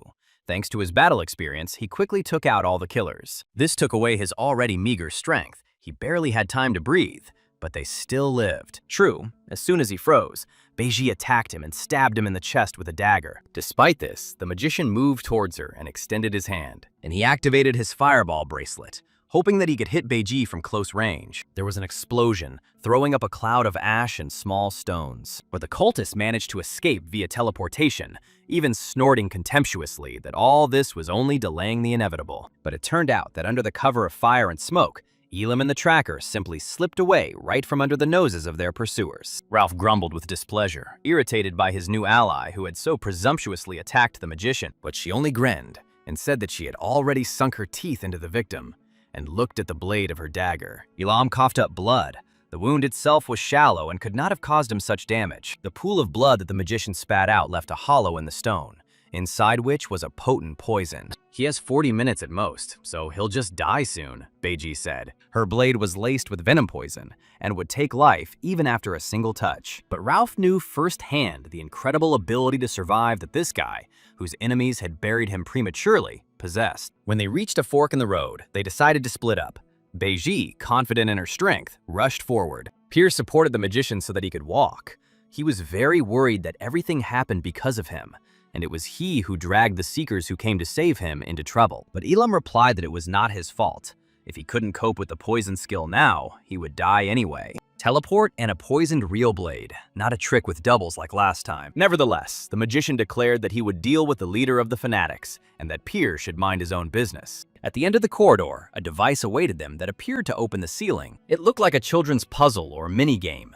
If you solve it, the mana flow will close and go along the wires. Pier asked to wait a little longer, and promised to solve this problem. Elam went under the protection of the seal, and told him not to rush. He also had his own business. He activated the clairvoyant's eye to examine the entire labyrinth from the inside. Ralph moved quickly with several fanatics. Apparently Beiji did not trust him and kept him under surveillance. The priest wanted to deal with the magician personally and ordered them not to interfere in their fight, but they refused to obey, to which Ralph suggested expressing all his indignation to his leader, but did not finish, because a familiar flash of fire was already flying straight into his face. The arrow came from a great distance and constantly changed its trajectory. It was impossible for an ordinary person, but not for a magician with so many artifacts. It was impossible to determine where his blow had come from, because the magician saw right through the labyrinth. Ralph realized that all this was with the help of the eye, but he could not do anything.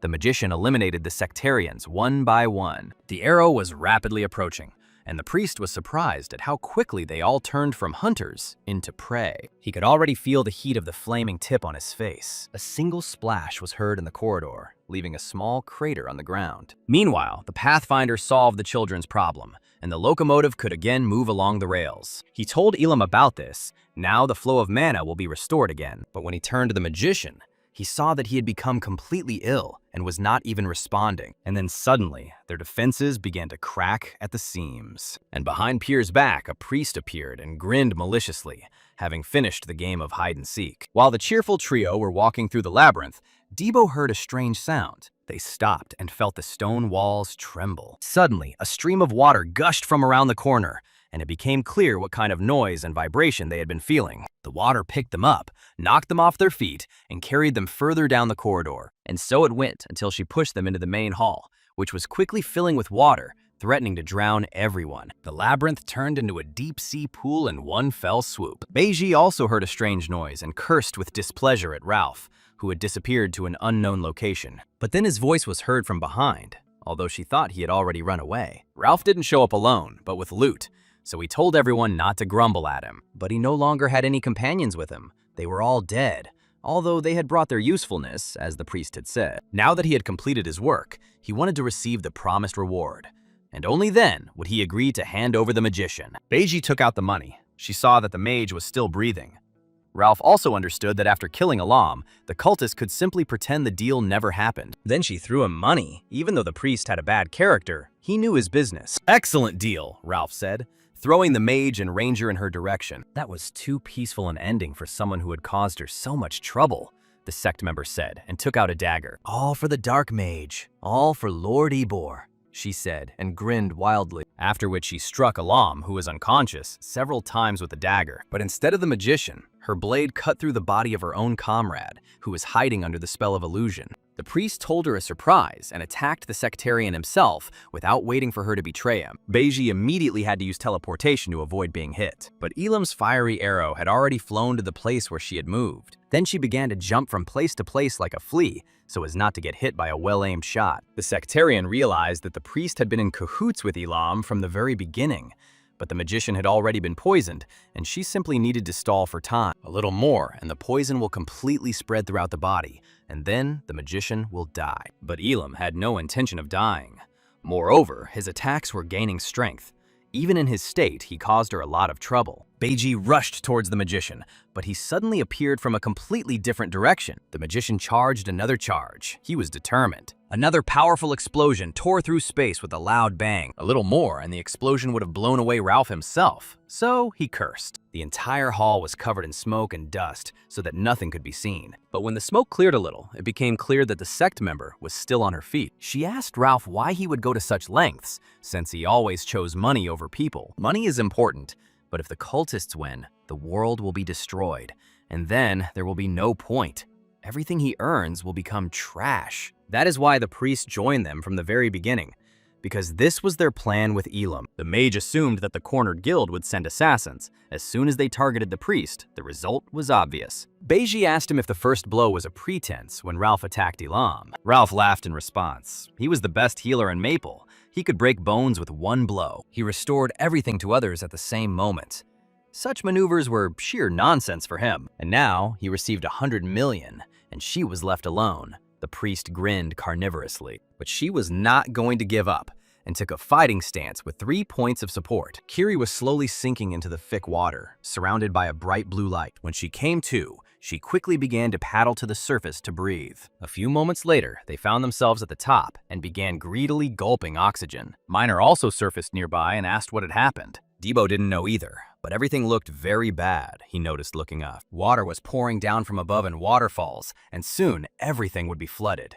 They had no more than half an hour. To get out, you need to open the hatch at the top, but the problem is that Kiri has already turned off the power source. Suddenly, a huge sword, held by a statue of an ancient hero, fell into the water, and then when they looked up, they were horrified to see that this huge statue began to move and swung its sword again. Beiji plunged into her childhood flashback, the times when she received her childhood trauma. Because, as we know, all problems, of course, come from there. In her hands, she held her curved dagger, which looked more like a ritual or agricultural tool. All the houses around her were burning, so the picture really did resemble hell. She heard footsteps, and a man told her that the same fate awaits murderers in hell. Her revenge was complete. Everyone who lived here was dead. Everything is as he promised this little girl. From now on, her life belongs to him, said the tall gentleman, and his name was Ibor. Beiji attacked so quickly that she surprised even Ralph and Elam. In an instant, Beiji cut them down with her dagger, but they were again their illusory doubles. Now in front of Beiji, she saw several doubles of the priest and the magician at once. Most of the illusions were created by spells and would dissipate in one hit. But the problem was that reality was mixed with illusions, and Beiji was receiving real attacks. Piers shouted at them to quickly put the cultist down, since he no longer had the strength to support the clones. Elam's staff whistled through the air, and Beiji moved again. But with the help of his menacing eye, which looked in all directions, he directed his fiery arrows to a new point without letting go of the sectarian. Another explosion sent ash and smoke into the air, showering them with stone chips. Suddenly, Beiji appeared behind the tracker who was causing her so much trouble. But it turned out that the guy was ready for this and immediately counterattacked the sect member. It turned out that the real Pier was in another place, and Ralph took his appearance to deceive their enemy. Now the cultist had a hard time because the priest was very strong in close combat. She threw her chain dagger, but Ralph simply dodged it with a smirk on his face. But the killer managed to put the chain around the priest's neck and pull it. Ralph swung sharply at her, but Beiji moved in an instant. Pulling the target with her hands, she caught the priest in a grip from which the priest could not escape. Then Elam saved him by cutting the cultist's chains with his sword. So they constantly moved and attacked her from all sides, not allowing anyone to be killed. Elam used telekinesis to attack with his staff in close combat. Beiji was forced to fight off this too, and to her credit, she held up well. Her speed was enough to hold her own against two dangerous opponents. The peer who watched the fierce battle realized that he shouldn't even go where real monsters were fighting. As soon as Beiji moved, she was immediately attacked by Elam, and she was constantly losing strength. As she took the blows, the sect member slowly weakened and slowed down. Her dagger furiously cut through the granite and showered everyone with stone chips. A burst of black flame power sent the attackers flying. The priest and mage took heavy damage, and Elam was even taken by Pier. But before that, Elam managed to wound the sect member. She held his hand and cursed foully. But at that very moment, a powerful stream of water gushed from all the passages into the hall. In an instant, water filled the labyrinth and swirled all the opponents around. The current separated them. Elam emerged to the surface and looked around. Ralph had already healed himself and grabbed one of the columns like a monkey, anticipating a quick victory. But he jumped to conclusions and was immediately attacked by Beiji. Even weakened, she was still dangerous. Their advantage in numbers was now negated because the cultist could still move quickly, unlike the Seekers. Beiji's eyes were full of hatred. She didn't even think of retreating. The cultist jumped and hit the priest in the back. Now he too was infected with poison. Ralph winced and screamed in pain, his mouth completely exposed. Beiji pushed off from the column and disappeared with him into the thickness of the water. Elam, holding on to Pyrrha, shouted to his partner, but he no longer heard him. The killer dived and looked for the priest, wanting to finish him off. But then he himself gave her a surprise by attacking underwater. True, Beiji moved despite the dive. The priest himself suffered from poison, which caused him severe pain. Beiji attacked him again, and Ralph covered himself with his hand. This attack could have been fatal for him, but he pulled out the artifact of rebirth. The bright light caused the sect member to lose sight of the priest, but he fully recovered and attacked her. Despite the resistance of the water, the blows were still dangerous. The priest's artifact dispelled magic, and it seemed that this was how he had cured Elam, the cultist realized. Unexpectedly, her dagger encountered a magical barrier. Even after such a long fight, the priest still had some trump cards. Beiji couldn't penetrate his defense, while the priest himself could attack. Due to the intense activity, both of them were rapidly running out of oxygen. Ralph wanted to grab the cultist, but she again slipped away from his grasp. But the last movement of her hand was very dangerous, as if her opponent had figured out her weakness. While in the protective bubble, Ralph was able to breathe and spoke to her, saying that he couldn't ignore her bragging. So he watched carefully and looked for the teleportation item that the cultist was carrying with her. Confident in his own strength, the priest attacked Beiji himself, pushing off from the bottom. With his blows, he crushed the columns, forcing them to dodge. It was all useless, the priest shouted at her from his bubble. Beiji moved behind him, as she had been doing all this time. But Ralph was already expecting this trick, and simply hit back when she disappeared. As soon as he grabbed her, he began to beat her with his fists, as if with sledgehammers. The assassin responded with a powerful technique, and Ralph disappeared in a flash of purple flame. His protective barrier failed and shattered into pieces, and the crazy sect member rushed in immediately, not giving her a chance to catch her breath. At that very moment, a stream of flame cut off her hand, because Elam had been watching them all this time. Using telekinesis, he parted the water and moved, after which he shot a fire arrow. Ralph chuckled contentedly. A snake without one tooth is no longer so dangerous. His blow sent the cultist flying into the wall, but she still held the dagger in her hand. But the blow was not aimed at her, but at the teleportation object. Now Beiji lost her main advantage. She gritted her teeth. At this rate, Beiji could no longer follow the Ewok's orders. She rushed forward in a final attack. Despite everything, the sect member remained faithful to her master and wanted to fulfill his order. The spiral of fire evaporated the water in its path, quickly approaching Beiji. She tried to stop the flames with her dagger technique, and their powers clashed. The blade cut through the fire, and the cultist moved forward. A wave of boiling water hit her in the face, scalding her skin, but she still moved forward. She had to carry out the order, even at the cost of her life. But Elam's flame proved stronger. Beiji was thrown back. She lost her arm and began to sink to the bottom. But for the sake of her master, she grabbed the knife with her teeth again and dived into the boiling water. It's good that there's still one arrow left, Elam said, placing it on his staff like a bow. It all took less than a moment. The arrow sang goodbye and headed towards its target. A wall of fire obscuring her entire field of vision, bright as the sun, was the last thing she saw. Excellent, Beiji told herself, remembering her life. Until the very end, she thought only about how to serve her savior. The flame left no trace, but Elam saw that she smiled before she died. The shockwave sent the assassin's broken blade flying, and it pierced the wall, the only thing left of it. Meanwhile, the cheerful trio fought with a huge stone. Miner used an explosive cartridge on him, her exceptionally destructive technique. But the stone wasn't badly damaged. It even managed to stay afloat somehow, given its size. She fired again, causing an explosion to occur on its surface. The girl thought that she had already hit properly and caused damage, but the ancient hero was not harmed and immediately counterattacked her with his monstrous sword. Luckily for her, Debo managed to grab the shooter and climb higher with her. All this time, Kiri was accumulating mana for the final attack, surrounded by an icy aura. Everything she touched turned to ice, and since there was a lot of water here, the stone statue slowed down. There was no need to defeat this monster, the swordswoman told them. The most important thing was to focus on how to open the ceiling. Miner slid down the wall, continuously pouring fire on the giant. Taking advantage of the fact that he was distracted, Debo hit him on the huge head with an axe. They hoped to quickly find the mana stone there, but it was important to take possession of it without destroying it. So first, they wanted to weaken the statue's defenses. However, not everything could go too smoothly.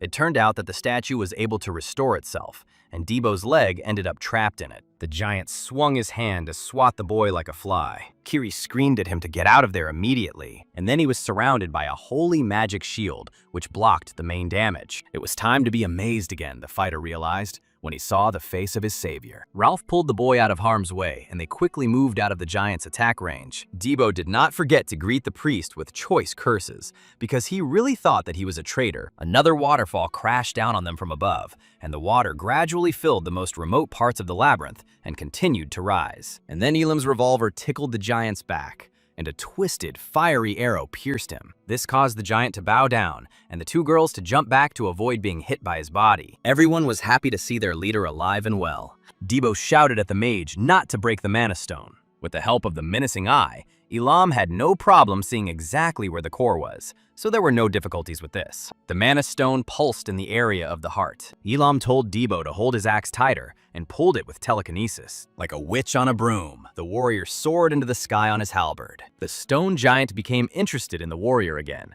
and stretched out his paw towards him. But this time, Miner covered him. Realizing Elam's plan, she opened fire on his hand. Both girls shouted at the fool to hit him with all his might. Daibo was pleased to feel like he was in the lead role, even though he was embarrassed by being called a fool. But he swung the axe with all his might. A powerful blow with skill pierced the armor and revealed the contents of the giant, inside which was emptiness and mechanisms. The warrior immediately jumped inside before the armor could be restored, as if it were alive. Although the hole had closed, a warrior was already sitting inside the giant.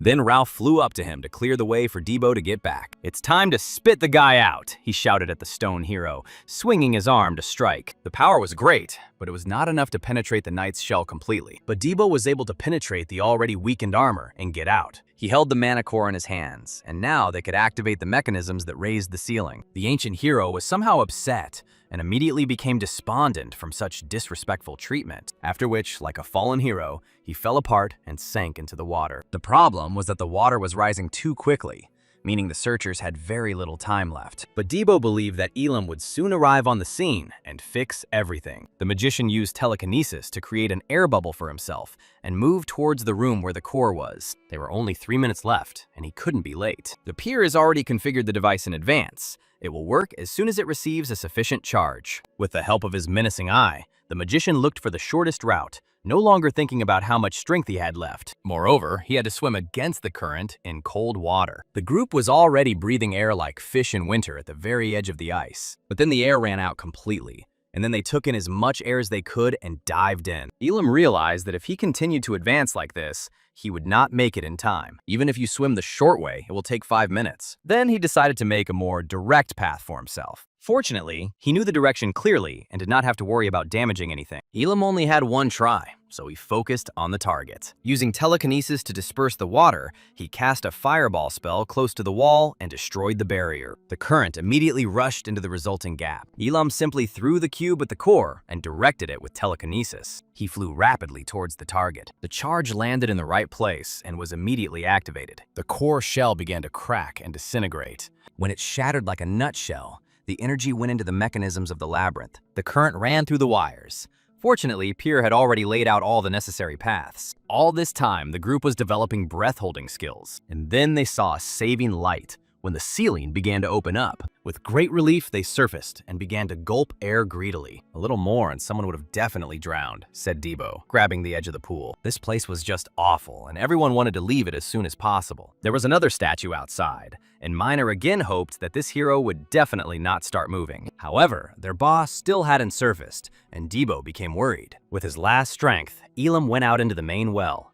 He could no longer maintain his bubble of telekinesis. The light was so close, but he simply ran out of strength, and his body went numb. His mind was clouded, but out of the corner of his eye, he saw Miner dive after him.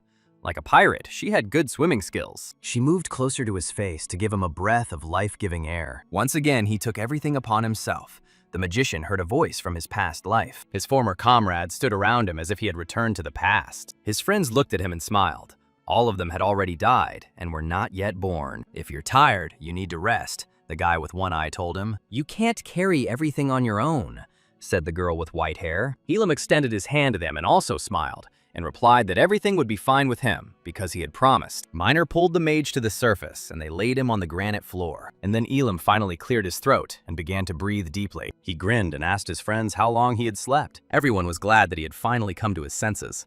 At moments like these, the group felt united. The magician's body was fine because Ralph had managed to heal him. He glanced at the blushing Miner. The girl looked away and said that everything was fine with her too. After the fight, they were finally able to talk about the role of the double agent played by Ralph. Everything had been planned in advance, but during the process, it was improvised, and to make everything convincing, this information was kept secret. Elam, however, immediately put Ralph in his place, saying that he wasn't such a good actor. They also dragged along a cultist, who, it would seem, should have been burned or boiled. But no, all in order to hand over the cultist to the Gapur Guild. But then their tracker suddenly rushed towards the exit, leaving everyone behind. The group rushed after him and entered the last hall, which was now unguarded. In the middle of the room stood an altar, on top of which rested a treasure. The thing looked luxurious and sparkled with gold, so everyone understood that their efforts were not in vain. Without a doubt, this was a hero's item, one that could only be heard about in legends. Of course, there were also fears that this thing was just a fake. It was too difficult to believe in such luck. But the ranger knew the description of the artifact well, and it matched it. It was the key to the Phantom's warehouse, he told everyone. Phantom was Maple's best thief, and legend had it that his warehouse held wondrous treasures. Then Pear was the first to take the key to the vault, and at that very moment, the entire labyrinth building shook, and plaster began to fall on my head. Ralph immediately let out a couple of his malicious expressions. They had no choice but to quickly run away from this place. Pear led them to a tower that had an exit, but then the Seekers were found by skeletons that had been wandering around somewhere all this time. Ralph stepped forward and reached for his artifact. It was his turn to deal with the problem. And all because, as a priest, he had a skill that drove out evil spirits with a wave of light. This caused the simple and low-level undead to simply crumble to dust. He hadn't used this thing before because it costs mana, and he also didn't forget to mention that it costs money to use, so he wants money. Suddenly, someone more serious set out to chase them. A whole Death Knight was pursuing them. He swung a huge scythe and moved quickly thanks to being a horseman. Pear shouted at Ralph to try his trick again, but the last time was the last. The priest was exhausted. The knight on their tail looked dangerous. They all risked being left in the labyrinth and adding to the number of the wandering dead inside. But then the bridge they were running across collapsed, and everyone, including the knight, fell down. Pear used his last talisman to stay afloat, but the Death Knight lived up to his title and continued to pursue them underwater, becoming an underwater knight. Elam called out to Kiri, and she nodded in response, already knowing what to do. Using her ice technique, she froze the water and immobilized the knight, and now he has become a convenient target for Miner, which immediately fired a destructive salvo at the annoying pursuer. The explosion hid the knight from sight, and they continued to escape using the plane's magic carpet. A wall appeared ahead, and Elam realized that it was his turn to clear the way for them. A fire arrow blew up the wall, and the squad quickly flew through the gap. The entire tower was rapidly collapsing and leaning under its own weight. But then, at the very top, they saw the return gate. At the signal, everyone jumped into the portal when the building had already completely collapsed. 6 Seekers and 1 captive fell into the void and disappeared. Somewhere far away, a huge spider stopped sensing Beiji's energy. This meant that she also failed. The man who was on his knees had no excuse why he himself did not go with his charge as a responsible leader. He said in a choked voice that he would pay for everything with his life. The spider moved its legs, touching the web. It could end this man's life at any moment. But first he wanted to put on a real show that needed an audience. "It's time to change figures," said the spider, and 2 people entered the room. Somewhere else, the butler bowed his head and reported that there was still hope. "The gate is active, which means the young master is still alive and can wait for rescue. The gate is still active and 6 can be sent there." He promised to assemble the best squad, and the fat gentleman nodded nervously, giving his consent. The sun continued to illuminate the bustling streets of the port city. In a small warehouse where the dark mage hunters lived, they discussed the recent news that Jack Reeves, the son of Maple's richest man, had disappeared. His group was well equipped, and the orange gates were within their power. The squad leader thought, among the suspects was the Kania Guild, which could have conspired with others. Everything looked suspicious, and she decided to first contact the management when the door suddenly opened, although there was an order not to let anyone in. But they immediately recognized the one who entered by his voice. He still couldn't take off that damned ring. Ranger Peer demanded that he give up what belonged to him, but Elam explained that he wanted it. He just couldn't. The leader of the hunters, upon seeing Peta, immediately beamed with tears of joy in her eyes, but he seemed not to notice anything around him and demanded the return of his property, shouting loudly at the magician. The girl sighed heavily. After all, her comrade had not changed, even after their long separation. Incredible news had already spread throughout the city in the morning newspapers. Jack Reeves was stuck in the gate, and he had the best team in the 3rd circle. The Goldrich Guild was going to send help, and if successful, they would pay $1.5 billion, Debo read. Ralph shuddered, wondering where Elam had disappeared to at that moment when the priest was eager to heal someone. Debo, however, was not deceived by such a desire for good deeds, backed by an impressive sum of gold. and he asked why they went to the slums. There were no expensive shops or anything else in this place, so it was necessary to find out everything on the spot. When they entered the dusty room, they saw that it looked like an old grocery store. Ralph greeted the local owner, who didn't even wake up when they entered. It turned out the priest had been here before. Finally, the merchant came to and greeted Ralph weakly, surprised to see him alive. "But this is their first meeting since Ralph deceived him and ran away," said the merchant, holding a toothpick to the priest's throat. Debo didn't understand what was going on as he listened to their squabble. But when the priest took out a bag filled with valuable waste paper, the merchant calmed down a little. As it turned out, the money belonged to Elam. Ralph would never have parted with his. For a few more moments, the merchant stared at the priest, as if checking whether he was lying or not. But having decided that he was telling the truth, he immediately turned into a kind old friend who was glad to see him. Having finished with the greetings, they got down to business. Ralph needed reinforcements, and the merchant pulled back one of the sheets that covered the box with the scrolls. Dibbo was surprised. He had expected something more impressive, and the merchant immediately realized that the boy Ralph had brought was still young. Simply put, these scrolls enhanced other items with a certain probability.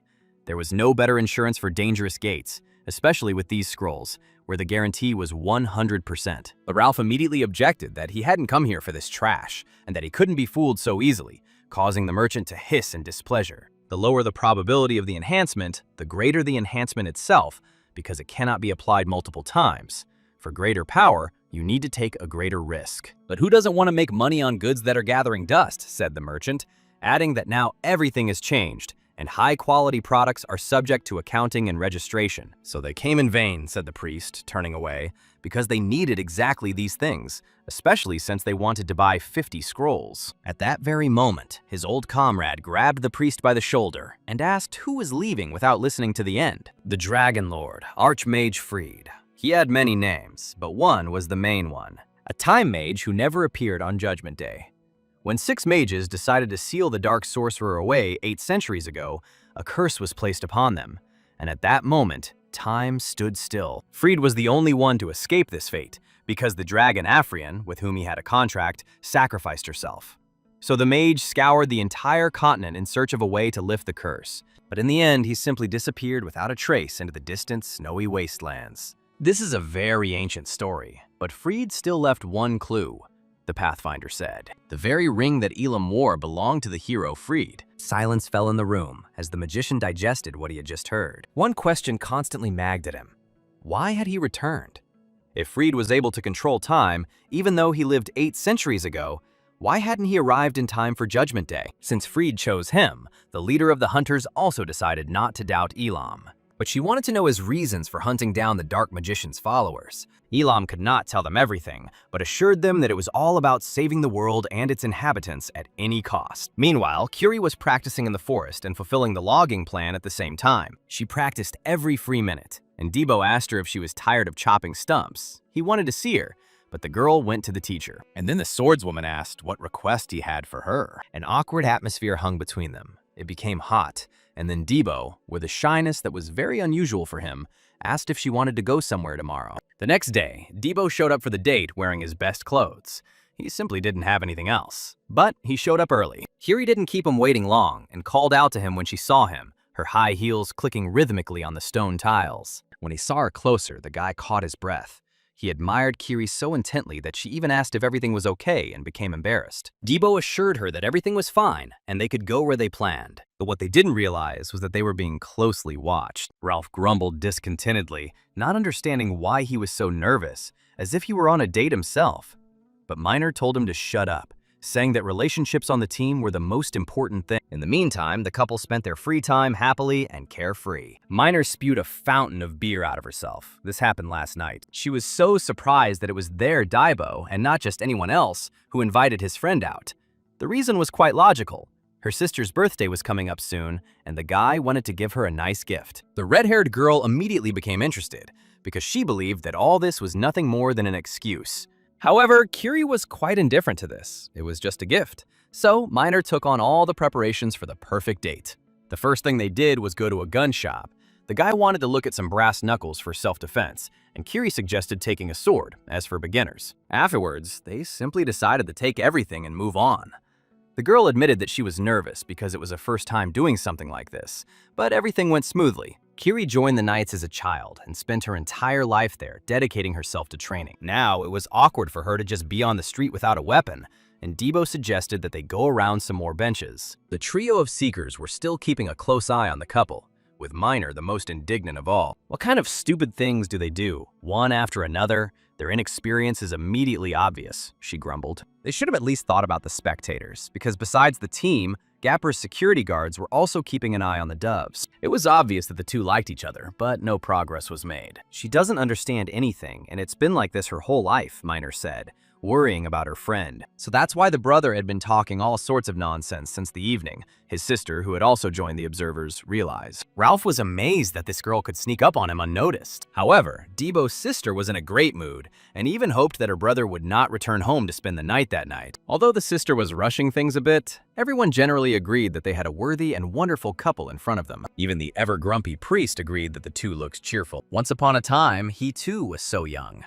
And with her, the priest indulged in memories of his youth. But the red-haired beast quickly brushed off his story, saying that no one was interested in it, she said. Elam came to the expected conclusion that all this was a waste of time. Minor, of course, understood that he was a crazy fanatic and that this was not interesting to him. But Elam objected that this was not so, and this surprised the girl. Now, circumstances were getting in the way, but otherwise he had a relationship. The redhead muttered that all of this was just excuses, and there were no important circumstances to interfere. Everyone had forgotten about Ralph. It's all in the past. She's dead anyway, Elam said gloomily, and then remembered that she was still alive in this timeline. So they all had a good time watching the happiness of others. The couple walked until the evening. Debo thanked Kiri for the time spent and the gift. She was about to leave and the guy called her, but he didn't dare confess, so he simply wanted to see her at training tomorrow. Then sweet Kiri smiled charmingly and offered to help next time if needed. Her smile took his breath away. When the guy returned home, he saw his entire group there, quite dejected, but his sister was beaming with happiness. She immediately understood that nothing had worked out for him today. Somewhere in some gate there was an ordinary painting. Freshly painted red walls, scraps of meat all around. Some guy begged the monsters to stop in vain and lost his mind from fear. In front of him, he saw a terrible red symbol that was ominously burning with fire. It burned on the forehead of the gray-haired old man who cast the spell at the poor seeker. The old man entered the room where the artifact rested on the altar. It was the seal of the hero freed, which had the power of time, and the old man was glad to get it. With this power, the Black Magician's plan will be fulfilled, he said, and took a stone cone from the altar. Unfortunately for him, however, he did not feel any flow there, as suddenly there was an explosion. The labyrinth began to collapse, and the old man screamed in rage and anger. Someone had already turned back time, and the old man realized that he needed to find it. In a rage, he crushed the artifact. The next day, a lot of people gathered at the Goldrich Guild building. These were seekers who responded to the ad. Many adventurers argued about who should get this lucrative prize and who was more worthy of it. They were ready to find out on the spot by force of arms. But in reality, they were just chatting for now. The mustachioed butler looked at the warriors of the third circle as he walked past. They had to choose carefully. But then everyone was surprised to see another seeker dragging a large box on his back. And this man turned out to be Elam. He easily carried on his shoulder a huge box that looked more like a coffin. The owner of the Goldrich Trading Guild, he was known as the richest man in the world of Maple. And according to rumors, he could buy an entire kingdom. And now this man was waiting for him at the fountain, in his palace, his hands clasped tightly behind his back. When the guest he was expecting entered, Goldrich narrowed his eyes and looked at him with distrust. From the look on the guy's face, he immediately realized that he had decided to make an unsuccessful joke. Elam introduced himself and began to explain why he had come, but he was interrupted, and it was clear he couldn't handle the task. The Gapor Guild was beyond his capabilities, and so he had to leave, while the master of the house was in a good mood. When Elam declared that he came here personally and not from the guild, they didn't want to listen to him even more because he was a pathetic seeker of the third circle of power. Then, without listening to any of Goldrich's objections, the magician threw his luggage on the ground, causing a storm of indignation. Elam apologized in advance for his rudeness, but quickly opened the huge box. As soon as the lid opened, Goldrich gasped in surprise and fell silent. They immediately recognized the face of Beiji, the leader of the Kanya Guild, and from the marks on her body, it was also clear that she did not die a natural death. The owner of the house immediately started shouting, asking what was going on and if the guy understood what he had done. Even the fact that he brought her here could have started a war between the guilds. Elam looked straight into the eyes of the rich man and confidently declared that he would become part of this war. At these words, another man entered the room, walking heavily in steel boots. Before coming to the magnate, they went to see the head of the Order of Knights in which Kiri served. When they told him everything about the Dark Magician's follower, the leader was amazed by this. Elam warned that the enemies were much stronger than they seemed. Their roots were throughout the Maple World, even in Cygnus. Elam took full responsibility and wanted only one thing: to wipe the remnants of the Kanya Guild from the face of the earth. And this was supposed to happen in 3 days. When the captain of the Knights of Cygnus, Michael, entered the room, he immediately confirmed the Seeker's words. They were facing a war against the followers of the Dark Magician. At the captain's signal, Elam directed mana into Beiji's body, and the mark of a dark sorcerer appeared on her face. The mark of followers, as Elam explained to them, is on every cultist, which highlights their commander. Since the guild leader was a cultist, that meant the entire Kanya Guild was criminals, Goldrich realized. And then the magician made them an offer they couldn't refuse. In the evening, they were all celebrating in the tavern. Tomorrow, they would go into battle. So today, everyone was just relaxing. Elam was not worried because they had done everything they could to prepare. All the items are reinforced, they trained for a long time, they need to rest well before the fight, the magician was saying when Ralph interrupted their conversation. He grabbed Elam by the neck and asked what they were whispering about, as if they were a couple. As a professional in the field of romance, he could have given a lot of advice, but the magician refused him, hitting him in the jaw with his fist, and he asked me not to get so close to my face anymore. Ralph was indignant, but quickly recovered and steered the conversation in another direction. They decided to join the Jack Rich rescue team, even though they knew it was an obvious trap. It would be better to join the raid against Kenya, Minor agreed, but Elam wanted to find something. He heard that Jack Rich had recently found a map to Freed's legacy. The fact that the cultist had attacked the Seeker meant that the map was correct. This meant that his path was also leading there, since his task was to do everything possible to prevent the success of the villains. All that remained was to hope that everything would go according to plan, although Elam couldn't remember offhand when something had ever gone as it should. Somewhere far away, a skull was providing valuable intelligence about the magician, Elam, 20 years old. As a debtor, he was a slave in the Gapur Guild for 3 years. 2 months ago, he awakened the first circle. 2 days later, he reached the second circle, and 3 weeks later, he reached the third. Given the potential, he will continue to become stronger. Now everything is in his hands, he said in a voice, and the young man with a stern face bowed, accepting the order. Some Seeker was not allowed in by the guards, which surprised him greatly. This was not what they agreed on, the boy shouted at Sir Royce. Everything was decided, and he even promised to support their team. Sir Royce himself felt awkward, but he could not do anything. The decision to end the free Seekers came from above. No one said anything. Then the boy asked about the money he paid Royce. But then all the attention of the indignant searchers was attracted by Elam's group, accompanied by Goldrich's butler. The guards raised their spears, and Royce asked the butler who these people were with him, walking towards the gate. Marco didn't explain anything. He simply told them to accept everything as it was. The Seekers immediately began to be indignant because these newcomers weren't even at the exam yesterday, so everyone felt offended. Elam's team walked past calmly, and Minor stuck her tongue out at everyone one last time. Once at the gate, they looked around the dungeon and stopped to wait for the others. Debo whined about how all the locations were similar to each other for the 3rd time in a row, and they had to fight on a paradise tropical beach, and not in a dense pine forest, but in musty caves and burrows. Minor turned to the gate. The guys were in no hurry to leave, and that was strange. Ralph and Kiri never showed up, so the group was suddenly split up. The priest cursed foully as his hand hit the gate barrier as if it were stone. No matter how much he tried to get inside, the access was obvious. Turning around, he asked if anyone else had entered the gates, since 6 people could have entered, and there should have been a guard there. A trap, Kiri concluded the obvious, and frowned. 2 men entered the gates earlier. One dressed in a robe, the other in rags, and with weights on chains tied to his feet. The white-haired man asked how they would get in touch and meet, since they were able to get here.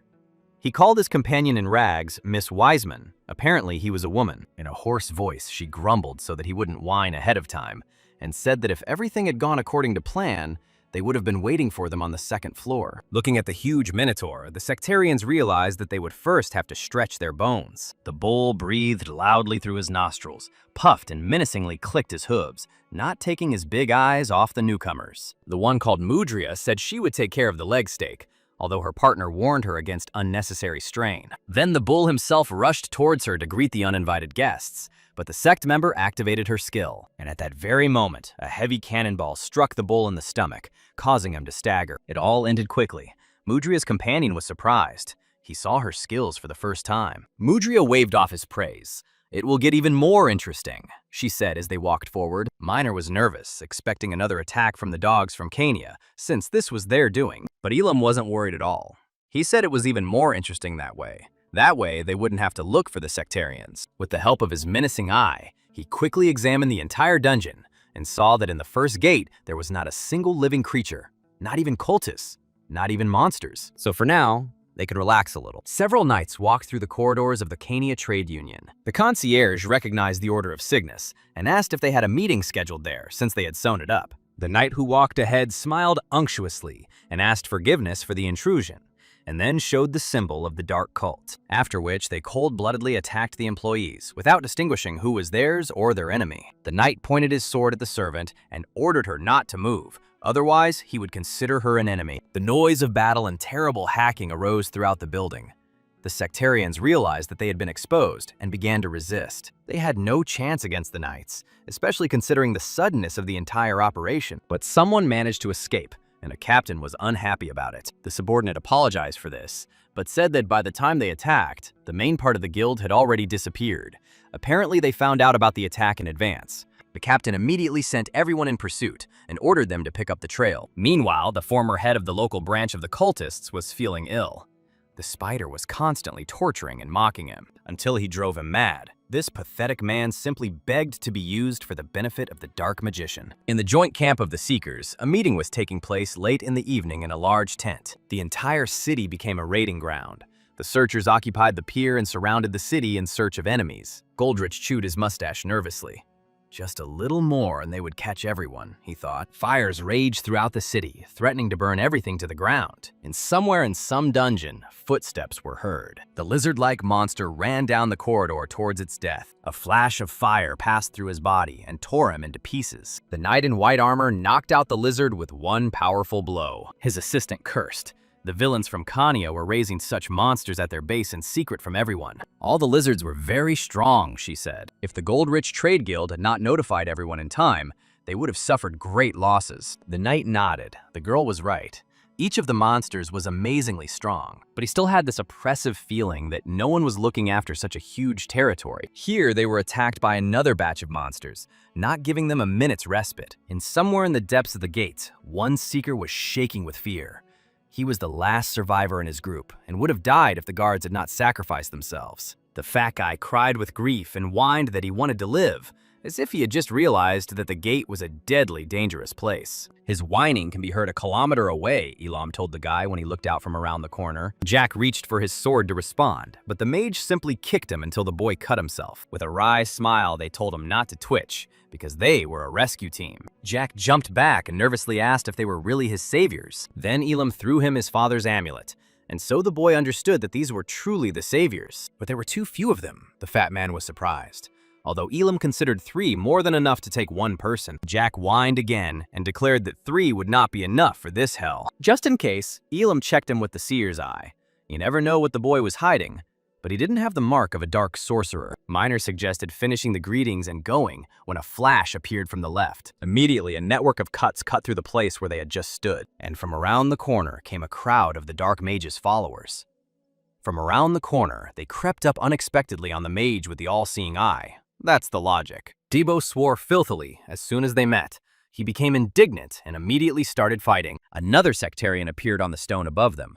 Unlike the others, he did not hide his face. Elam finally decided to use his eye again to check on this stranger with an astonishing amount of mana. He jumped down, holding a cane in his hands. Since their opponents were not afraid, they were strong, he realized. It's worth checking whether Will's worries are justified, the blonde man said, using the skill. The scarlet sign of the dark cult was emblazoned on his hand. At the same time, an explosion was heard in the city, scorching everyone nearby with fire. People didn't understand what was happening and were stunned. The box on the pier suddenly lit up with light and swelled up like a ball. Explosions occurred throughout the city, sowing panic and destruction. At the Kenya base, in their dungeon, The night Michael fell into a bloody trap. He ordered everyone to retreat, but it was too late, and his body disappeared in a bloody glow. He suddenly moved without knowing where. It was dark around, so he could not see the edge of the room. In the dust, Michael heard footsteps, and someone asked, peering nervously ahead. They must know each other well. The knight's complete double told him, a sure symptom of creative insufficiency. And in the tent of the guild leaders, there was chaos. 3 of their teams were defeated, and the knight captain had disappeared completely. The arguments became louder, so that their voices reached far beyond the tent. The enemy is always one step ahead, Goldrich thought nervously, which means they have a mole. Guildmaster Gapor ordered a change of plan since their actions had been exposed. At that moment, someone approached the tent and was stopped by the guards. There was a noise from outside, and everyone turned towards the exit, waiting for the outcome. What a fuss to make about a couple of people, said Goldrich's butler, stepping forward. When he opened the tent, a masked cultist appeared there. Everything will be over soon, the butler declared. This news shocked all the allies. Their enemies were right under their noses all this time.